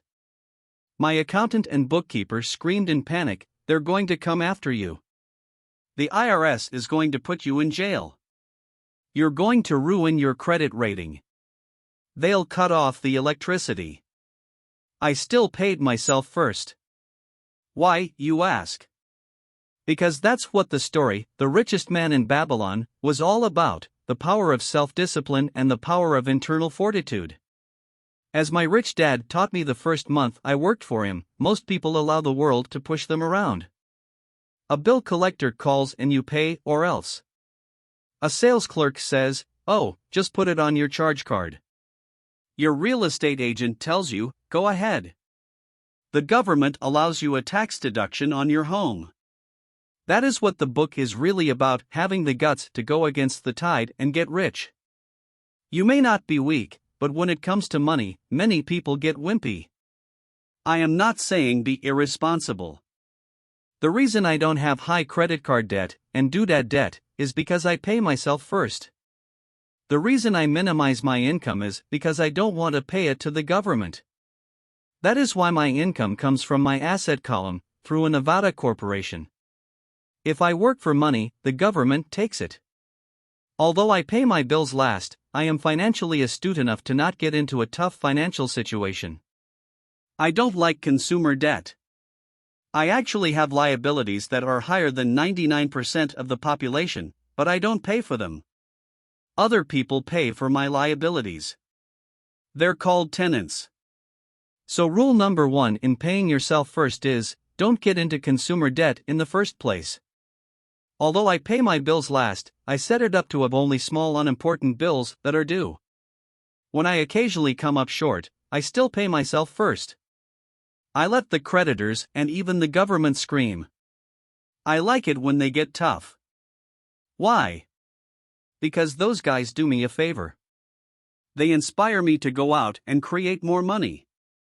So I pay myself first, invest the money, and let the creditors yell. I generally pay them right away anyway. Kim and I have excellent credit. We just don't cave into pressure and spend our savings or liquidate stocks to pay for consumer debt. That is not too financially intelligent. To successfully pay yourself first, keep the following in mind. 1. Don't get into large debt positions that you have to pay for. Keep your expenses low. Build up assets first. Then buy the big house or nice car. Being stuck in the rat race is not intelligent. 2. When you come up short, let the pressure build and don't dip into your savings or investments.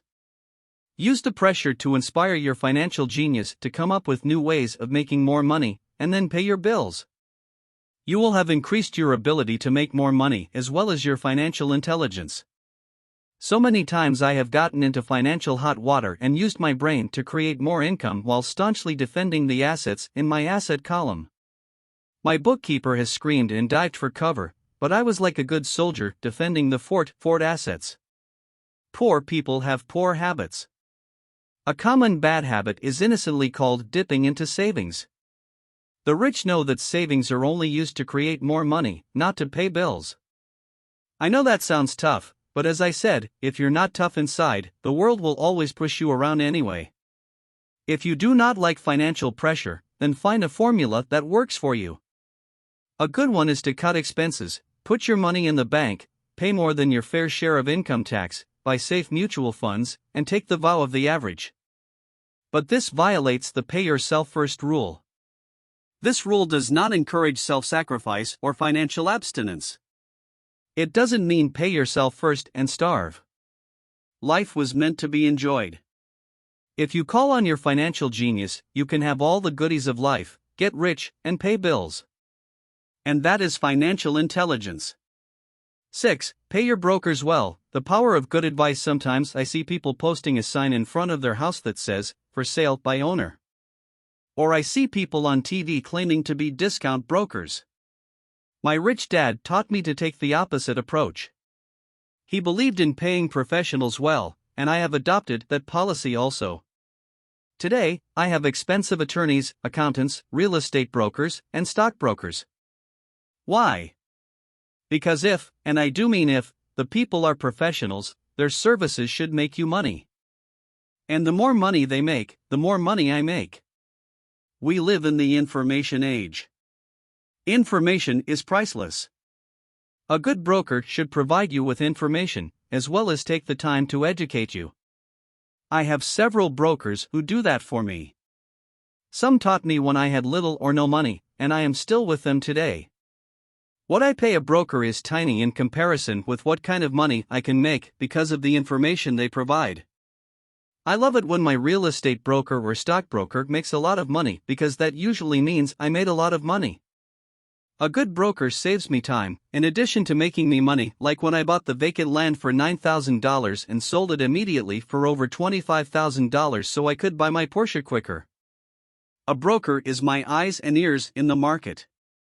They're there every day so I do not have to be. I'd rather play golf. People who sell their house on their own must not value their time much. Why would I want to save a few bucks when I could use that time to make more money or spend it with those I love?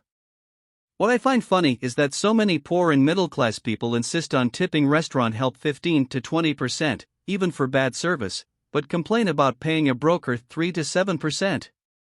They enjoy tipping people in the expense column and stiffing people in the asset column.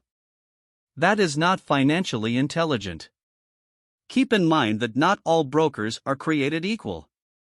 Unfortunately, most brokers are only salespeople. They sell, but they themselves own little or no real estate. There is a tremendous difference between a broker who sells houses and a broker who sells investments.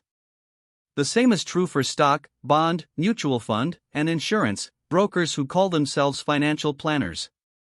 When I interview any paid professional, I first find out how much property or stocks they personally own and what percentage they pay in taxes. And that applies to my tax attorney as well as my accountant. I have an accountant who minds his own business. His profession is accounting, but his business is real estate. I used to have an accountant who was a small business accountant, but he had no real estate. I switched because we did not love the same business. Find a broker who has your best interests at heart. Many brokers will spend the time educating you, and they could be the best asset you find. Just be fair, and most of them will be fair to you. If all you can think about is cutting their commissions, then why should they want to help you? It's just simple logic. As I said earlier, one of the management skills is the management of people. Many people only manage people they feel smarter than and they have power over. Many middle managers remain middle managers, failing to get promoted, because they know how to work with people below them, but not with people above them. The real skill is to manage and reward the people who are smarter than you in some technical area. That is why companies have a board of directors. You should have one too. That is financial intelligence. 7. Be an Indian giver. The power of getting something for nothing. When the first European settlers came to America, they were taken aback by a cultural practice some American Indians had. For example, if a settler was cold, the Indian would give the person a blanket. Mistaking it for a gift, the settler was often offended when the Indian asked for it back. The Indians also got upset when they realized the settlers did not want to give it back. That is where the term Indian giver came from, a simple cultural misunderstanding. In the world of the asset column, being an Indian giver is vital to wealth. The sophisticated investor's first question is, how fast do I get my money back? They also want to know what they get for free, also called a piece of the action. That is why the ROI, or return on investment, is so important. For example, I found a small condominium that was in foreclosure a few blocks from where I lived. The bank wanted $60,000, and I submitted a bid for $50,000, which they took, simply because, along with my bid, was a cashier's check for $50,000. They realized I was serious. Most investors would say, "Aren't you tying up a lot of cash? Would it not be better to get a loan on it?" The answer is, not in this case. My investment company uses this condominium as a vacation rental in the winter months when the snowbirds come to Arizona. It rents for $2,500 a month for 4 months out of the year. For rental during the off-season, it rents for only $1,000 a month. I had my money back in about 3 years. Now I own this asset, which pumps money out for me, month in and month out. The same is done with stocks. Frequently, my broker calls and recommends I move a sizable amount of money into the stock of a company that he feels is just about to make a move that will add value to the stock, like announcing a new product. I will move my money in for a week to a month while the stock moves up. Then I pull my initial dollar amount out and stop worrying about the fluctuations of the market, because my initial money is back and ready to work on another asset. So my money goes in, and then it comes out, and I own an asset that was technically free. True, I have lost money on many occasions, but I only play with money I can afford to lose. I would say, on an average 10 investments, I hit home runs on 2 or 3, while 5 or 6 do nothing, and I lose on 2 or 3. But I limit my losses to only the money I have in at that time. People who hate risk put their money in the bank. In the long run, safe savings are better than no savings. But it takes a long time to get your money back, and, in most instances, you don't get anything for free with it. On every one of my investments, there must be an upside, something for free like a condominium, a mini storage, a piece of free land, a house, stock shares, or an office building. And there must be limited risk or a low-risk idea. There are books devoted entirely to this subject, so I will not talk about it here. Ray Kroc, of McDonald's fame, sold hamburger franchises, not because he loved hamburgers, but because he wanted the real estate under the franchise for free. So wise investors must look at more than ROI. They look at the assets they get for free once they get their money back. That is financial intelligence. 8. Use assets to buy luxuries. The power of focus. A friend's child has been developing a nasty habit of burning a hole in his pocket. Just 16, he wanted his own car. The excuse: all his friends' parents gave their kids cars. The child wanted to go into his savings and use it for a down payment. That was when his father called me. And then came to see me. Do you think I should let him do it, or should I just buy him a car? I answered, it might relieve the pressure in the short term, but what have you taught him in the long term? Can you use this desire to own a car and inspire your son to learn something? Suddenly the lights went on, and he hurried home. 2 months later, I ran into my friend again. Does your son have his new car? I asked. No, he doesn't. But I gave him $3,000 for the car. I told him to use my money instead of his college money. Well, that's generous of you, I said. Not really. The money came with a hitch. So what was the hitch? I asked. Well, first we played your cash flow game. We then had a long discussion about the wise use of money. After that, I gave him a subscription to the Wall Street Journal and a few books on the stock market. Then what? I asked. What was the catch? I told him the $3,000 was his, but he could not directly buy a car with it. He could use it to find a stockbroker and buy and sell stocks. Once he had made $6,000 with the $3,000, the money would be his for the car, and the $3,000 would go into his college fund. And what are the results? I asked. Well, he got lucky early in his trading, but lost everything a few days later. Then he really got interested. Today, I would say he is down $2,000, but his interest is up. He has read all the books I bought him, and he's gone to the library to get more. He reads the Wall Street Journal voraciously, watching for indicators. He's got only $1,000 left, but his interest and learning are sky high. He knows that if he loses that money, he walks for 2 more years. But he does not seem to care. He even seems uninterested in getting a car, because he's found a game that is more fun. What happens if he loses all the money? I asked. We'll cross that bridge when we get to it. I'd rather have him lose everything now than wait till he's our age to risk losing everything. And besides, that is the best $3,000 I've ever spent on his education. What he is learning will serve him for life, and he seems to have gained a new respect for the power of money. As I said earlier, if a person cannot master the power of self-discipline, it is best not to try to get rich. I say this because, although the process of developing cash flow from an asset column is easy in theory, what's hard is the mental fortitude to direct money to the correct use. Due to external temptations, it is much easier in today's consumer world to simply blow money out the expense column. With weak mental fortitude, that money flows into the paths of least resistance. That is the cause of poverty and financial struggle. The following example illustrates the financial intelligence needed to direct money to make more money. If we give 100 people $10,000 at the start of the year, I believe that at the end of the year, 80 would have nothing left. In fact, many would have created greater debt by making a down payment on a new car, refrigerator, electronics, or a holiday. 16 would have increased that $10,000 by 5 to 10%. 4 would have increased it to $20,000 or into the millions. We go to school to learn a profession so we can work for money.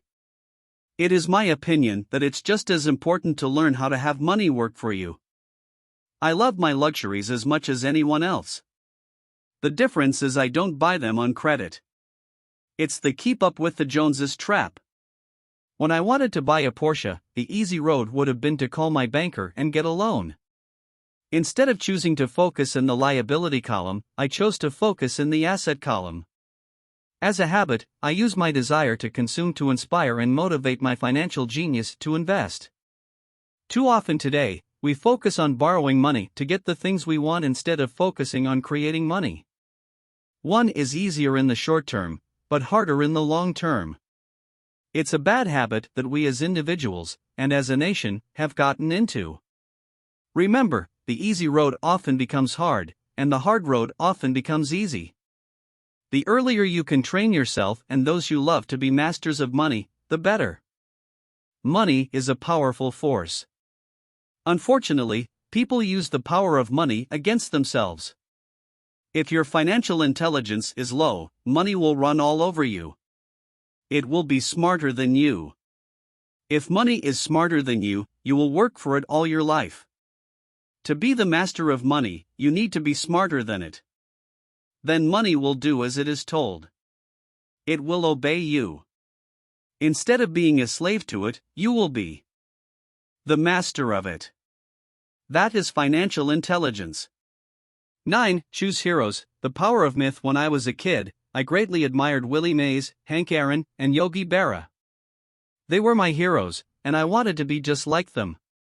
I treasured their baseball cards, I knew their stats, the RBIs, the ERAs, their batting averages, how much they got paid, and how they came up from the minor leagues. As a 9-year-old kid, when I stepped up to bat or played first base or catcher, I wasn't me. I pretended I was a famous baseball player. It's one of the most powerful ways we learn, and we often lose that as adults. We lose our heroes. Today, I watch young kids playing basketball near my home. On the court, they're not little Johnny.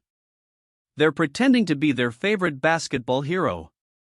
Copying or emulating heroes is true power learning. I have new heroes as I grow older. I have golf heroes and I copy their swings and do my best to read everything I can about them. I also have heroes such as Donald Trump, Warren Buffett, Peter Lynch, George Soros, and Jim Rogers. I know their stats just like I knew the ERAs and RBIs of my childhood baseball heroes. I follow what Warren Buffett invests in, and I read anything I can about his point of view on the market and how he chooses stocks. And I read about Donald Trump, trying to find out how he negotiates and puts deals together. Just as I was not me when I was up to bat, when I'm in the market or I'm negotiating a deal, I am subconsciously acting with the bravado of Trump. Or when analyzing a trend, I look at it as though Warren Buffett were doing it. By having heroes, we tap into a tremendous source of raw genius. But heroes do more than simply inspire us. Heroes make things look easy. Making it look easy convinces us to want to be just like them. If they can do it, so can I. When it comes to investing, too many people make it sound hard. Instead, find heroes who make it look easy. 10. Teach and you shall receive. The power of giving. Both of my dads were teachers. My rich dad taught me a lesson I have carried all my life: the necessity of being charitable or giving. My educated dad gave a lot of his time and knowledge, but almost never gave away money. He usually said that he would give when he had some extra money, but of course there was rarely any extra. My rich dad gave money as well as education. He believed firmly in tithing. If you want something, you first need to give, he would always say. When he was short of money, he gave money to his church or to his favorite charity. If I could leave one single idea with you, it is that idea. Whenever you feel short or in need of something, give what you want first and it will come back in buckets. That is true for money, a smile, love, or friendship. I know it is often the last thing a person may want to do, but it has always worked for me. I trust that the principle of reciprocity is true, and I give what I want. I want money, so I give money, and it comes back in multiples. I want sales, so I help someone else sell something, and sales come to me. I want contacts, and I help someone else get contacts. Like magic, contacts come to me. I heard a saying years ago that went, God does not need to receive, but humans need to give. My rich dad would often say, poor people are more greedy than rich people. He would explain that if a person was rich, that person was providing something that other people wanted.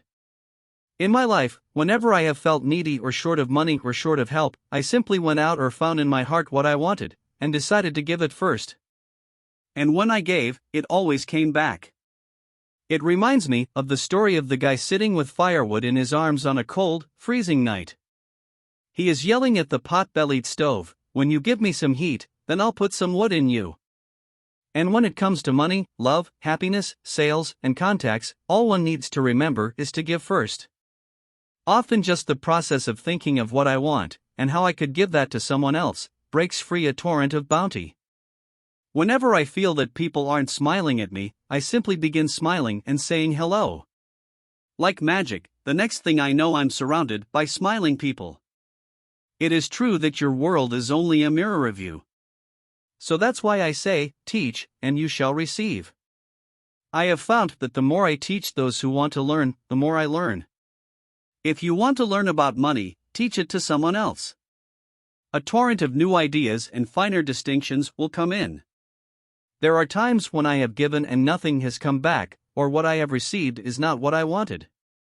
But upon closer inspection and soul searching, I was often giving to receive in those instances, instead of giving for the joy that giving itself brings. My dad taught teachers, and he became a master teacher. My rich dad always taught young people his way of doing business. In retrospect, it was their generosity with what they knew that made them smarter. There are powers in this world that are much smarter than we are. You can get there on your own, but it's easier with the help of the powers that be. You only need to be generous with what you have.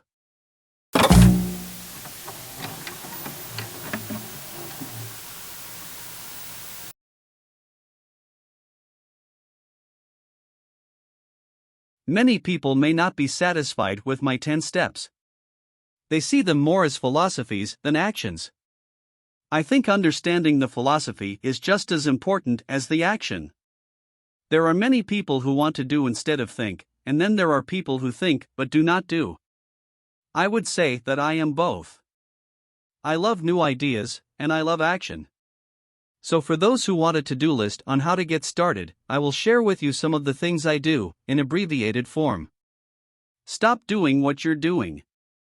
In other words, take a break and assess what is working and what is not working. The definition of insanity is doing the same thing over and over and expecting a different result. Stop doing what is not working and look for something new. Look for new ideas. For new investing ideas, I go to bookstores and search for books on different and unique subjects. I call them formulas. I buy how-to books on formulas I know nothing about. For example, in the bookstore I found the book The 16% Solution by Joel Moskowitz. I bought the book and read it, and the next Thursday, I did exactly as the book said. Most people do not take action, or they let someone talk them out of whatever new formula they are studying. My neighbor told me why 16% would not work. I did not listen to him because he's never done it. Find someone who has done what you want to do. Take them to lunch and ask them for tips and tricks of the trade. As for 16% tax lien certificates, I went to the county tax office and found the government employee who worked in that office. I found out that she, too, invested in the tax liens. Immediately, I invited her to lunch. She was thrilled to tell me everything she knew and how to do it. After lunch, she spent all afternoon showing me everything. By the next day, I found 2 great properties with her help that have been accruing interest at 16% ever since. It took a day to read the book, a day to take action, an hour for lunch, and a day to acquire 2 great deals. Take classes, read, and attend seminars. I search newspapers and the internet for new and interesting classes, many of which are free or inexpensive. I also attend and pay for expensive seminars on what I want to learn. I am wealthy and free from needing a job simply because of the courses I took. I have friends who did not take those classes who told me I was wasting my money, and yet they're still at the same job. Make lots of offers. When I want a piece of real estate, I look at many properties and generally write an offer. If you don't know what the right offer is, neither do I. That is the job of the real estate agent. They make the offers. I do as little work as possible. A friend wanted me to show her how to buy apartment houses. So one Saturday she, her agent, and I went and looked at 6 apartment houses. 4 were dogs, but 2 were good. I said to write offers on all 6, offering half of what the owners asked for. She and the agent nearly had heart attacks. They thought it was rude, and would offend the sellers, but I really don't think the agent wanted to work that hard. So they did nothing and went on looking for a better deal. No offers were ever made, and that person is still looking for the right deal at the right price. Well, you don't know what the right price is until you have a second party who wants to deal. Most sellers ask too much. It is rare that a seller asks a price that is less than something is worth. Moral of the story: make offers. People who are not investors have no idea what it feels like to try to sell something. I have had a piece of real estate that I wanted to sell for months. I would have welcomed any offer. They could have offered me 10 pigs, and I would have been happy not at the offer, but just because someone was interested. I would have countered, maybe for a pig farm in exchange. But that's how the game works. The game of buying and selling is fun. Keep that in mind. It's fun and only a game. Make offers. Someone might say yes. I always make offers with escape clauses. In real estate, I make an offer with language that details subject to contingencies, such as the approval of a business partner. Never specify who the business partner is. Most people don't know that my partner is my cat. If they accept the offer, and I don't want the deal, I call home and speak to my cat. I make this ridiculous statement to illustrate how absurdly easy and simple the game is.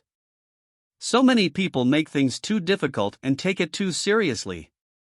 Finding a good deal, the right business, the right people, the right investors, or whatever is just like dating. You must go to the market and talk to a lot of people, make a lot of offers, counteroffers, negotiate, reject, and accept. I know single people who sit at home and wait for the phone to ring, but it's better to go to the market, even if it's only the supermarket. Search, offer, reject, negotiate, and accept are all parts of the process of almost everything in life. Jog, walk, or drive a certain area once a month for 10 minutes. I have found some of my best real estate investments doing this. I will jog a certain neighborhood for a year and look for change. For there to be profit in a deal, there must be 2 elements, a bargain and change. There are lots of bargains, but it's change that turns a bargain into a profitable opportunity. So when I jog a neighborhood I might like to invest in. It is the repetition that causes me to notice slight differences. I notice real estate signs that are up for a long time. That means the seller might be more agreeable to deal. I watch for moving trucks going in or out. I stop and talk to the drivers. I talk to the postal carriers. It's amazing how much information they acquire about an area. I find a bad area, especially an area that the news has scared everyone away from. I drive it for sometimes a year waiting for signs of something changing for the better. I talk to retailers, especially new ones, and find out why they're moving in. It takes only a few minutes a month, and I do it while doing something else, like exercising, or going to and from the store. Shop for bargains in all markets. Consumers will always be poor. When the supermarket has a sale, say on toilet paper, the consumer runs in and stocks up. But when the housing or stock market has a sale, most often called a crash or correction, the same consumer often runs away from it. When the supermarket raises its prices, the consumer shops somewhere else. But when housing or the stock market raise their prices, the same consumer often rushes in and starts buying. Always remember, profits are made in the buying, not in the selling. Look in the right places. A neighbor bought a condominium for $100,000. I bought the identical condo next door for $50,000. He told me he's waiting for the price to go up. I told him that profit is made when you buy, not when you sell. He shopped with a real estate broker who owns no property of her own. I shopped at the foreclosure auction. I paid $500 for a class on how to do this. My neighbor thought that the $500 for a real estate investment class was too expensive. He said he could not afford the money or the time. So he waits for the price to go up. Look for people who want to buy first. Then look for someone who wants to sell. A friend was looking for a certain piece of land. He had the money but did not have the time. I found a large piece of land, larger than what my friend wanted to buy, tied it up with an option, called my friend, and he said he wanted a piece of it. So I sold the piece to him and then bought the land. I kept the remaining land as mine for free. Moral of the story: buy the pie and cut it in pieces. Most people look for what they can afford, so they look too small. They buy only a piece of the pie, so they end up paying more for less. Small thinkers don't get the big breaks. If you want to get richer, think big. Think big. Retailers love giving volume discounts simply because most business people love big spenders. So even if you're small, you can always think big. When my company was in the market for computers, I called several friends and asked them if they were ready to buy also. We then went to different dealers and negotiated a great deal because we wanted to buy so many. I have done the same with stocks. Small people remain small because they think small, act alone, or don't act all. Learn from history. All the big companies on the stock exchange started out as small companies. Colonel Sanders did not get rich until after he lost everything in his 60s. Bill Gates was one of the richest men in the world before he was 30. Action always beats inaction. These are just a few of the things I have done and continue to do to recognize opportunities.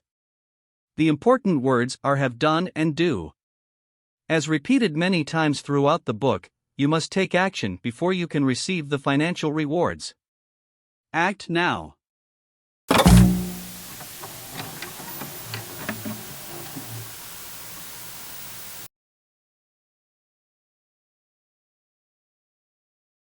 I would like to share some final thoughts with you. The main reason I wrote this book, and the reason it has remained a bestseller since 2000, was to share insights into how increased financial intelligence can be used to solve many of life's common problems. Without financial training, we all too often use the standard formulas to get through life: work hard, save, borrow, and pay excessive taxes. Today, more than ever, we need better information. I use the following story as an example of a financial problem that confronts many young families today. How do you afford a good education for your children and provide for your own retirement? It requires using financial intelligence instead of hard work. A friend of mine was griping one day about how hard it was to save money for his 4 children's college educations. He was putting $300 away in a college fund each month and had so far accumulated only about $12,000. He had about 12 more years to save for college since his oldest child was then 6 years old. At the time, the real estate market in Phoenix was terrible. People were giving houses away. I suggested to my friend that he buy a house with some of the money in his college fund. The idea intrigued him, and we began to discuss the possibility. His primary concern was that he did not have credit with the bank to buy another house since he was so overextended. I assured him that there were other ways to finance a property rather than through the bank. We looked for a house for 2 weeks, a house that would fit all our criteria. There were plenty to choose from, so shopping was fun. Finally, we found a 3-bedroom, 2-bath home in a prime neighborhood. The owner had been downsized and needed to sell that day because he and his family were moving to California where another job waited. The owner wanted $102,000, but we offered only $79,000. He took it immediately and agreed to carry back the loan with a 10% down payment. All my friend had to come up with was $7,900.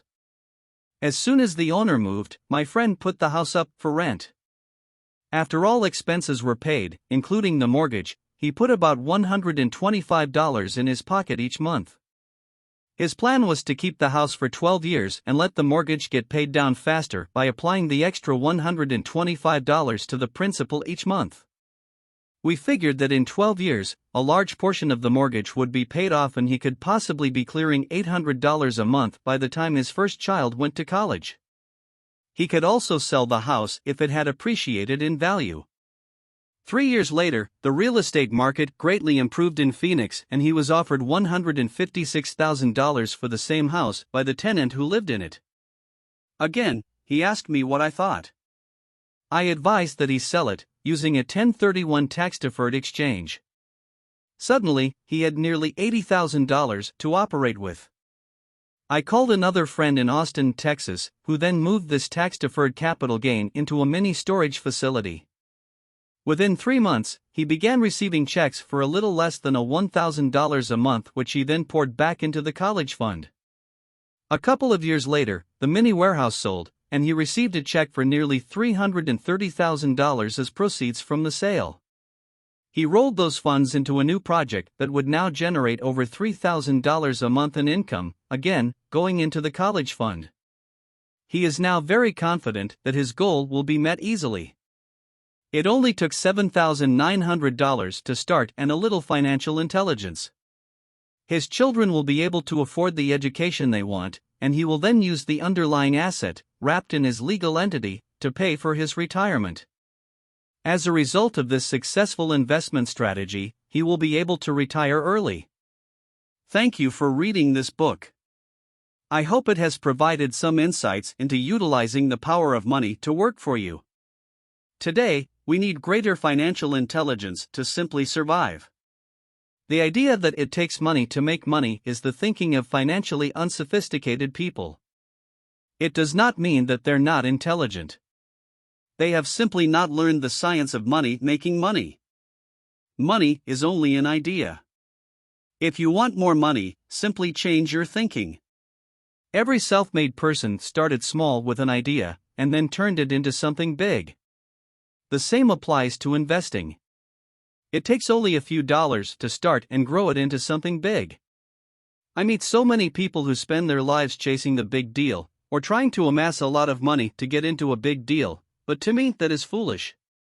Too often I have seen unsophisticated investors put their large nest egg into one deal and lose most of it rapidly.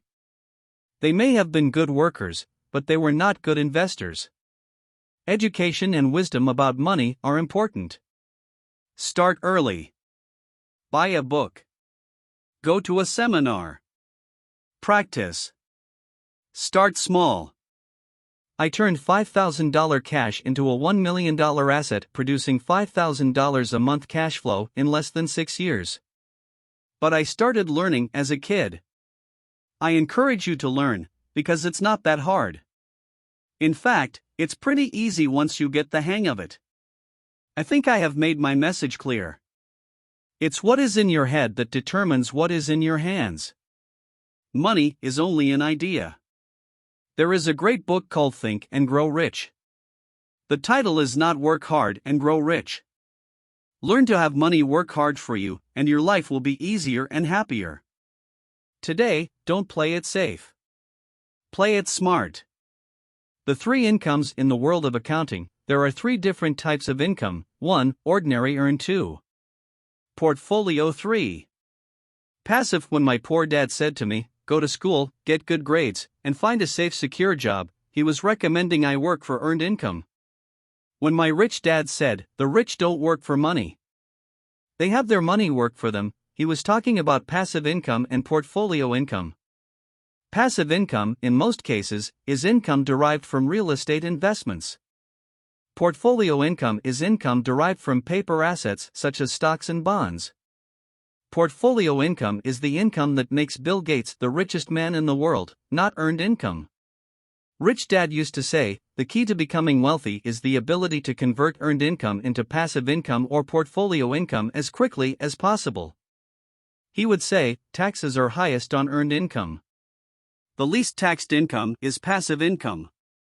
That is another reason why you want your money working hard for you. The government taxes the income you work hard for more than the income your money works hard for.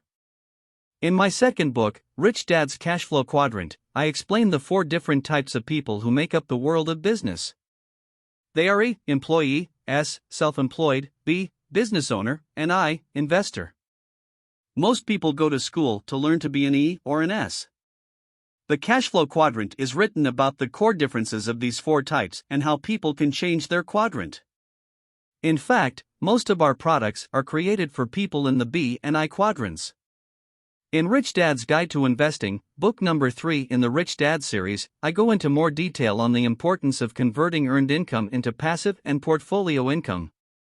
Rich Dad used to say, all a real investor does is convert earned income into passive and portfolio income.